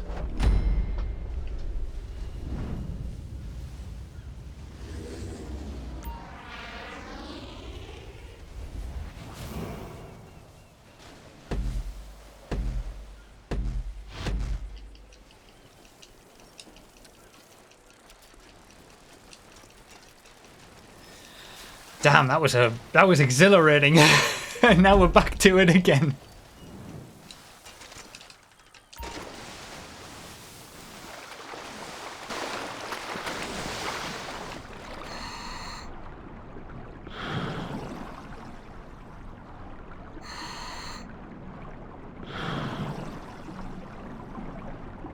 The Huntley? The Huntley was a beast?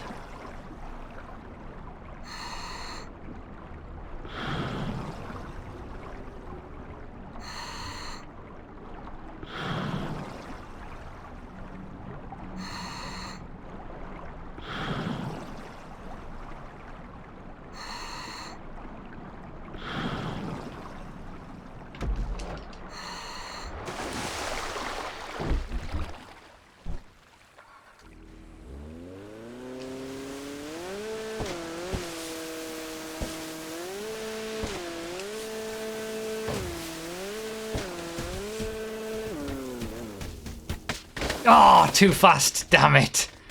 Oh, I was a little too fast on that one. I have to go up here.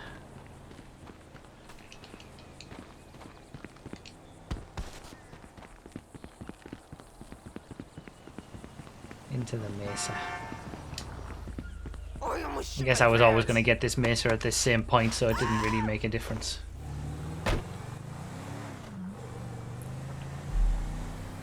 I'm still yet to see what it would be like with a fast sports car now. Like, that's what I need. I need a Rapid GT or a Carbonizer or anything. Because I was able to keep time with the PCJ 600 in a Huntley.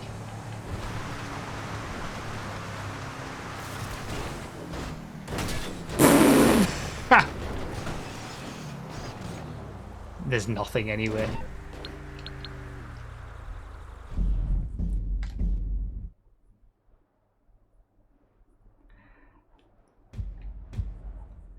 So yeah, if I was keeping time with the bike in the Huntley, like, there's definitely time to be gained swapping to something actually quicker. It's marginal though, because, you know, the Huntley I did get straight away.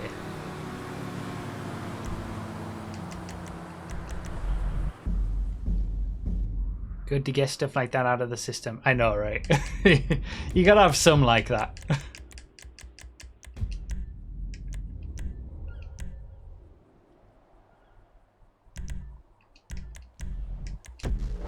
I don't think so, Ollie. I don't think the spawn pool is influenced in any way.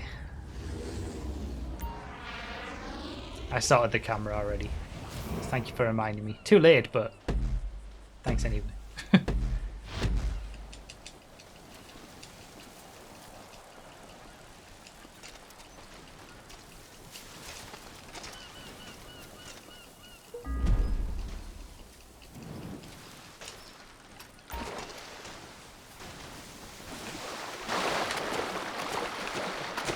Dive, you scum! I'm getting better at the start. I'm still nowhere close to that, shaving off that 2 seconds and starting at 1 minute, but I'm getting more consistently better starts. Just before you come off, just flick to the left. Okay. I'll give that a go. What, you mean before I dive off the bike? Flick the stick to the left, or flick to the left before I do the jump?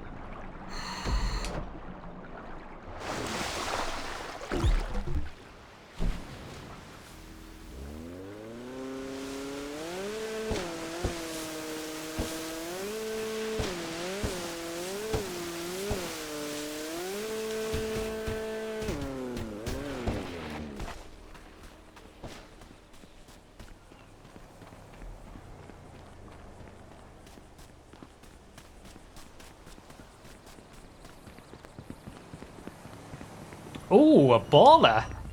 Oh my. Oh Lord. Alright. I mean, that's not as quick as the Huntley, but it's not far away.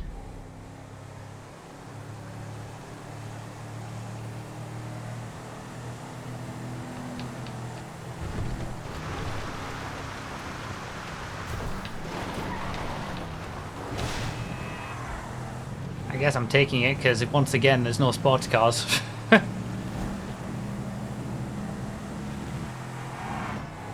Oh, there's a 9F. Thanks, I didn't see it early enough.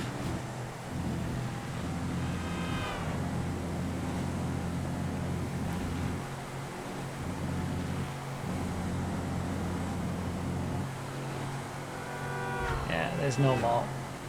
That was the only one.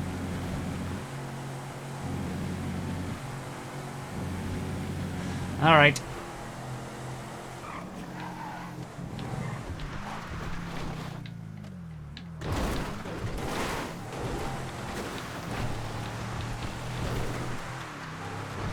Frickin' unicorn indeed.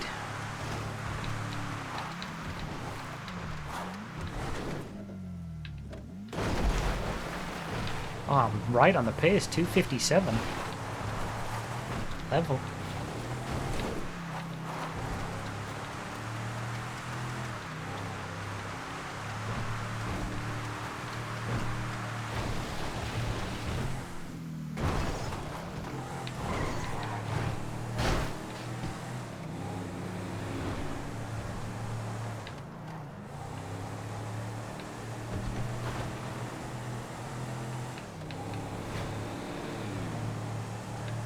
I don't think it's worth going and getting that now. Now that I'm up to speed, and the more, maybe it was worth going and getting it. I feel like there's no, yeah, it was taunting me. It's probably the same one, just turned around just to taunt me again. But there's less distance at that point. Like, yeah, the closer I am, the less worth it is to swap cars. I need this fast sports car immediately. Otherwise, it's better staying in what I'm in, whatever that may be.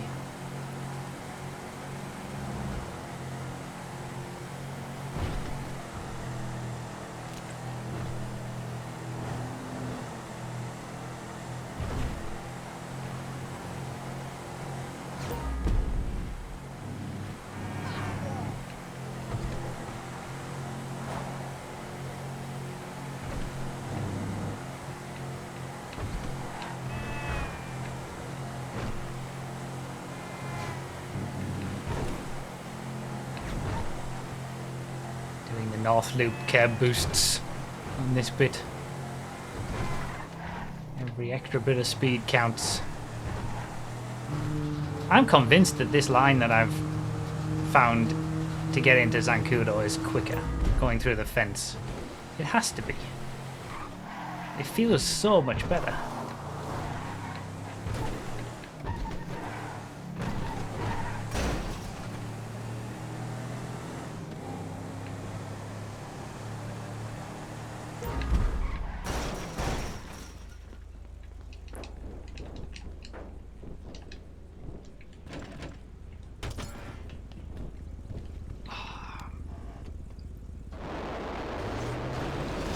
Oh my god, I'm like 10 seconds ahead.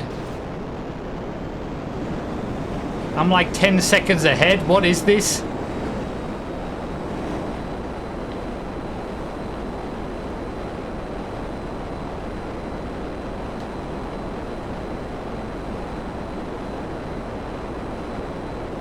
Okay. Oh, shit.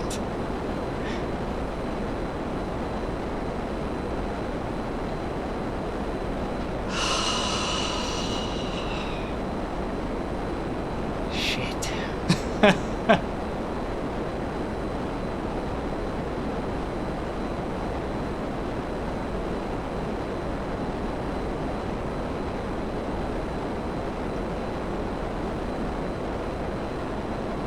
Alright, I've got margin. Let's be smart about this. Make sure.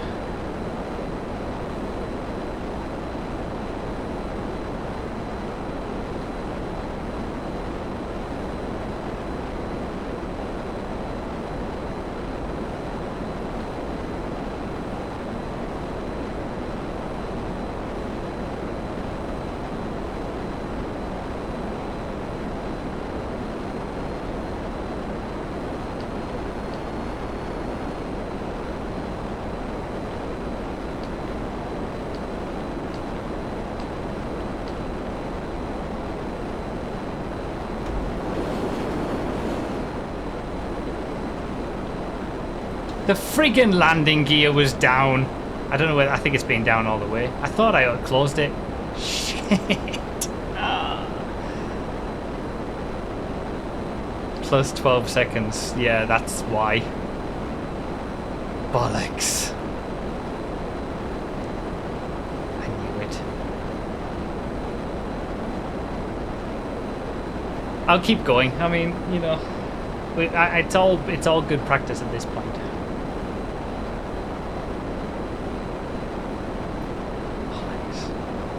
See, this is one problem with not reading the chat. If someone mentions that, I can't see. Why is it? Why would you do that?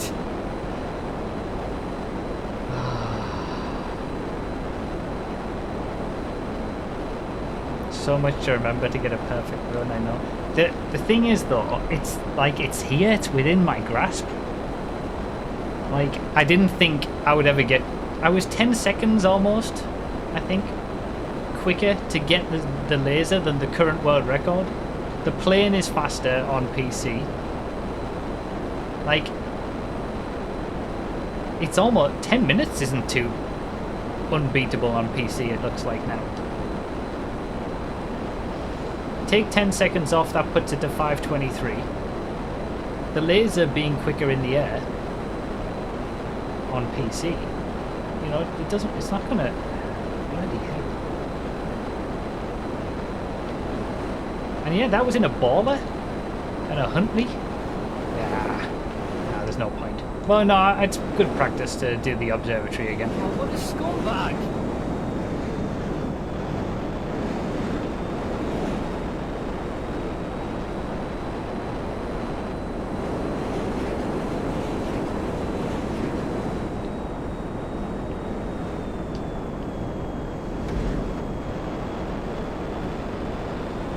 It's never guaranteed, is it?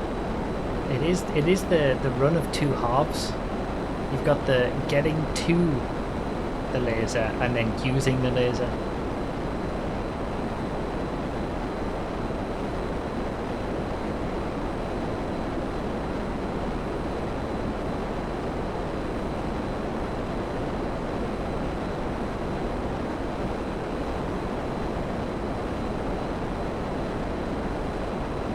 I think I just need to keep checking, Phil. I don't think lower camera would help me. Although, would it help me on just in general?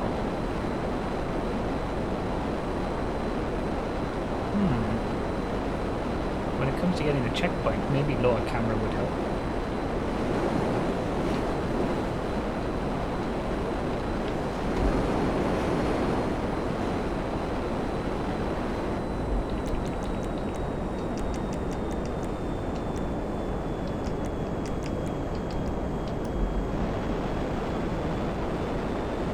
Might actually be better to be on lower camera for the laser. Like for getting the checkpoints, just so you've got a bit of a better idea of where you are to the ground.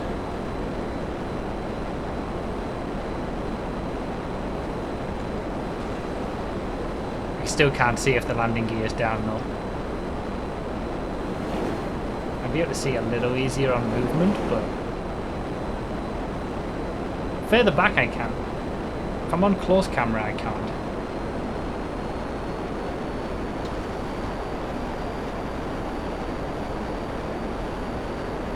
No pressure, no mistake, you fly the laser afraid to crash it. I know, it's getting into that mindset where you're just doing it without really worrying about it. Jacques with the 4,000 bits. Sorry folks, gotta make the RP goal. Tactical distraction is just a happy side effect. Thank you very much, Jacques, for the 4,000 bits. That is many bits.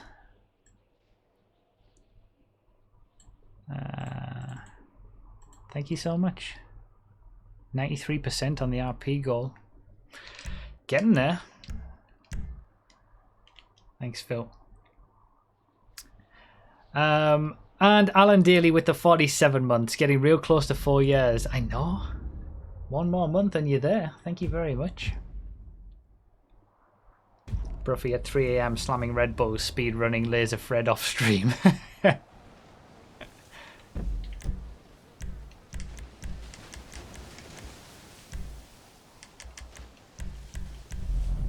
I don't know whether this is the worst position to be in, because previously I didn't think I would be able to do it.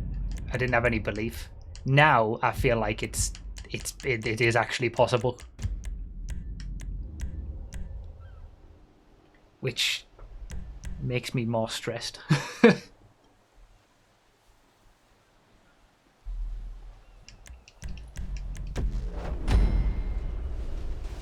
Caught the bug here. The RP goal ends tonight, yes, because it sorts out tomorrow's stream.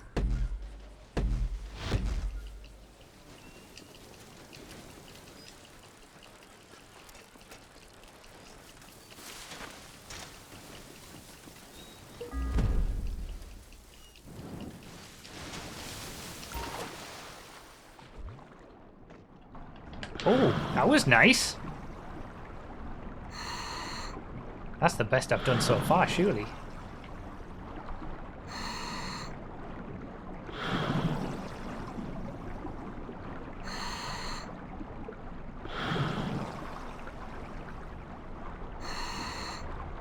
But then it's all about the RNG, isn't it? What the cars are going to be. I feel like I've been pretty lucky with the Baller and the Huntley. They've been great cars. Still remains to be seen whether there's time for switching cars. There's no Sea Shark. God damn it.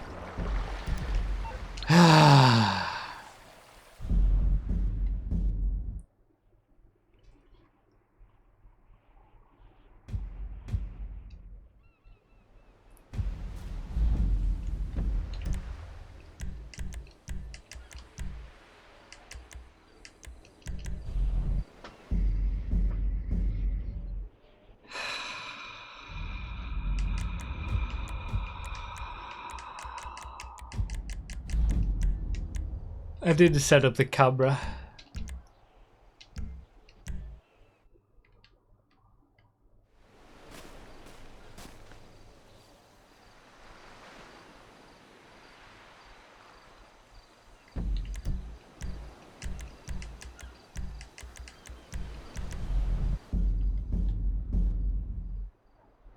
A few seconds better arrival time than the 10 seconds I already saved with the Baller, do you think?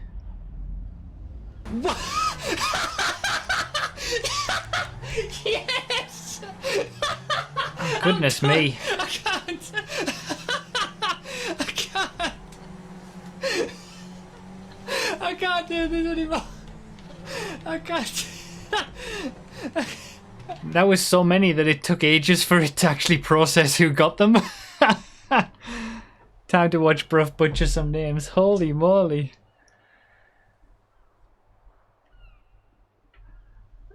Alan Daly with the 50 gift subs. Thank you so much. What are we on now? 1194. Wow. All right, time to butcher some names.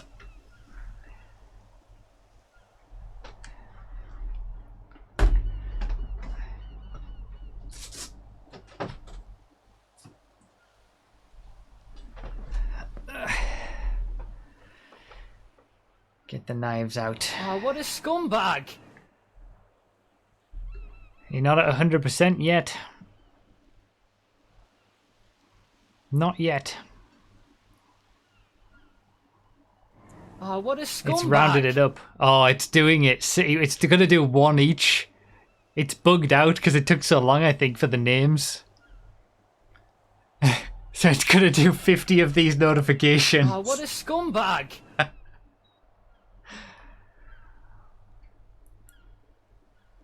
There we go. There's the 100%. Oh, what a scumbag! You did it. You hit the 1 million RP. Very well done. 1 million RP across the 2 months. Everyone who gave towards the RP goal Oh, what a scumbag! is part of a separate giveaway we'll be doing tomorrow. And tomorrow's stream will be the full 8 hours. I'm going to change it. Oh, what a scumbag!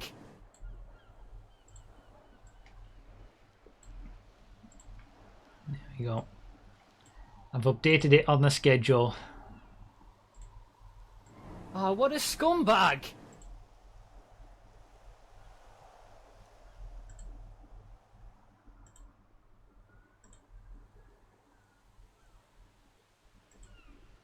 Oh, what a scumbag!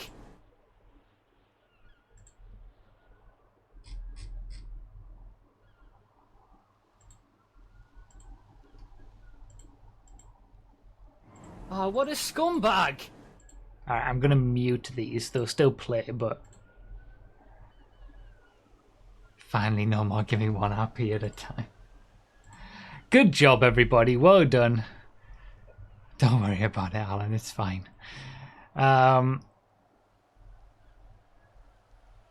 So yeah, the plan will be to start at 1 o'clock tomorrow, 1 p.m. We'll be streaming for 8 hours. The only thing is, and this is why this 36 hours from the start of this stream until the end of tomorrow is busy. I've got my final round of the karting championship is tomorrow morning. Now, sometimes that's over by 11. Sometimes it isn't, depending on if there's 2 groups, lots of people, whatever.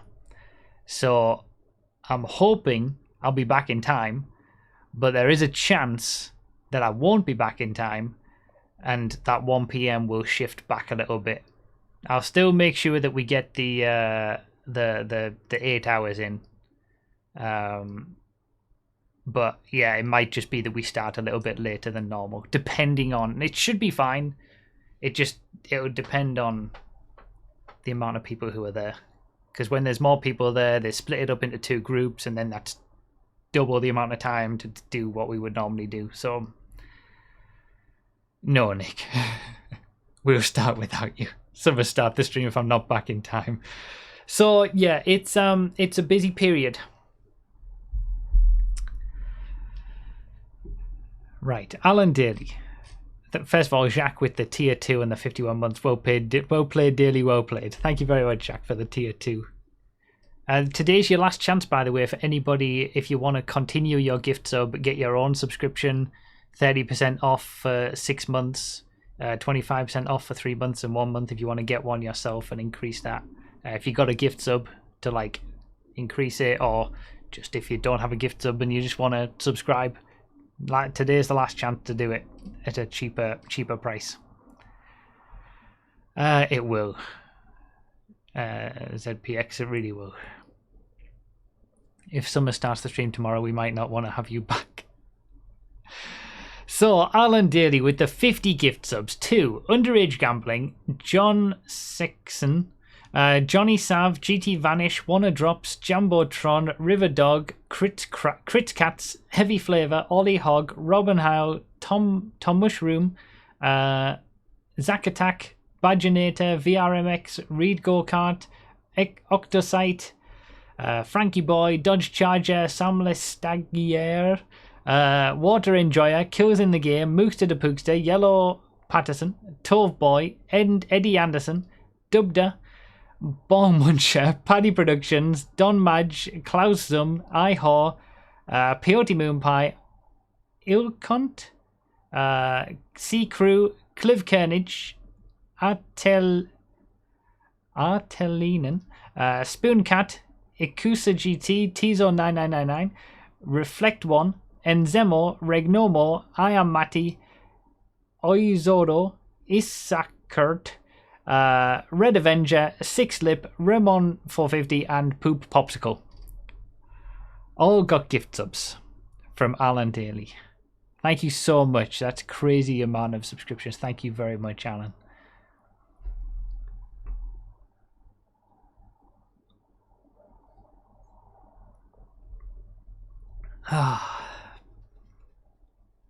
If you got a gift sub, enjoy it.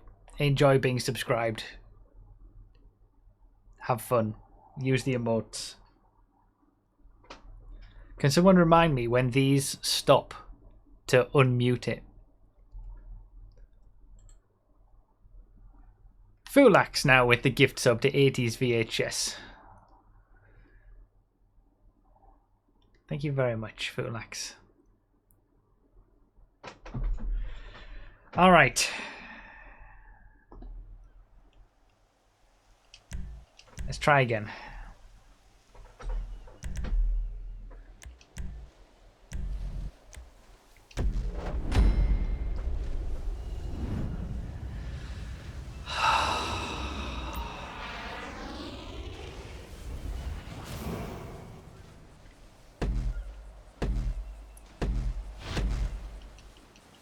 I don't think I did that early enough.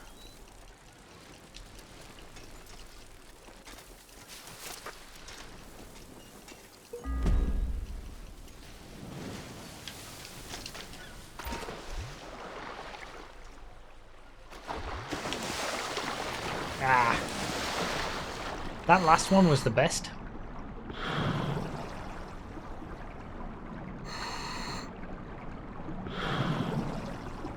And then the bloody sea shark wasn't there.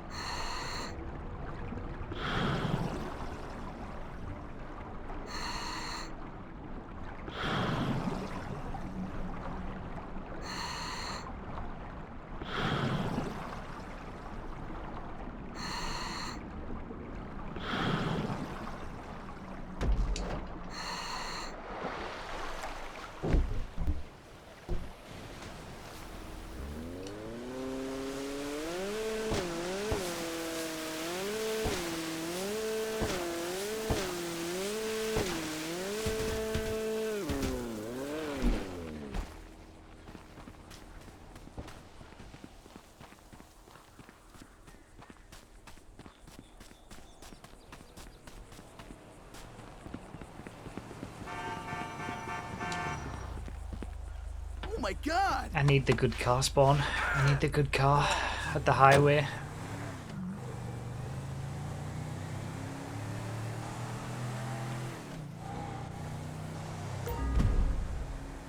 Okay.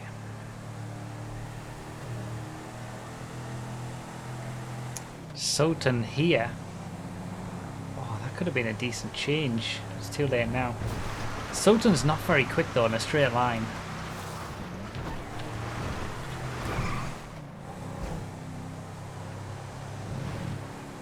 Nah. Nah. Nah, nah, nah. Well, it's facing the right way at least. I'll take that $20. Alright.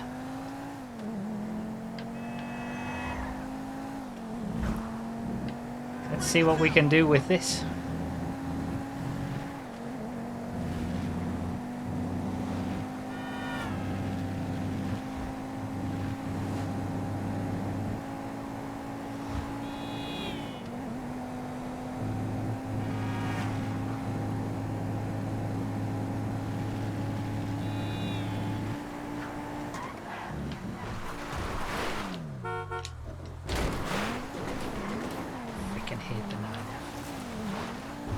hate low camera as well, but it is going to help me with the laser.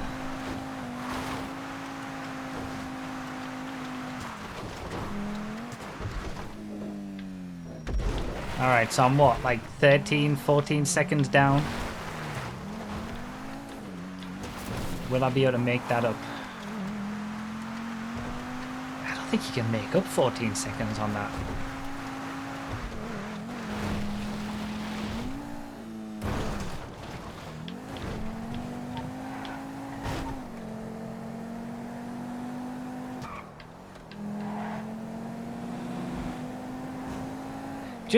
Just from a perspective of, is it quicker to use a car that you find on the highway, on the first road, or swap cars? I'm still not convinced.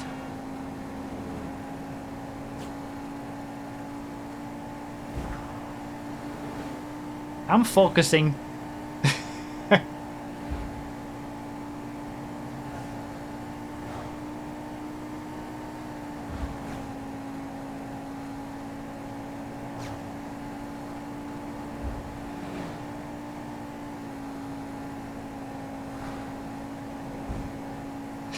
Okay, fine. To be honest, there's a lot in this run where it's like I'm just driving on a highway or I'm just flying. It's not as if I'm like... That's why it's so tempting to read the chat and stuff, because I'm not doing anything a lot of the time.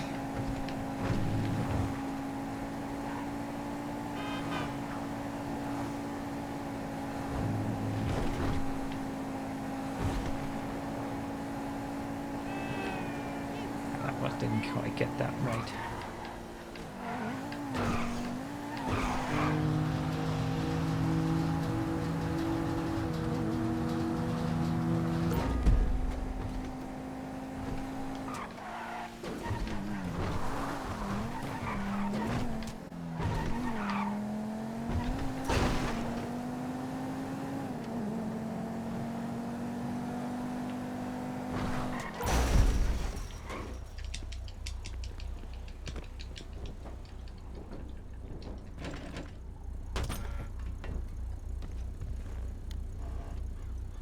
Alright, that puts us 5 seconds ahead.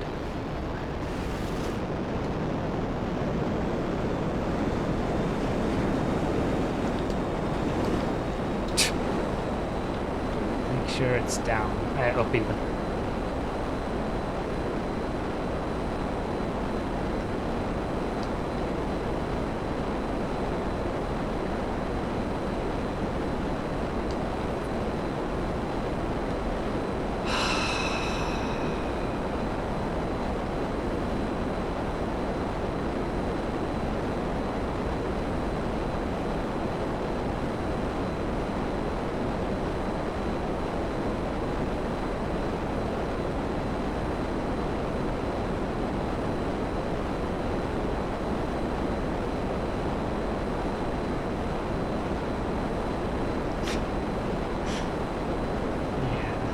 Heart rate is in a constant state of being higher whenever I'm ahead of the record.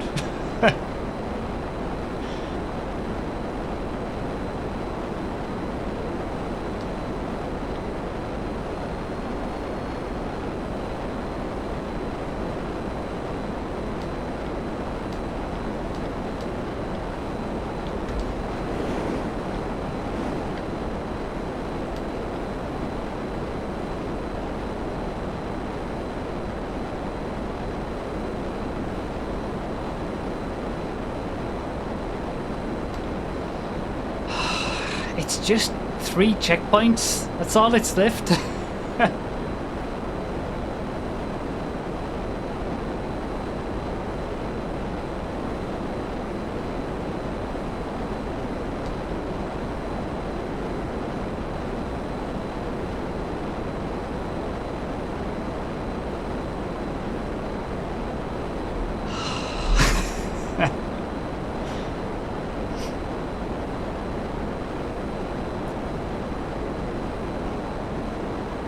Missed both of these checkpoints though. I think the checkpoints get increasingly more difficult.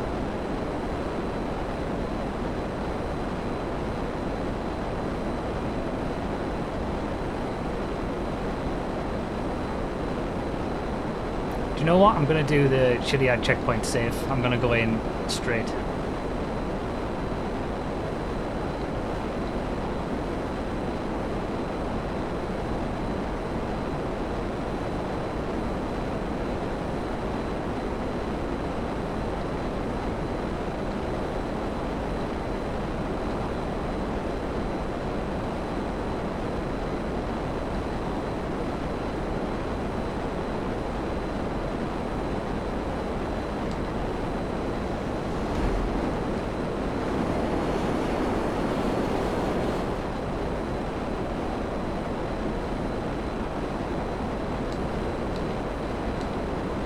It's just this one.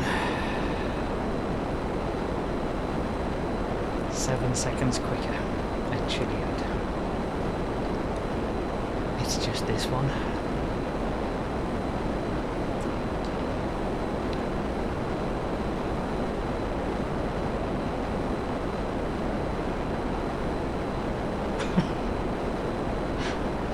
Alright. Chill. It's alright. Calm down. It's fine. We're all good.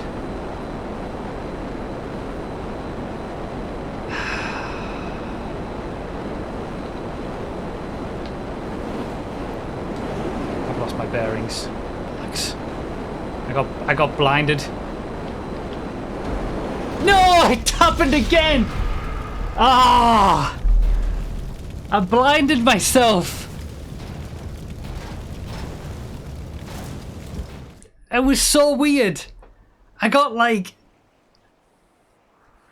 I looked and I couldn't see anything in front of me. It was just all a big mess. I couldn't see the observatory. That was so weird.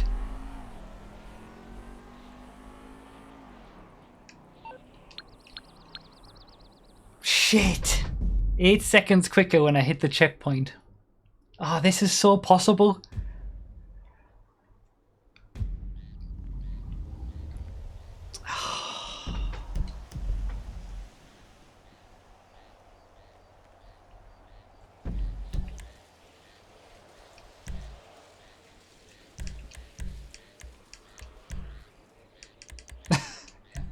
My heart, man. Let me unmute these and play the ones that didn't get sounds. Double scumbag. Scorfield with the new subscription, thank you very much. XRef with the 34 months and Mild with the 142. So what order will stuff happen tomorrow? 2 hours of vanilla GTA, 3 hours of Project Oh, what a Homecoming, scumbag. 3 hours of 8th Gear. Ish.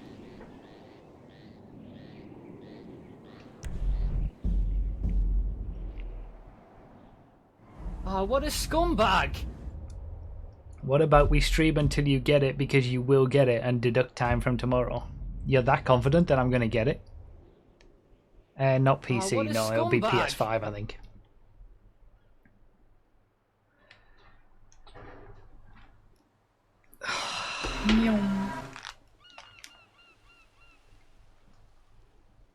I don't know whether people would be happy deducting time tomorrow.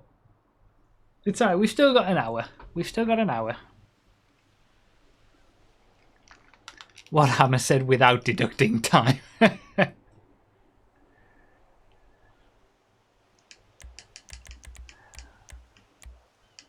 This is where I get a run of bad RNG. Sea Shark won't spawn, vehicles won't spawn.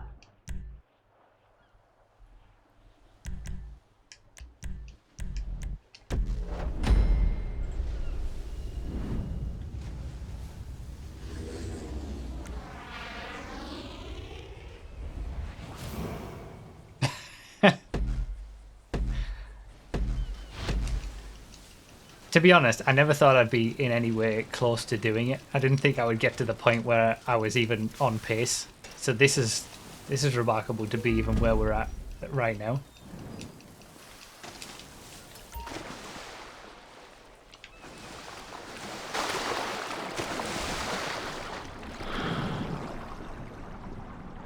And I did save the time. Swapping to the 9F, I'd made up all the time again. Not on the baller, but on the bike I had. Although the better line into Zancudo probably helps with that.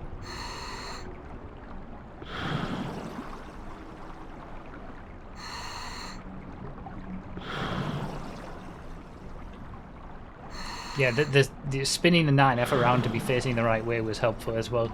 Yep, there's no sea shark.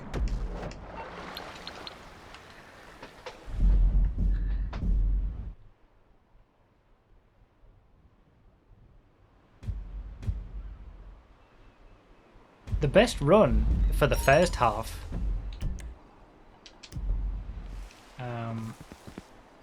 has still been the baller. I did, Phil. He's a scumbag! He's an absolute scumbag! Astro Hurricane with the 75 months, thank you so much.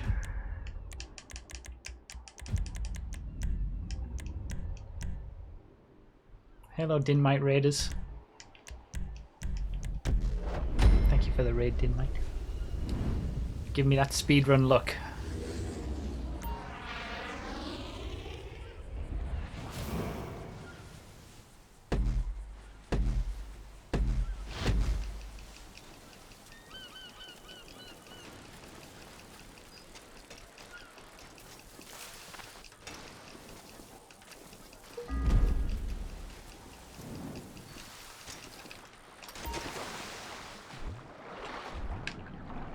That was glorious. That's the best I've done so far on this bit.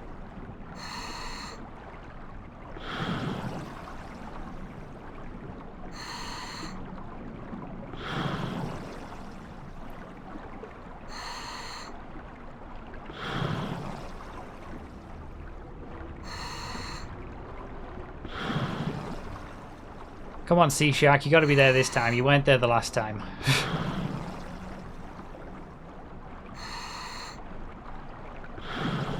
Don't believe it. I absolutely do not believe it. Twice in a row.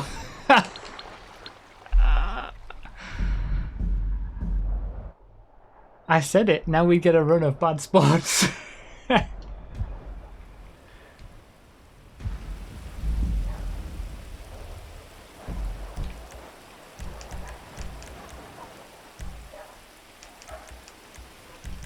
It is just putting it all together, isn't it? Like, individually, I've done a run that's probably close to 10 minutes. It's about being able to do that all the time. Like, all in one go, I mean.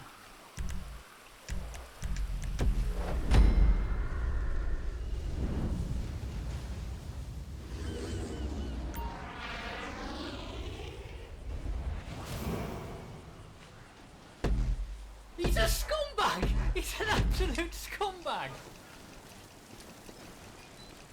Thank you, Nissy Jack, for the 70 months. I don't know if it'll be this time.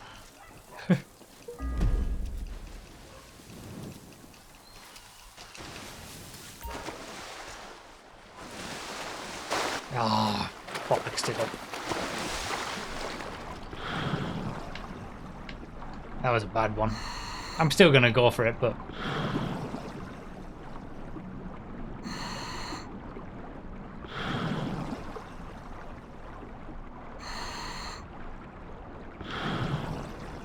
perfect line off the island. Yeah, I'll keep that in mind for next time. I'm getting there. I'm getting closer. I think I've done individually the runs at the start good enough to get to that sea shark at 1 minute. But every time I've done it, the sea shark hasn't been there.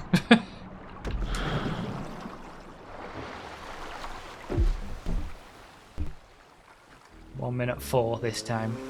It's not the worst I've had.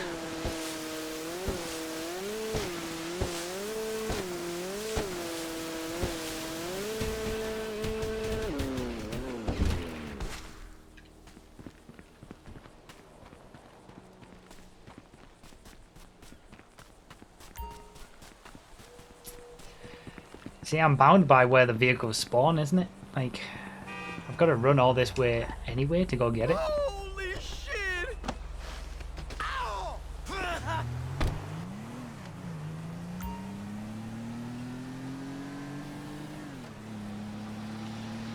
So it doesn't really matter so much.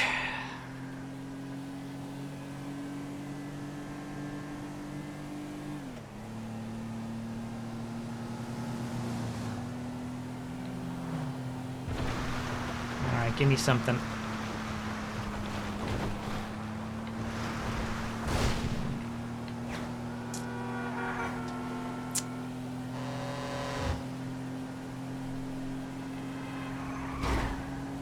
Nope. Nope. Nope. Nope.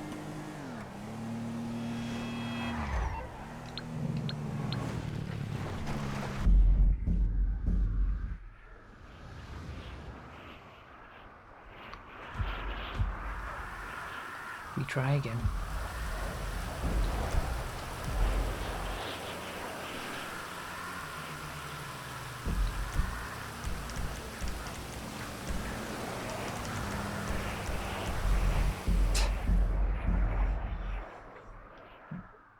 Getting a headache now.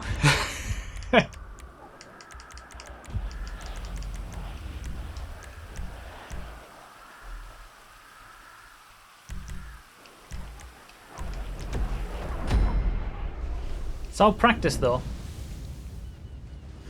It's all practice.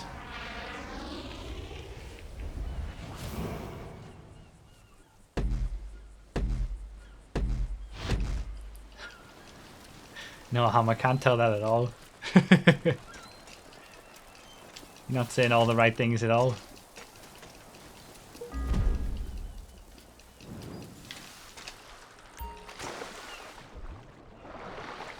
Stay on there. Yes, there we go.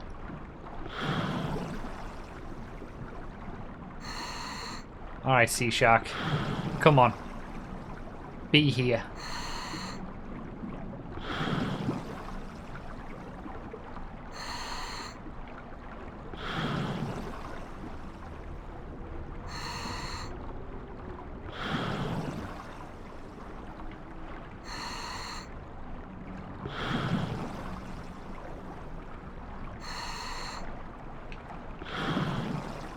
You've got to be shitting me. I can't, no way. Wow. So 3 of the last 4 runs haven't had the sea shark spawn, and 2 of those 3 times I had my best transition to the swim ever. I wonder if it's because of the rain.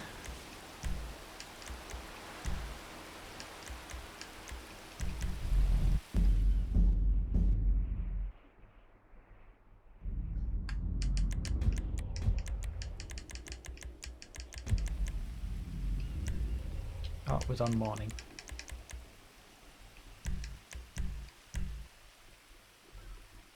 If anything, you can finally say you've gotten better at the start. That's true. I mean, it might help me for regular Gfreds. At least I'll, like, at least I can do this at the start.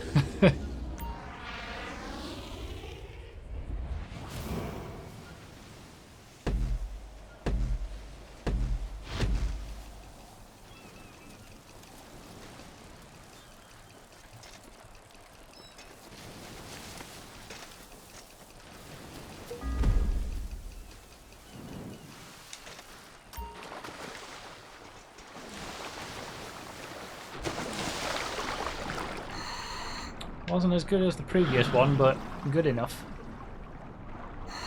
You'll forget it all next week. Yeah, probably.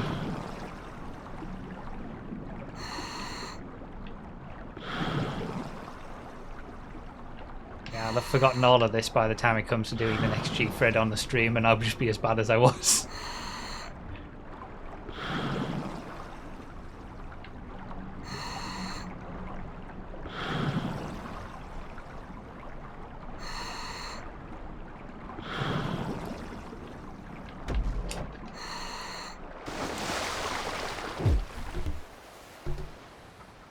That's the quickest I've ever gotten the sea shark.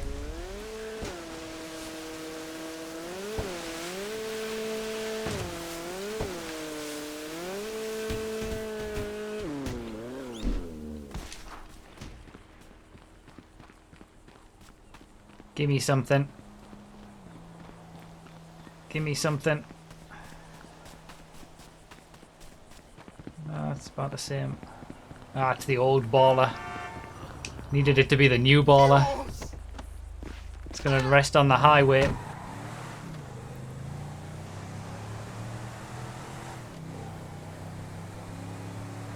The old ball is so much slower.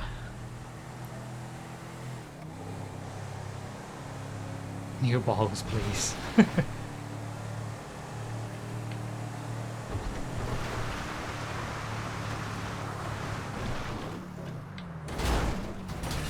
Not ideal. Doesn't matter. There's nothing anyway.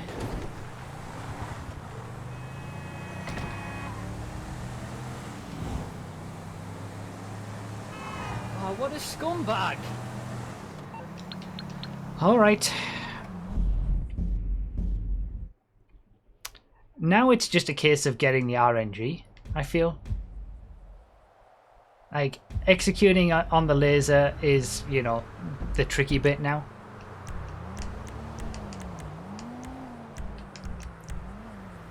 The start, the first half, I feel like now it's just about getting the right cars.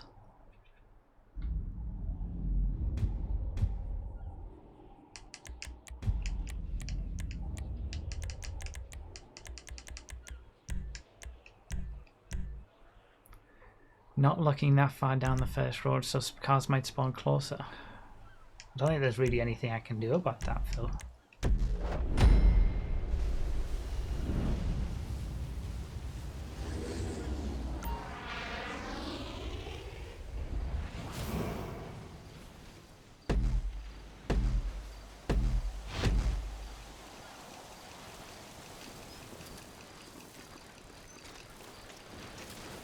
I didn't put it on noon, did I?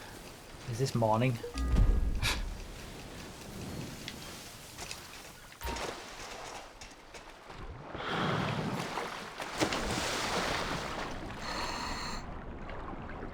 Might be on current, actually.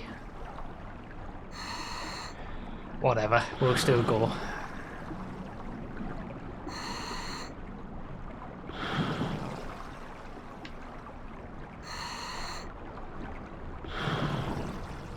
You put it on morning? Okay. Nice old morning, Gfred.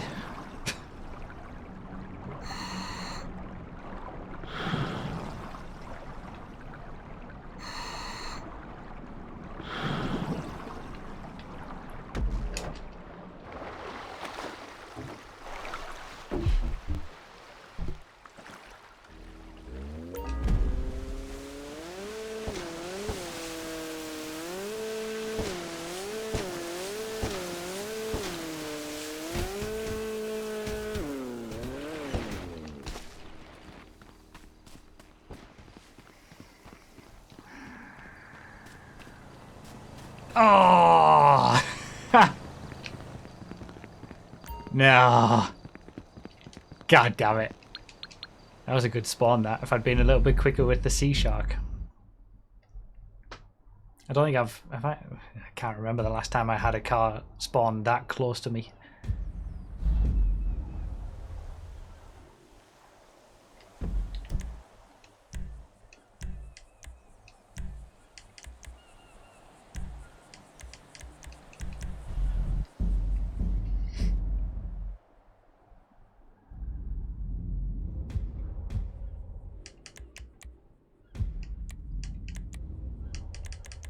Oh, does it really, Velvet?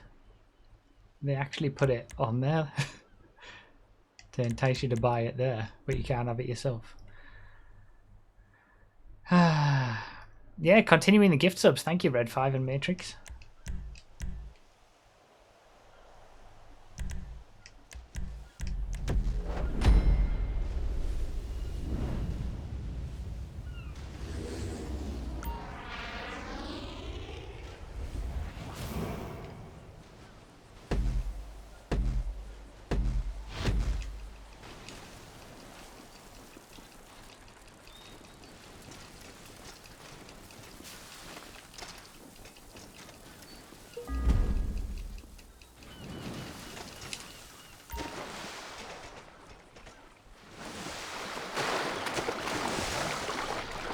Bit late there.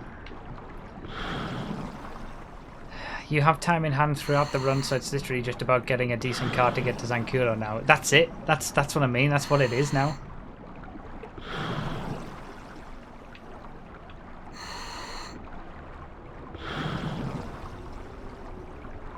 I've got the advantage of being on PC as well.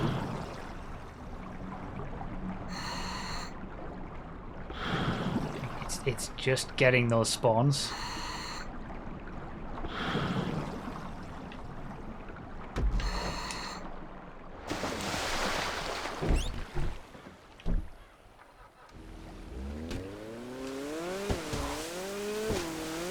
And then not crashing the laser again.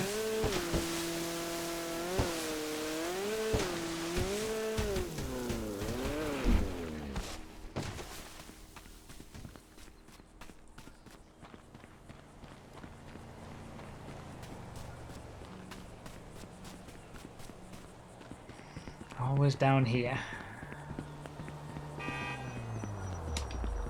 Habanero. And keeping the landing gear up. Yeah, there's multiple facets to it still, I suppose. Come on, highway.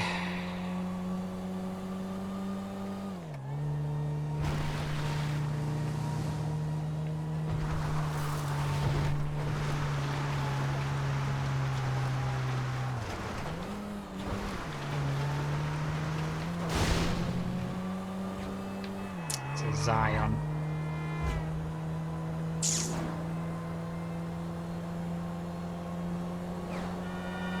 Nope.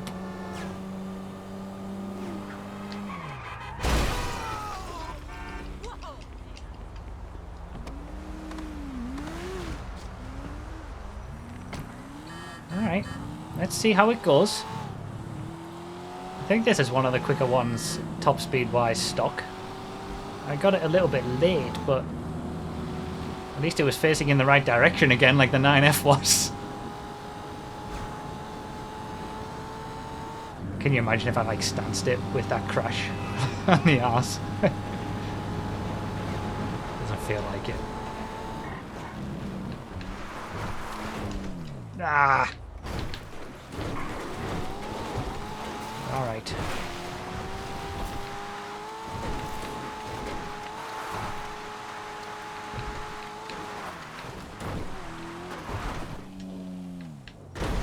Couple of seconds down on the 9F time at the quarry.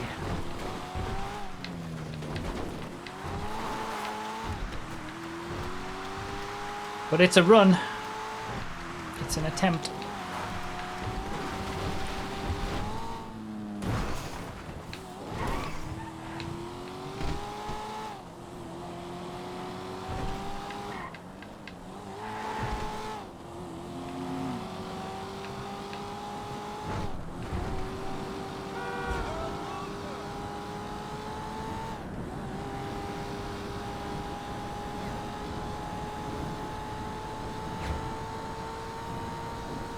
The low camera's horrendous.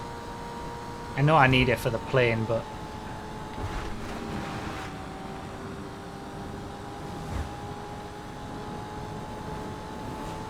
I don't know how people can use low camera just on a day-to-day.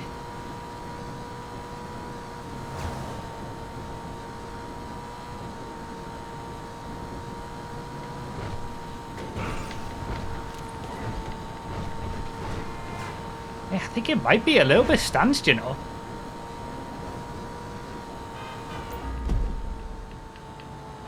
It's nothing spectacular, but there's definitely echoes of it.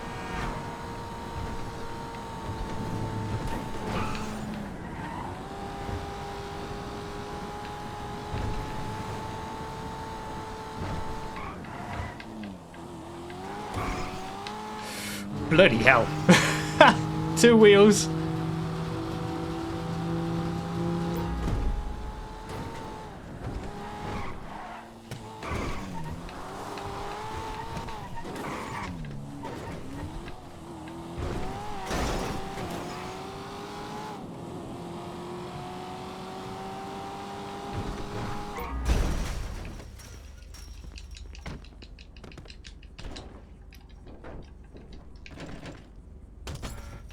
Looks like we might be, what, on pace?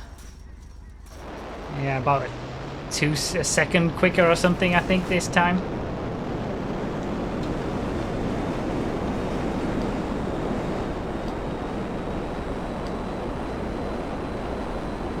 But it's an active run.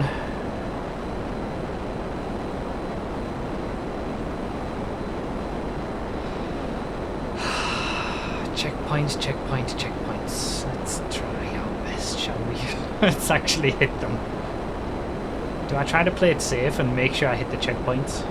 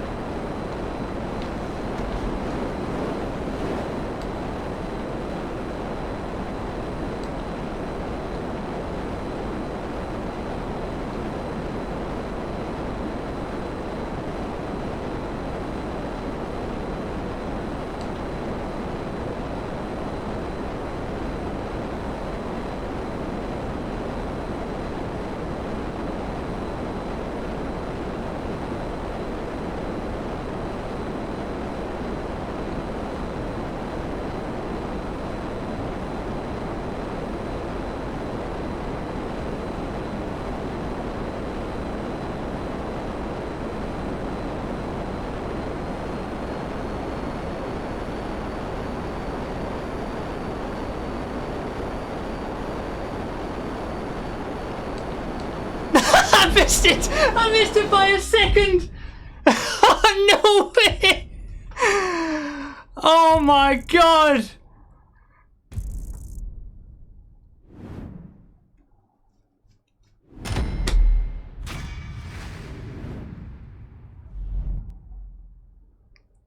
Okay, half a second.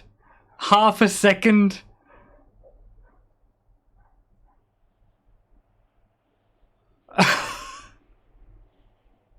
Okay, now I'm second for life in Gfred any percent. Ah, that's incredible. Half a second after 10 minutes. I wonder what it was that I lost the time on. Must have obviously the plane. Maybe I took it too easy. As Didbite said, now you know the pain. Verdler, thank you for the 100 bits. The thing is, it's like I was bang on time getting the laser.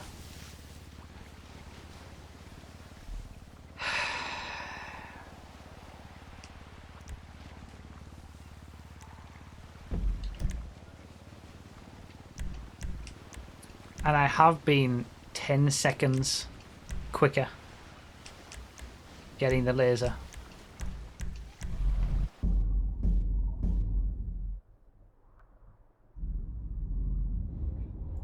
But if I'm bang on time like I was there, I can't really afford to take it easy on the checkpoints. Second place. Second place for life. Did I do the camera? Oh, just go for it. Fulax with the 222. Second for life is also a life.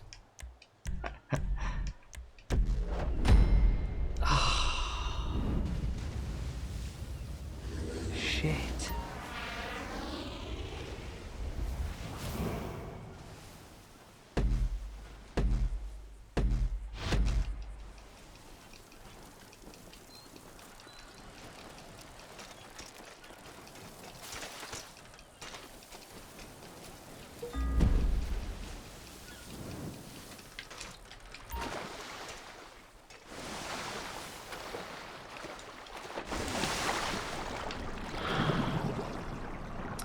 It's possible that the vanilla GTA portion of tomorrow's stream, if I don't get this, becomes this.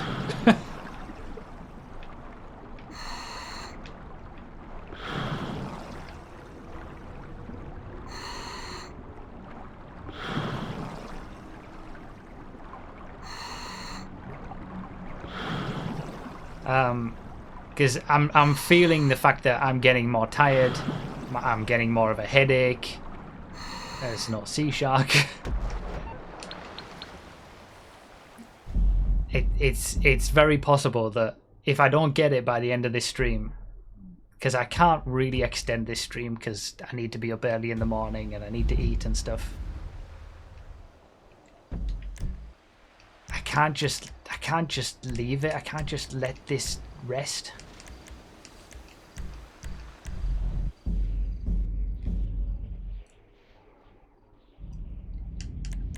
Half a frickin' second.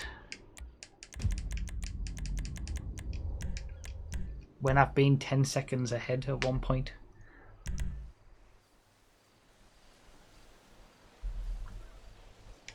I was 8 seconds ahead at the observatory on that one where I fluffed it.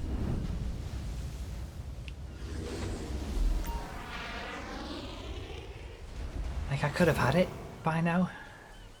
7:25 or something.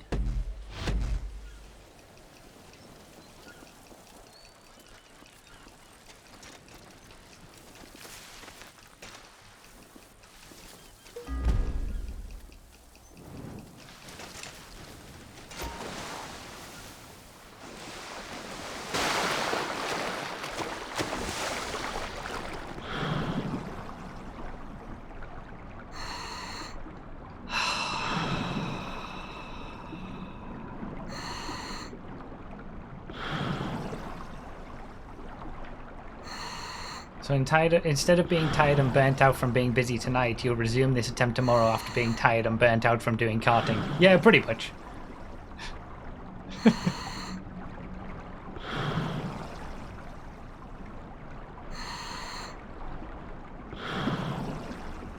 Again, not there again! It's trolling me now. It really is. It's that now that I've gotten good at the start, it's trolling me with the lack of sea sharks.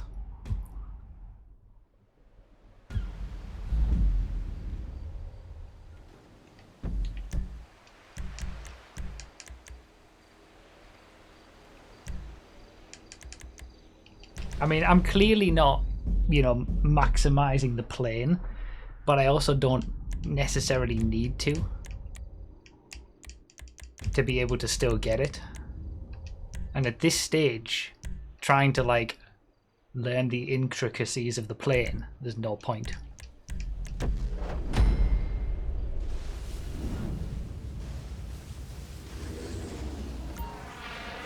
All the things you're saying I've experienced doing my runs. Yeah, I mean, this is just the probably everyone who's speedrun anything sees themselves in this stream. Go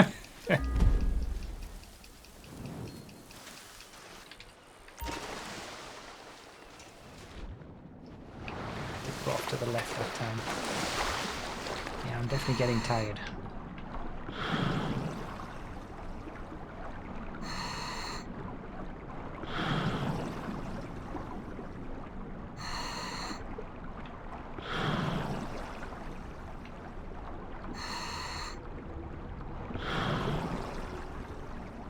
Yes, says Josh.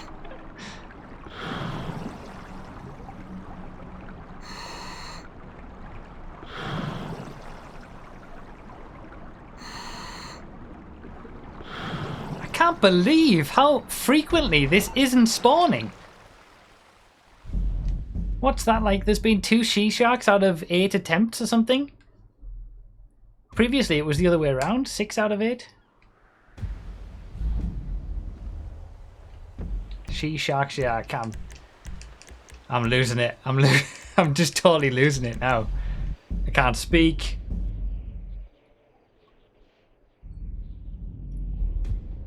I'm making mistakes.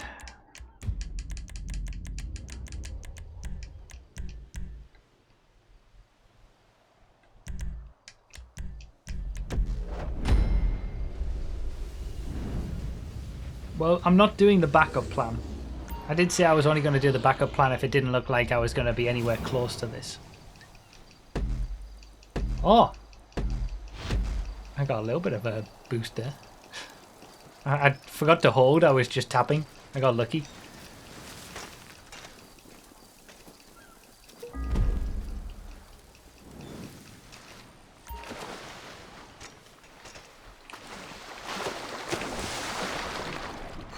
Okay, not bad. What did I do with the time? Did I not set it to noon again? Are we morning again? I keep doing that.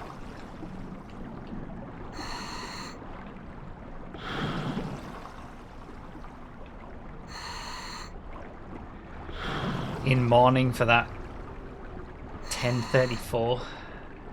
In reality, the morning is for the death of that run where it was 8 seconds quicker at the observatory before the crash. This is unbelievable. This is like actually unbelievable.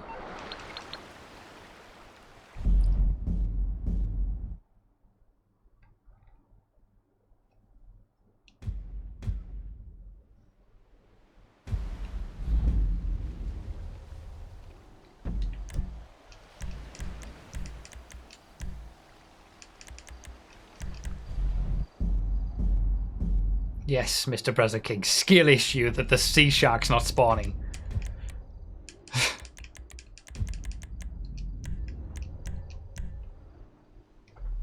At least I can restart quickly. That was one of the benefits that I had of trying the any percent, because if the sea shark's not there, you just start again. It's not like a full Gfred run where if you don't get a 9F as the first car on the highway, you've got to restart and it takes you another 5 minutes to start up again.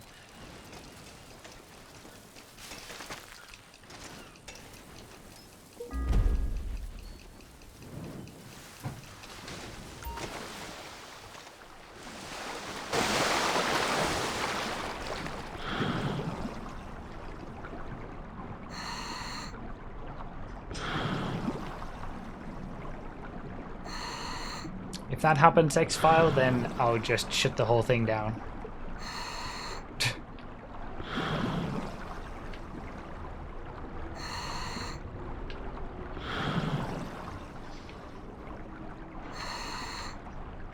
Verdolith did that last time.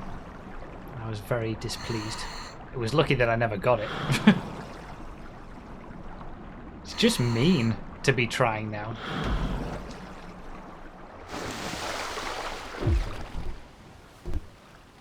Still that 2 seconds.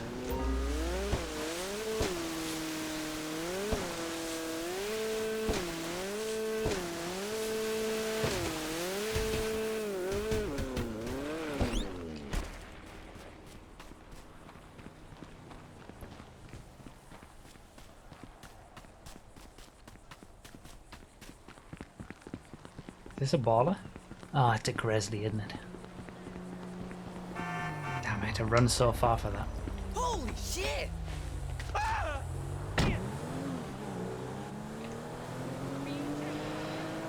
Alright, highway.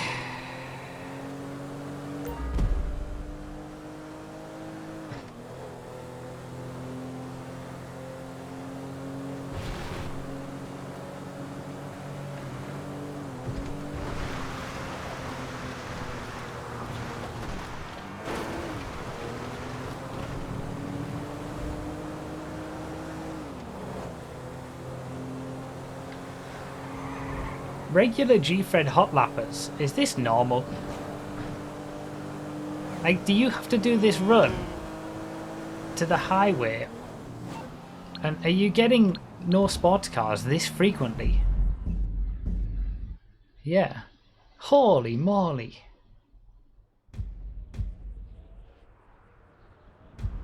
That's horrific. It has taken me literally hundreds of runs to 9Fs before. Holy shit. That's... yeah, I couldn't do that. I just couldn't.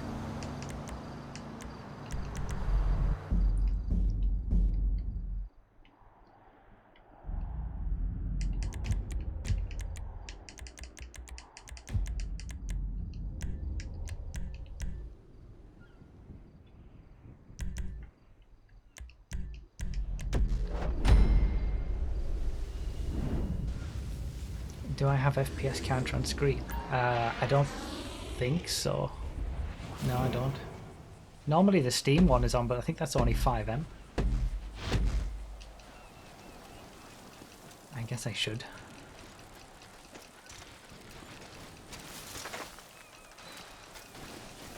I mean, I can show you my settings. I'm limited to 60.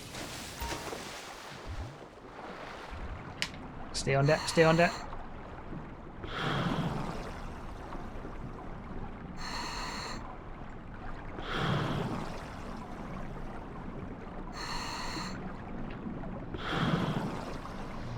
Come on, Sea Shark.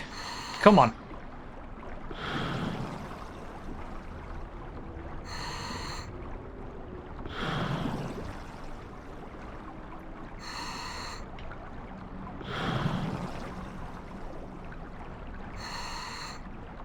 Oh, it's there. I can see the reflect. You can see the reflection in the water before you actually see it.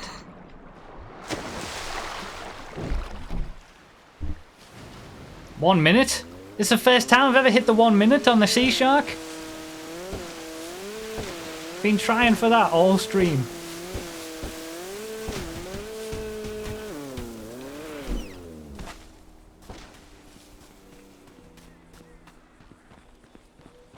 Alright, what have we got?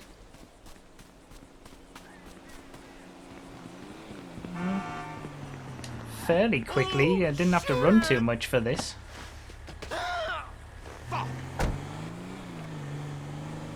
Now it's all on the highway again. This is the best start I've had.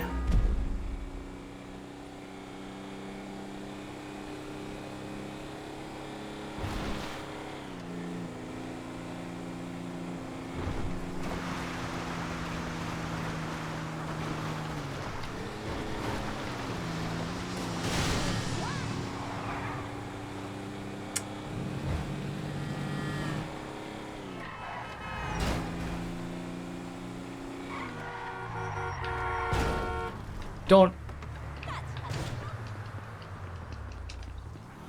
I totally. Ah! Crap. Okay, that took a little bit of extra time to get.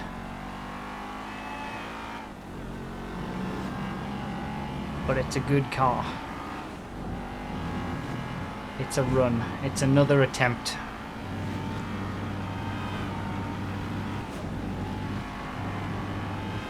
This might be the last attempt of the stream.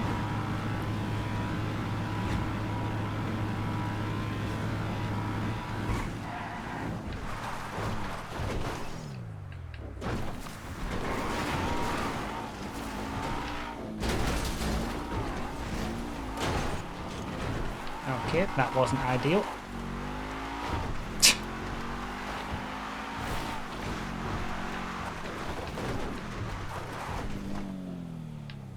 So I'm a little bit further down than I was in the Corquette, but I think this is quicker than the Corquette. Yeah, just shedding weight, that's all it is.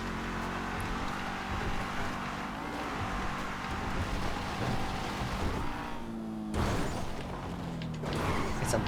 Oh, come on!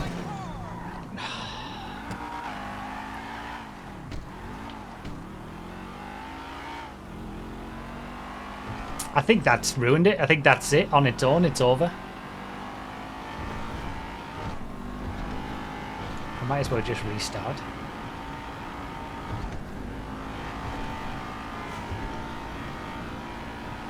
I mean, I'll at least get the laser. See what time I get.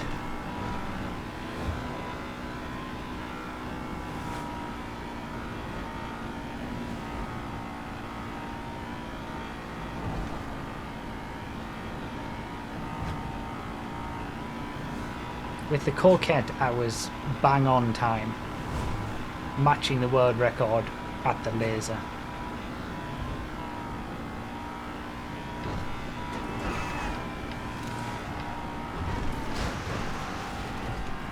If I'm behind on that, I'm gonna just restart.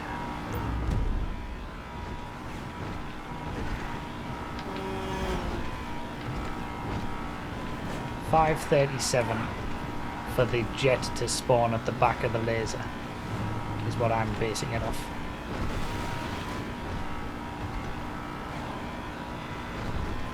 I think this Rapid GT's stanced, you know.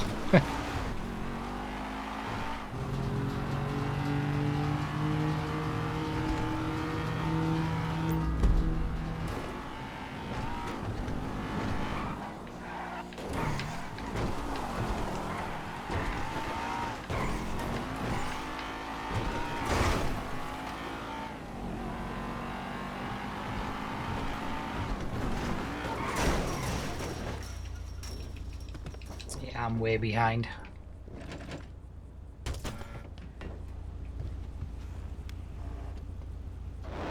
Good 4 seconds.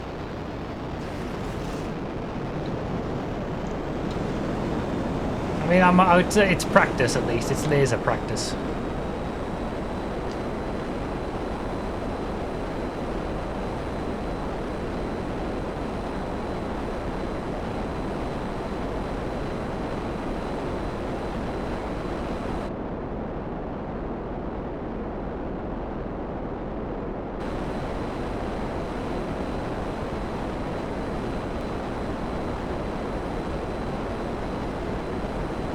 Riskier Chilean approach. Yeah, I could take a few more risks at the plane checkpoints rather than play it safe like I've been doing. Give me some practice of doing that as well. And if I crash, it doesn't really matter because I wasn't really on the pace anyway.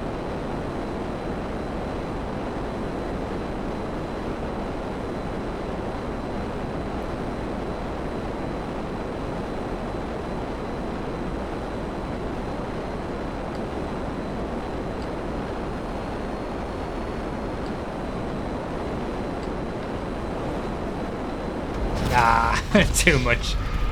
All right.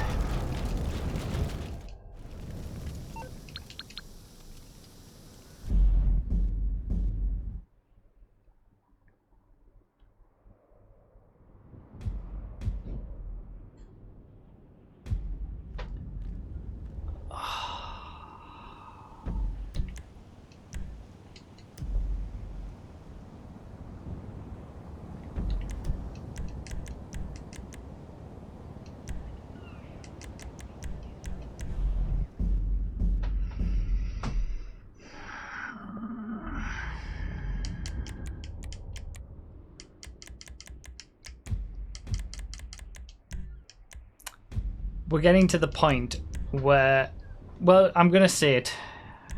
We're either going to get to 7:45 and I will end it, or any actual run will be the last run from this point on.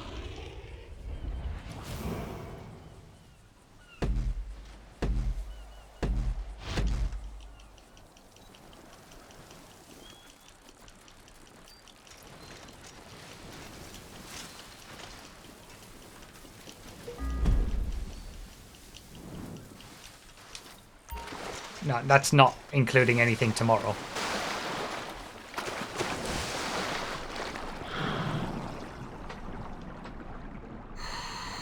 Can't believe I missed your best run. I mean, to be fair, GTA Dream Master, it wasn't even my best run. It was my best time. But I had done better runs before I crashed at the observatory.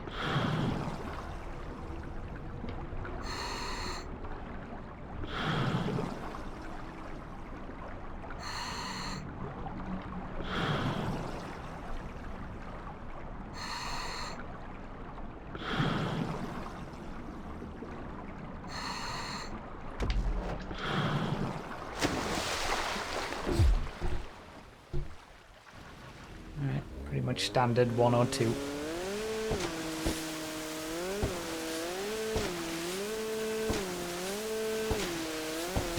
Oh, I hit the frickin' rock.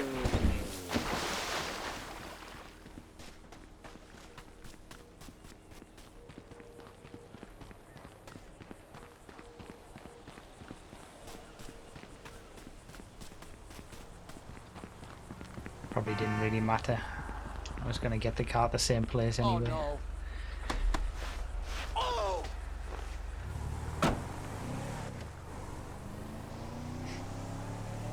Are you going to try off stream? No.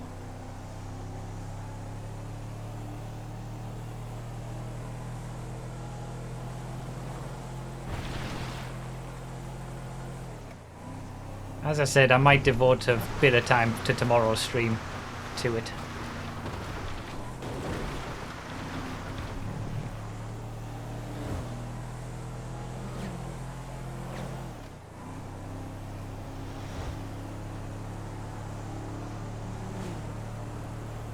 Nope. Nope, nope, nope.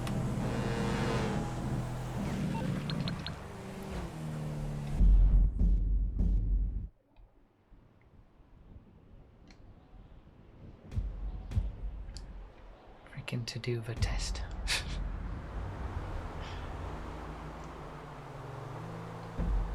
What's to do the up to?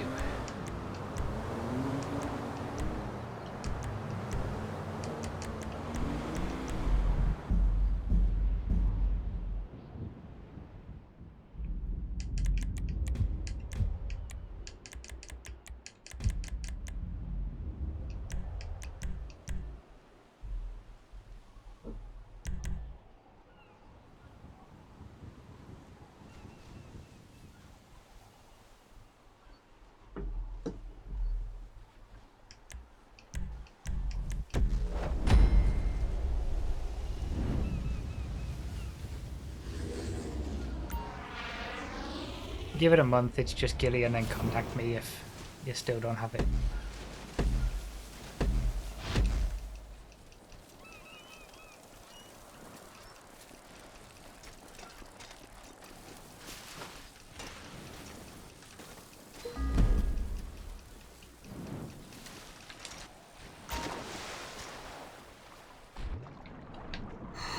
Good. That was a good spawn. A good transition. Sea Shark won't be here this time. I've learned a lot, to be fair. This has been quite the journey.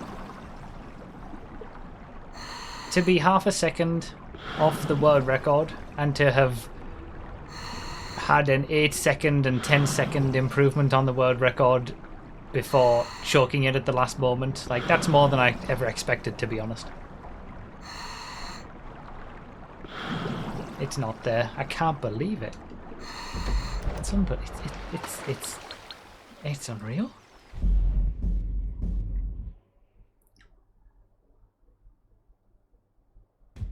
Sometimes you will it to not be there. Is that right? I need to go in with a positive mental attitude, and it'll be there.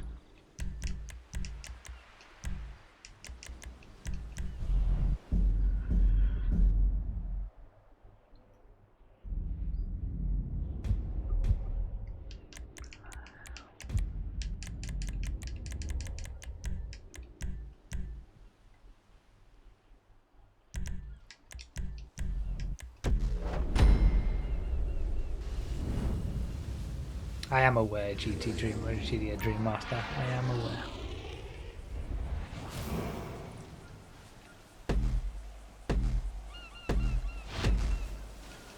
Alright, positive mental attitude then. Sea Shark will be here. I believe. And because I believe it will be there, according to Hammer.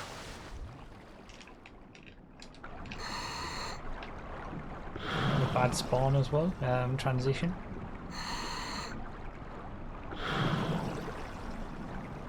Come on, Sea Shark, you're going to be there. I know you are, because positive mental attitude can solve everything.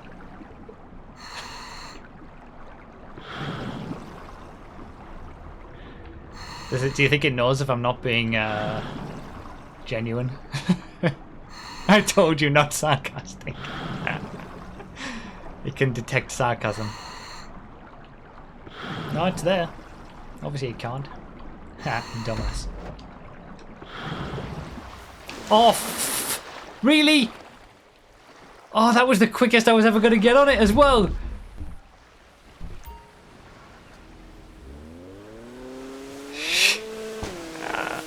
Oh, shit. Yeah, karma, that's what I get for mocking it, I know.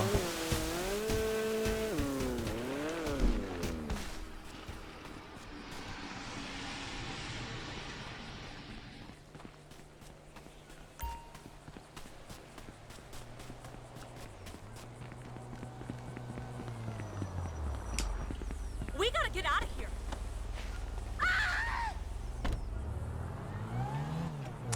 I'm getting tired. Like, I wouldn't have made that mistake of I think that was my inputs that caused me to have a bad, like, climb onto the Sea Shark there. It's the tiredness. It's sinking in.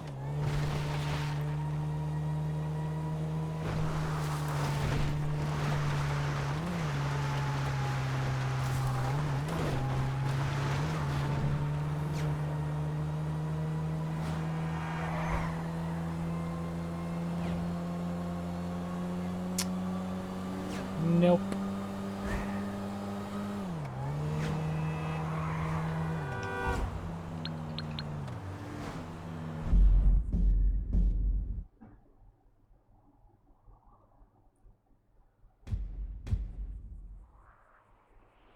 Depending on the Sea Shark spawns, we're either going to get 1 or 2 more attempts.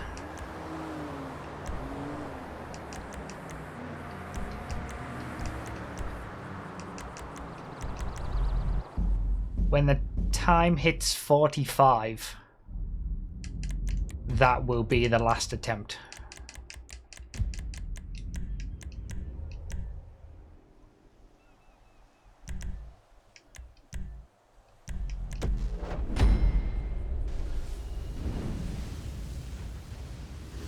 $23.45. It'll be $23.45 for somebody, but not for me.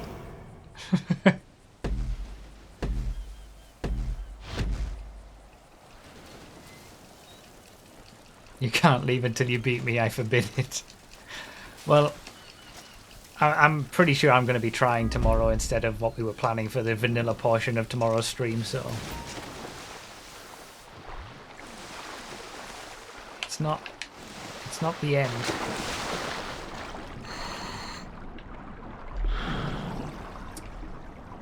That wasn't a great start.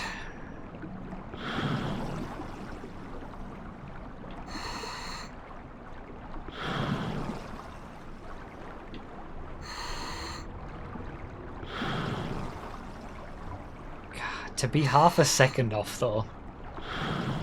Damn.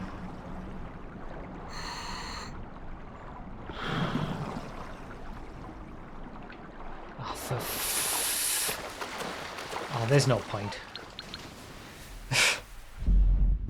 getting too tired now. Trying to keep you positive is like trying to bail the Titanic out with a small bucket.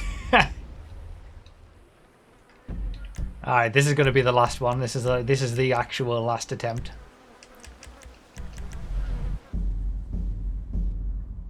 About an hour and a half ago, I was thinking, okay, it's just a matter of time. I can do this. Now, not so much. I think it is still a matter of time, but I've run out of time. Alright, this is the last one. This is the actual last attempt.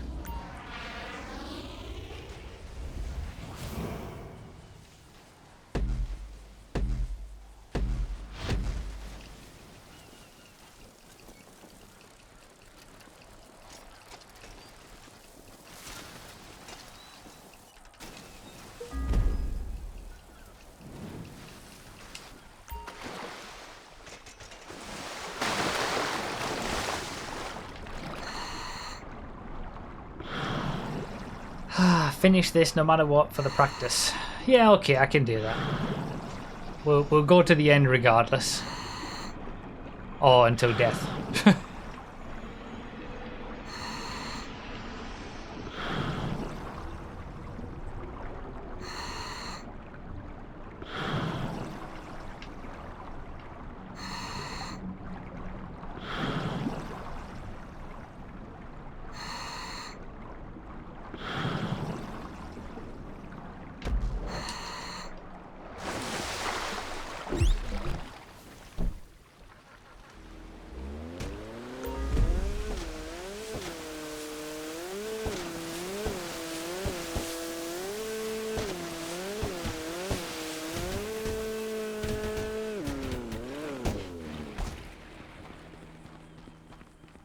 That's the best I've done so far. Easily. The car's miles away though. Bollocks.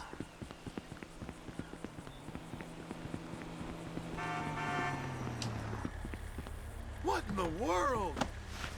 Ah! Fucking fuck. Alright, that's about even.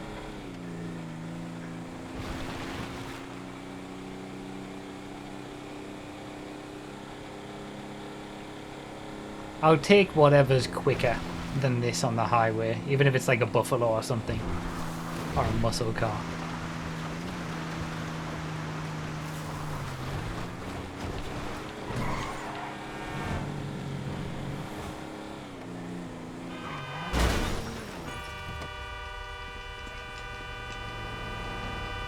I guess we're doing a Futo. It's got a good top speed, the Futo, but I don't know whether that's from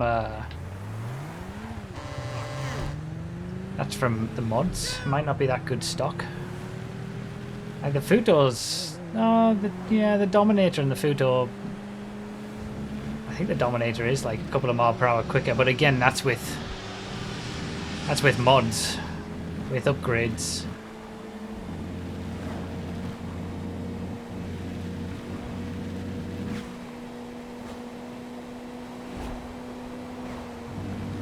Can you imagine if I get to the laser ahead of the world record time in the Futo?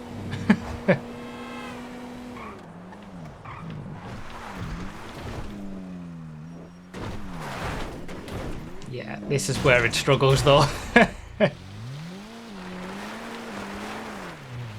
I'm so far behind.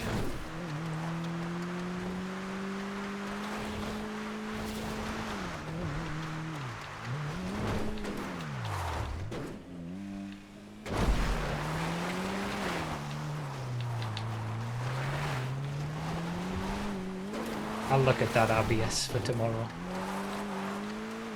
I'm guessing I can just look at the record run.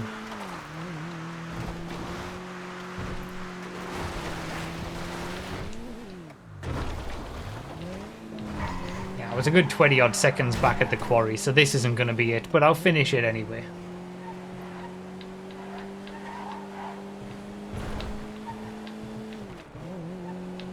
Get some playing practice.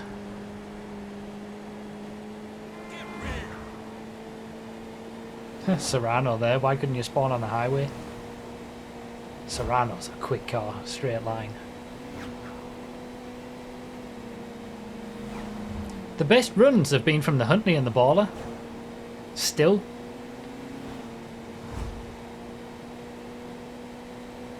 The 9F was close enough.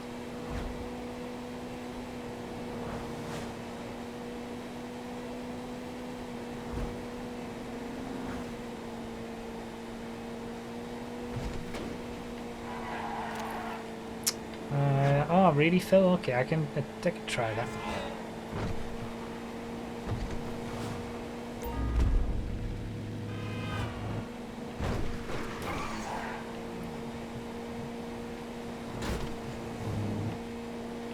GTA Dream Master, when did you send me that record again? Wasn't it like Friday or Thursday or something this week? Or maybe early this week, Tuesday or something like that.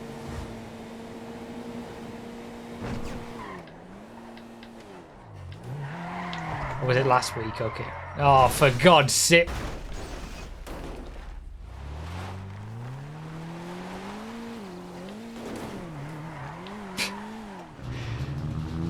I've just been planning this for ages. And I knew I was always going to try the any percent because it's the one that appeals to me the most. And it's ironic that literally like the week before I planned to do it, after like a month and a half of it being in existence, the world record comes down to the point where if it hadn't have been done, I would have had the world record at this point. Yeah,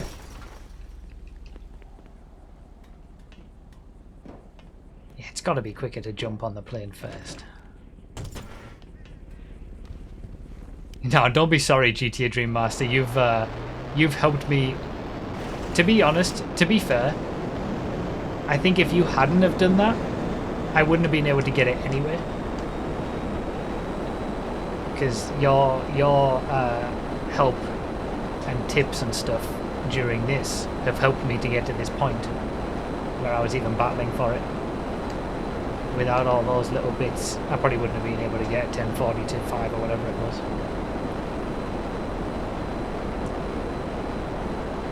What's better though, you missing a world record by half a second or getting the record and getting beat a week later by half a second?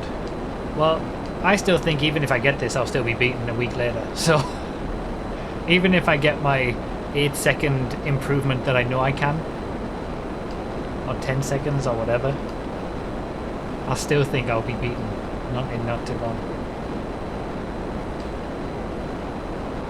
It was just about whether I could do it before anyone else did on this stream. That's obviously not happened.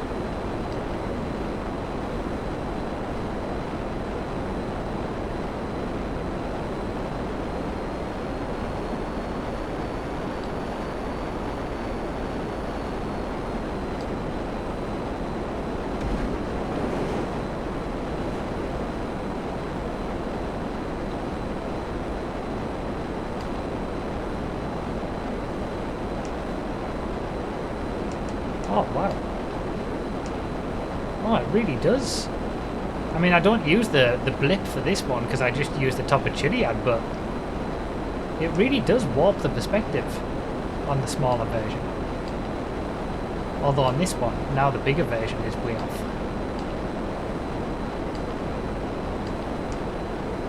The small one is correct going north.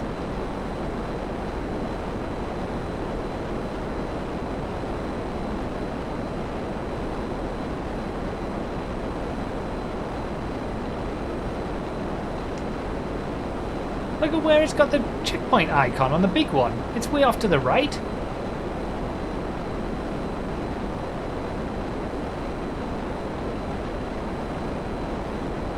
That's so weird. Okay, I'm level. At least I keep. Oh, that's something I should use the map for. To tell me when I'm level with the checkpoint. If I get to that point, I've gone too high.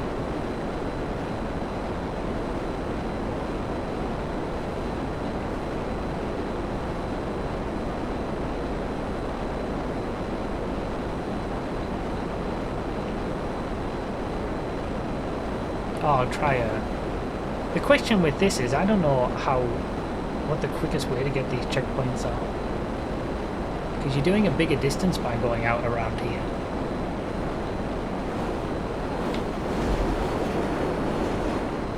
And the risk is significantly higher.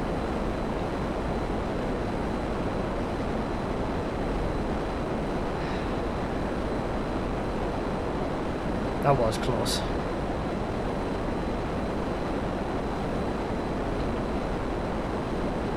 Because you can turn so quick with the planes that, like, I don't know how much time you're actually going to save by going out wide when you can just go straight for it and then almost do a crazy U-turn.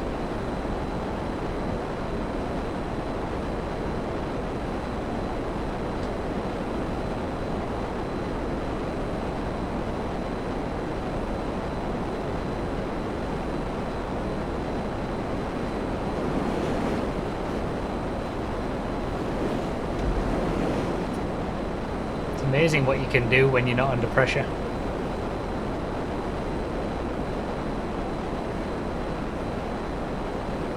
If I'd done that on that run where I was 8 seconds ahead, would have been over. But that's it, that's speed running. You know that you're ahead, you know that the pressure's on. And that's where the stress comes in. And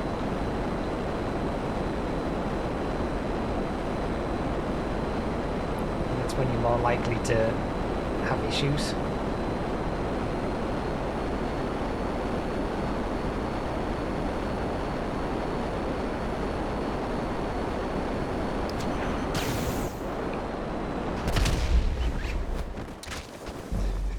Oh, I died.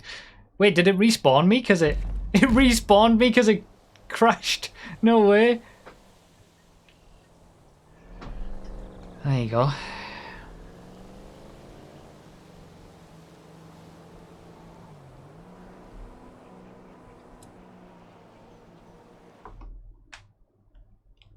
A fitting end.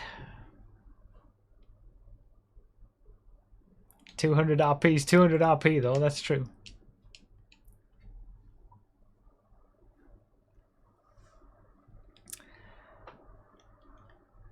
I can't let this lie. I can't let this be how this story ends. I will be trying it tomorrow. First part of the stream tomorrow. I need to give it more time. I'll be fresh. I'll be able to put into practice everything that I've learned today. I was half a second off. And on previous runs, I was 7 and 8 seconds ahead, up to 10 seconds ahead. It's like, it's there. It is there. I think I was just getting too tired towards the end. I couldn't. Doing this I mean, it's the end of a 6-hour stream, and I've been doing that for 3.5 hours straight. Yeah. Fresh after karting. I'll be fresher than I will be right now, I'll tell you that. It'll only be on the night that I'll start to struggle. Keep the prediction or cash out as a failure. I mean, I think you've got to cash it out and then do a new prediction tomorrow. Because I didn't get it, and it was planned for this stream. The non-believers ultimately won out. Sorry, believers. We were so close.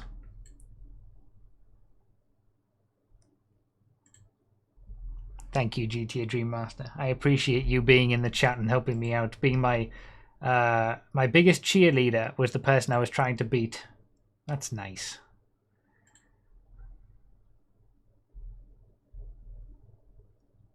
Last chance to get your subscriptions in at a cheaper price if you're not subscribed, or you're gift subbed and you want to have your own regular subscription. It won't be active tomorrow. What are we on? Sub points 1197. That's really nice. Thank you guys very much.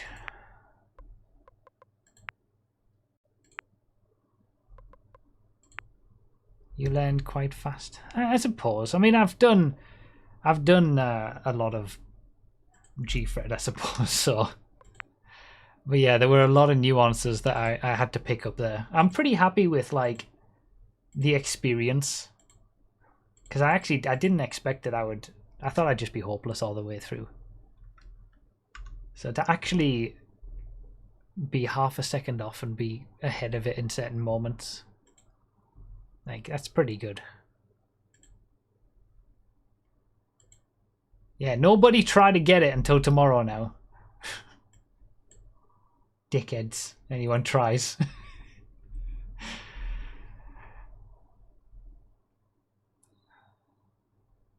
I'm joking. I think that I gotta give myself at least some credit. I found a better line into Zancudo. Like, I found a better strategy. Oh, what a scumbag!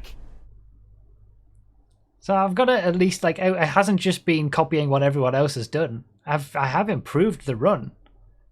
So I've got to give myself some credit that I've done something. But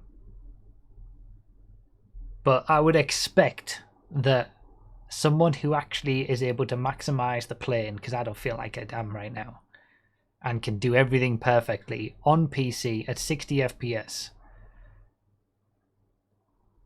the 10 minutes that I thought was impossible, I don't think is necessarily that impossible as I thought it was. I think it will be very difficult still, but I think there is a chance. Because I'm not at that level. I'm not at that level that I can do that. And I'm not going to do the hours needed to get close to that level. It's not going to be possible. I don't have the time for that. But if someone did, a sub 10 minute might be possible on PC. It'd have to be on PC at 60 FPS. Guess what? Verdless, don't you dare say you just did a sub 10 minute Gfred.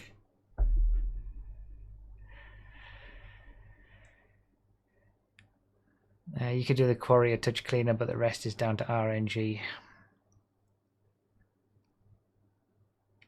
So I'm not going to have platform-specific records in terms of on the spreadsheet like the other one, but I will be putting a note on each of the other Gfred records, the non-standard ones, and it will have the best time for the other platforms that aren't the actual record. So it will still be there. Just because I don't want to have like 15 rows of every single platform or whatever. It'd be too much. Is a link to the job on the spreadsheet. I mean, it's just Gfred. It's the regular Gfred. People have made like their own version of Gfred with a Raiju in and other planes and oppressors and stuff. But that's not the point. Any percent is the regular Gfred job.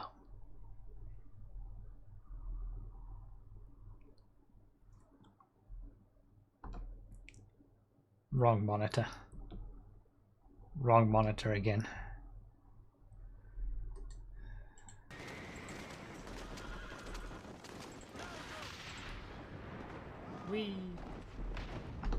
There we go.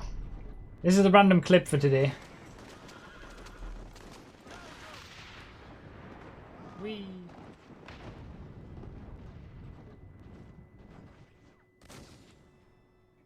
He said now, so I did it now, and then...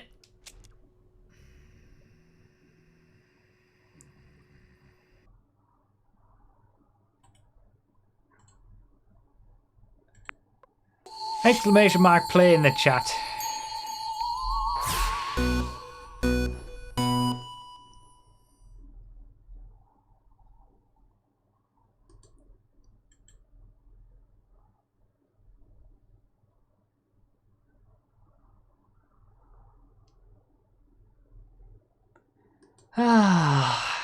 So close. Segi, thank you for the 31 months.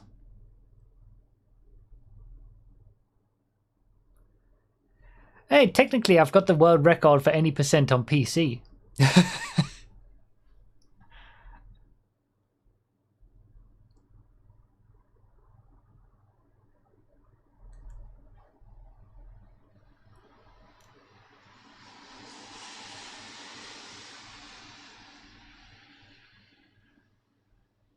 Broughy.com/Gfred stats. It's also linked in the description of every Gfred video, and it's also on the Gfred page on the site. You can add that note now. Yeah, theoretically, I could put down in the note that I'm there with the 1034.3 or whatever it was.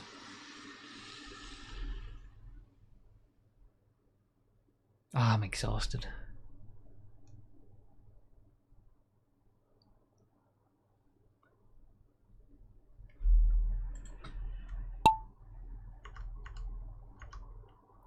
One more stream to go of the stream week.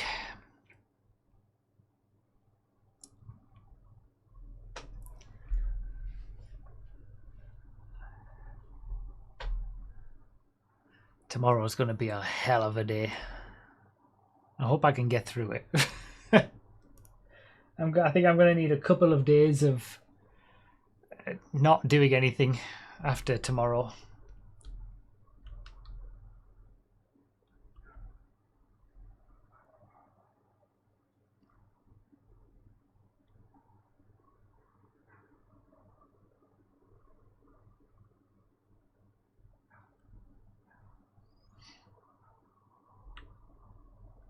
Oh yeah, it should be the monthly Marbles leaderboard. I tell you what, let's do it tomorrow. Let's extend it. No, we'll do it tomorrow before the Marbles race. That can be part of the stream tomorrow. Watching you speedrun that really puts into perspective people who do full game speedruns. I know. That's like 10 minutes of a speedrun. That's about... I couldn't even handle the 20-minute full Gfred. Like 10-minute any percent is about the limit of what I can do. If there's a speedrun that's 10 minutes or less, I might be willing to do it.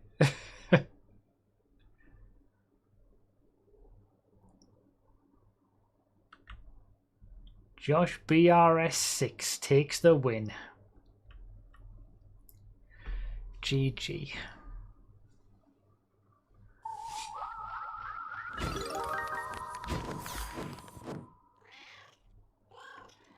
We're only going to do one race because I need to leave, I need to eat, I need to go to bed because tomorrow is going to be a long day.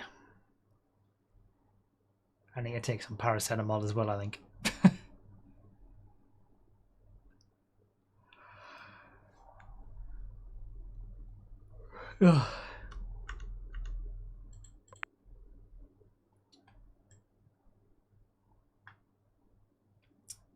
Damn, to be so close. Great stream though. Thank you guys for being here.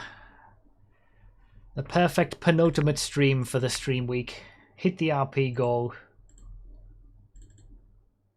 And we'll be doing double duty 8 hours tomorrow. The only thing that could have made it better is actually being half a second quicker. Exceptional Gfred spirit today. Indeed. Ah, it's good. Thank you everybody below for the crazy gift subs and the bits and the donations. Thank you all very much. Thanks for being here. And I'll see you all tomorrow for the final day of the stream week. We'll see if I can get it. And then we'll do other fun stuff. Thank you guys so much. See you all later. Bye bye.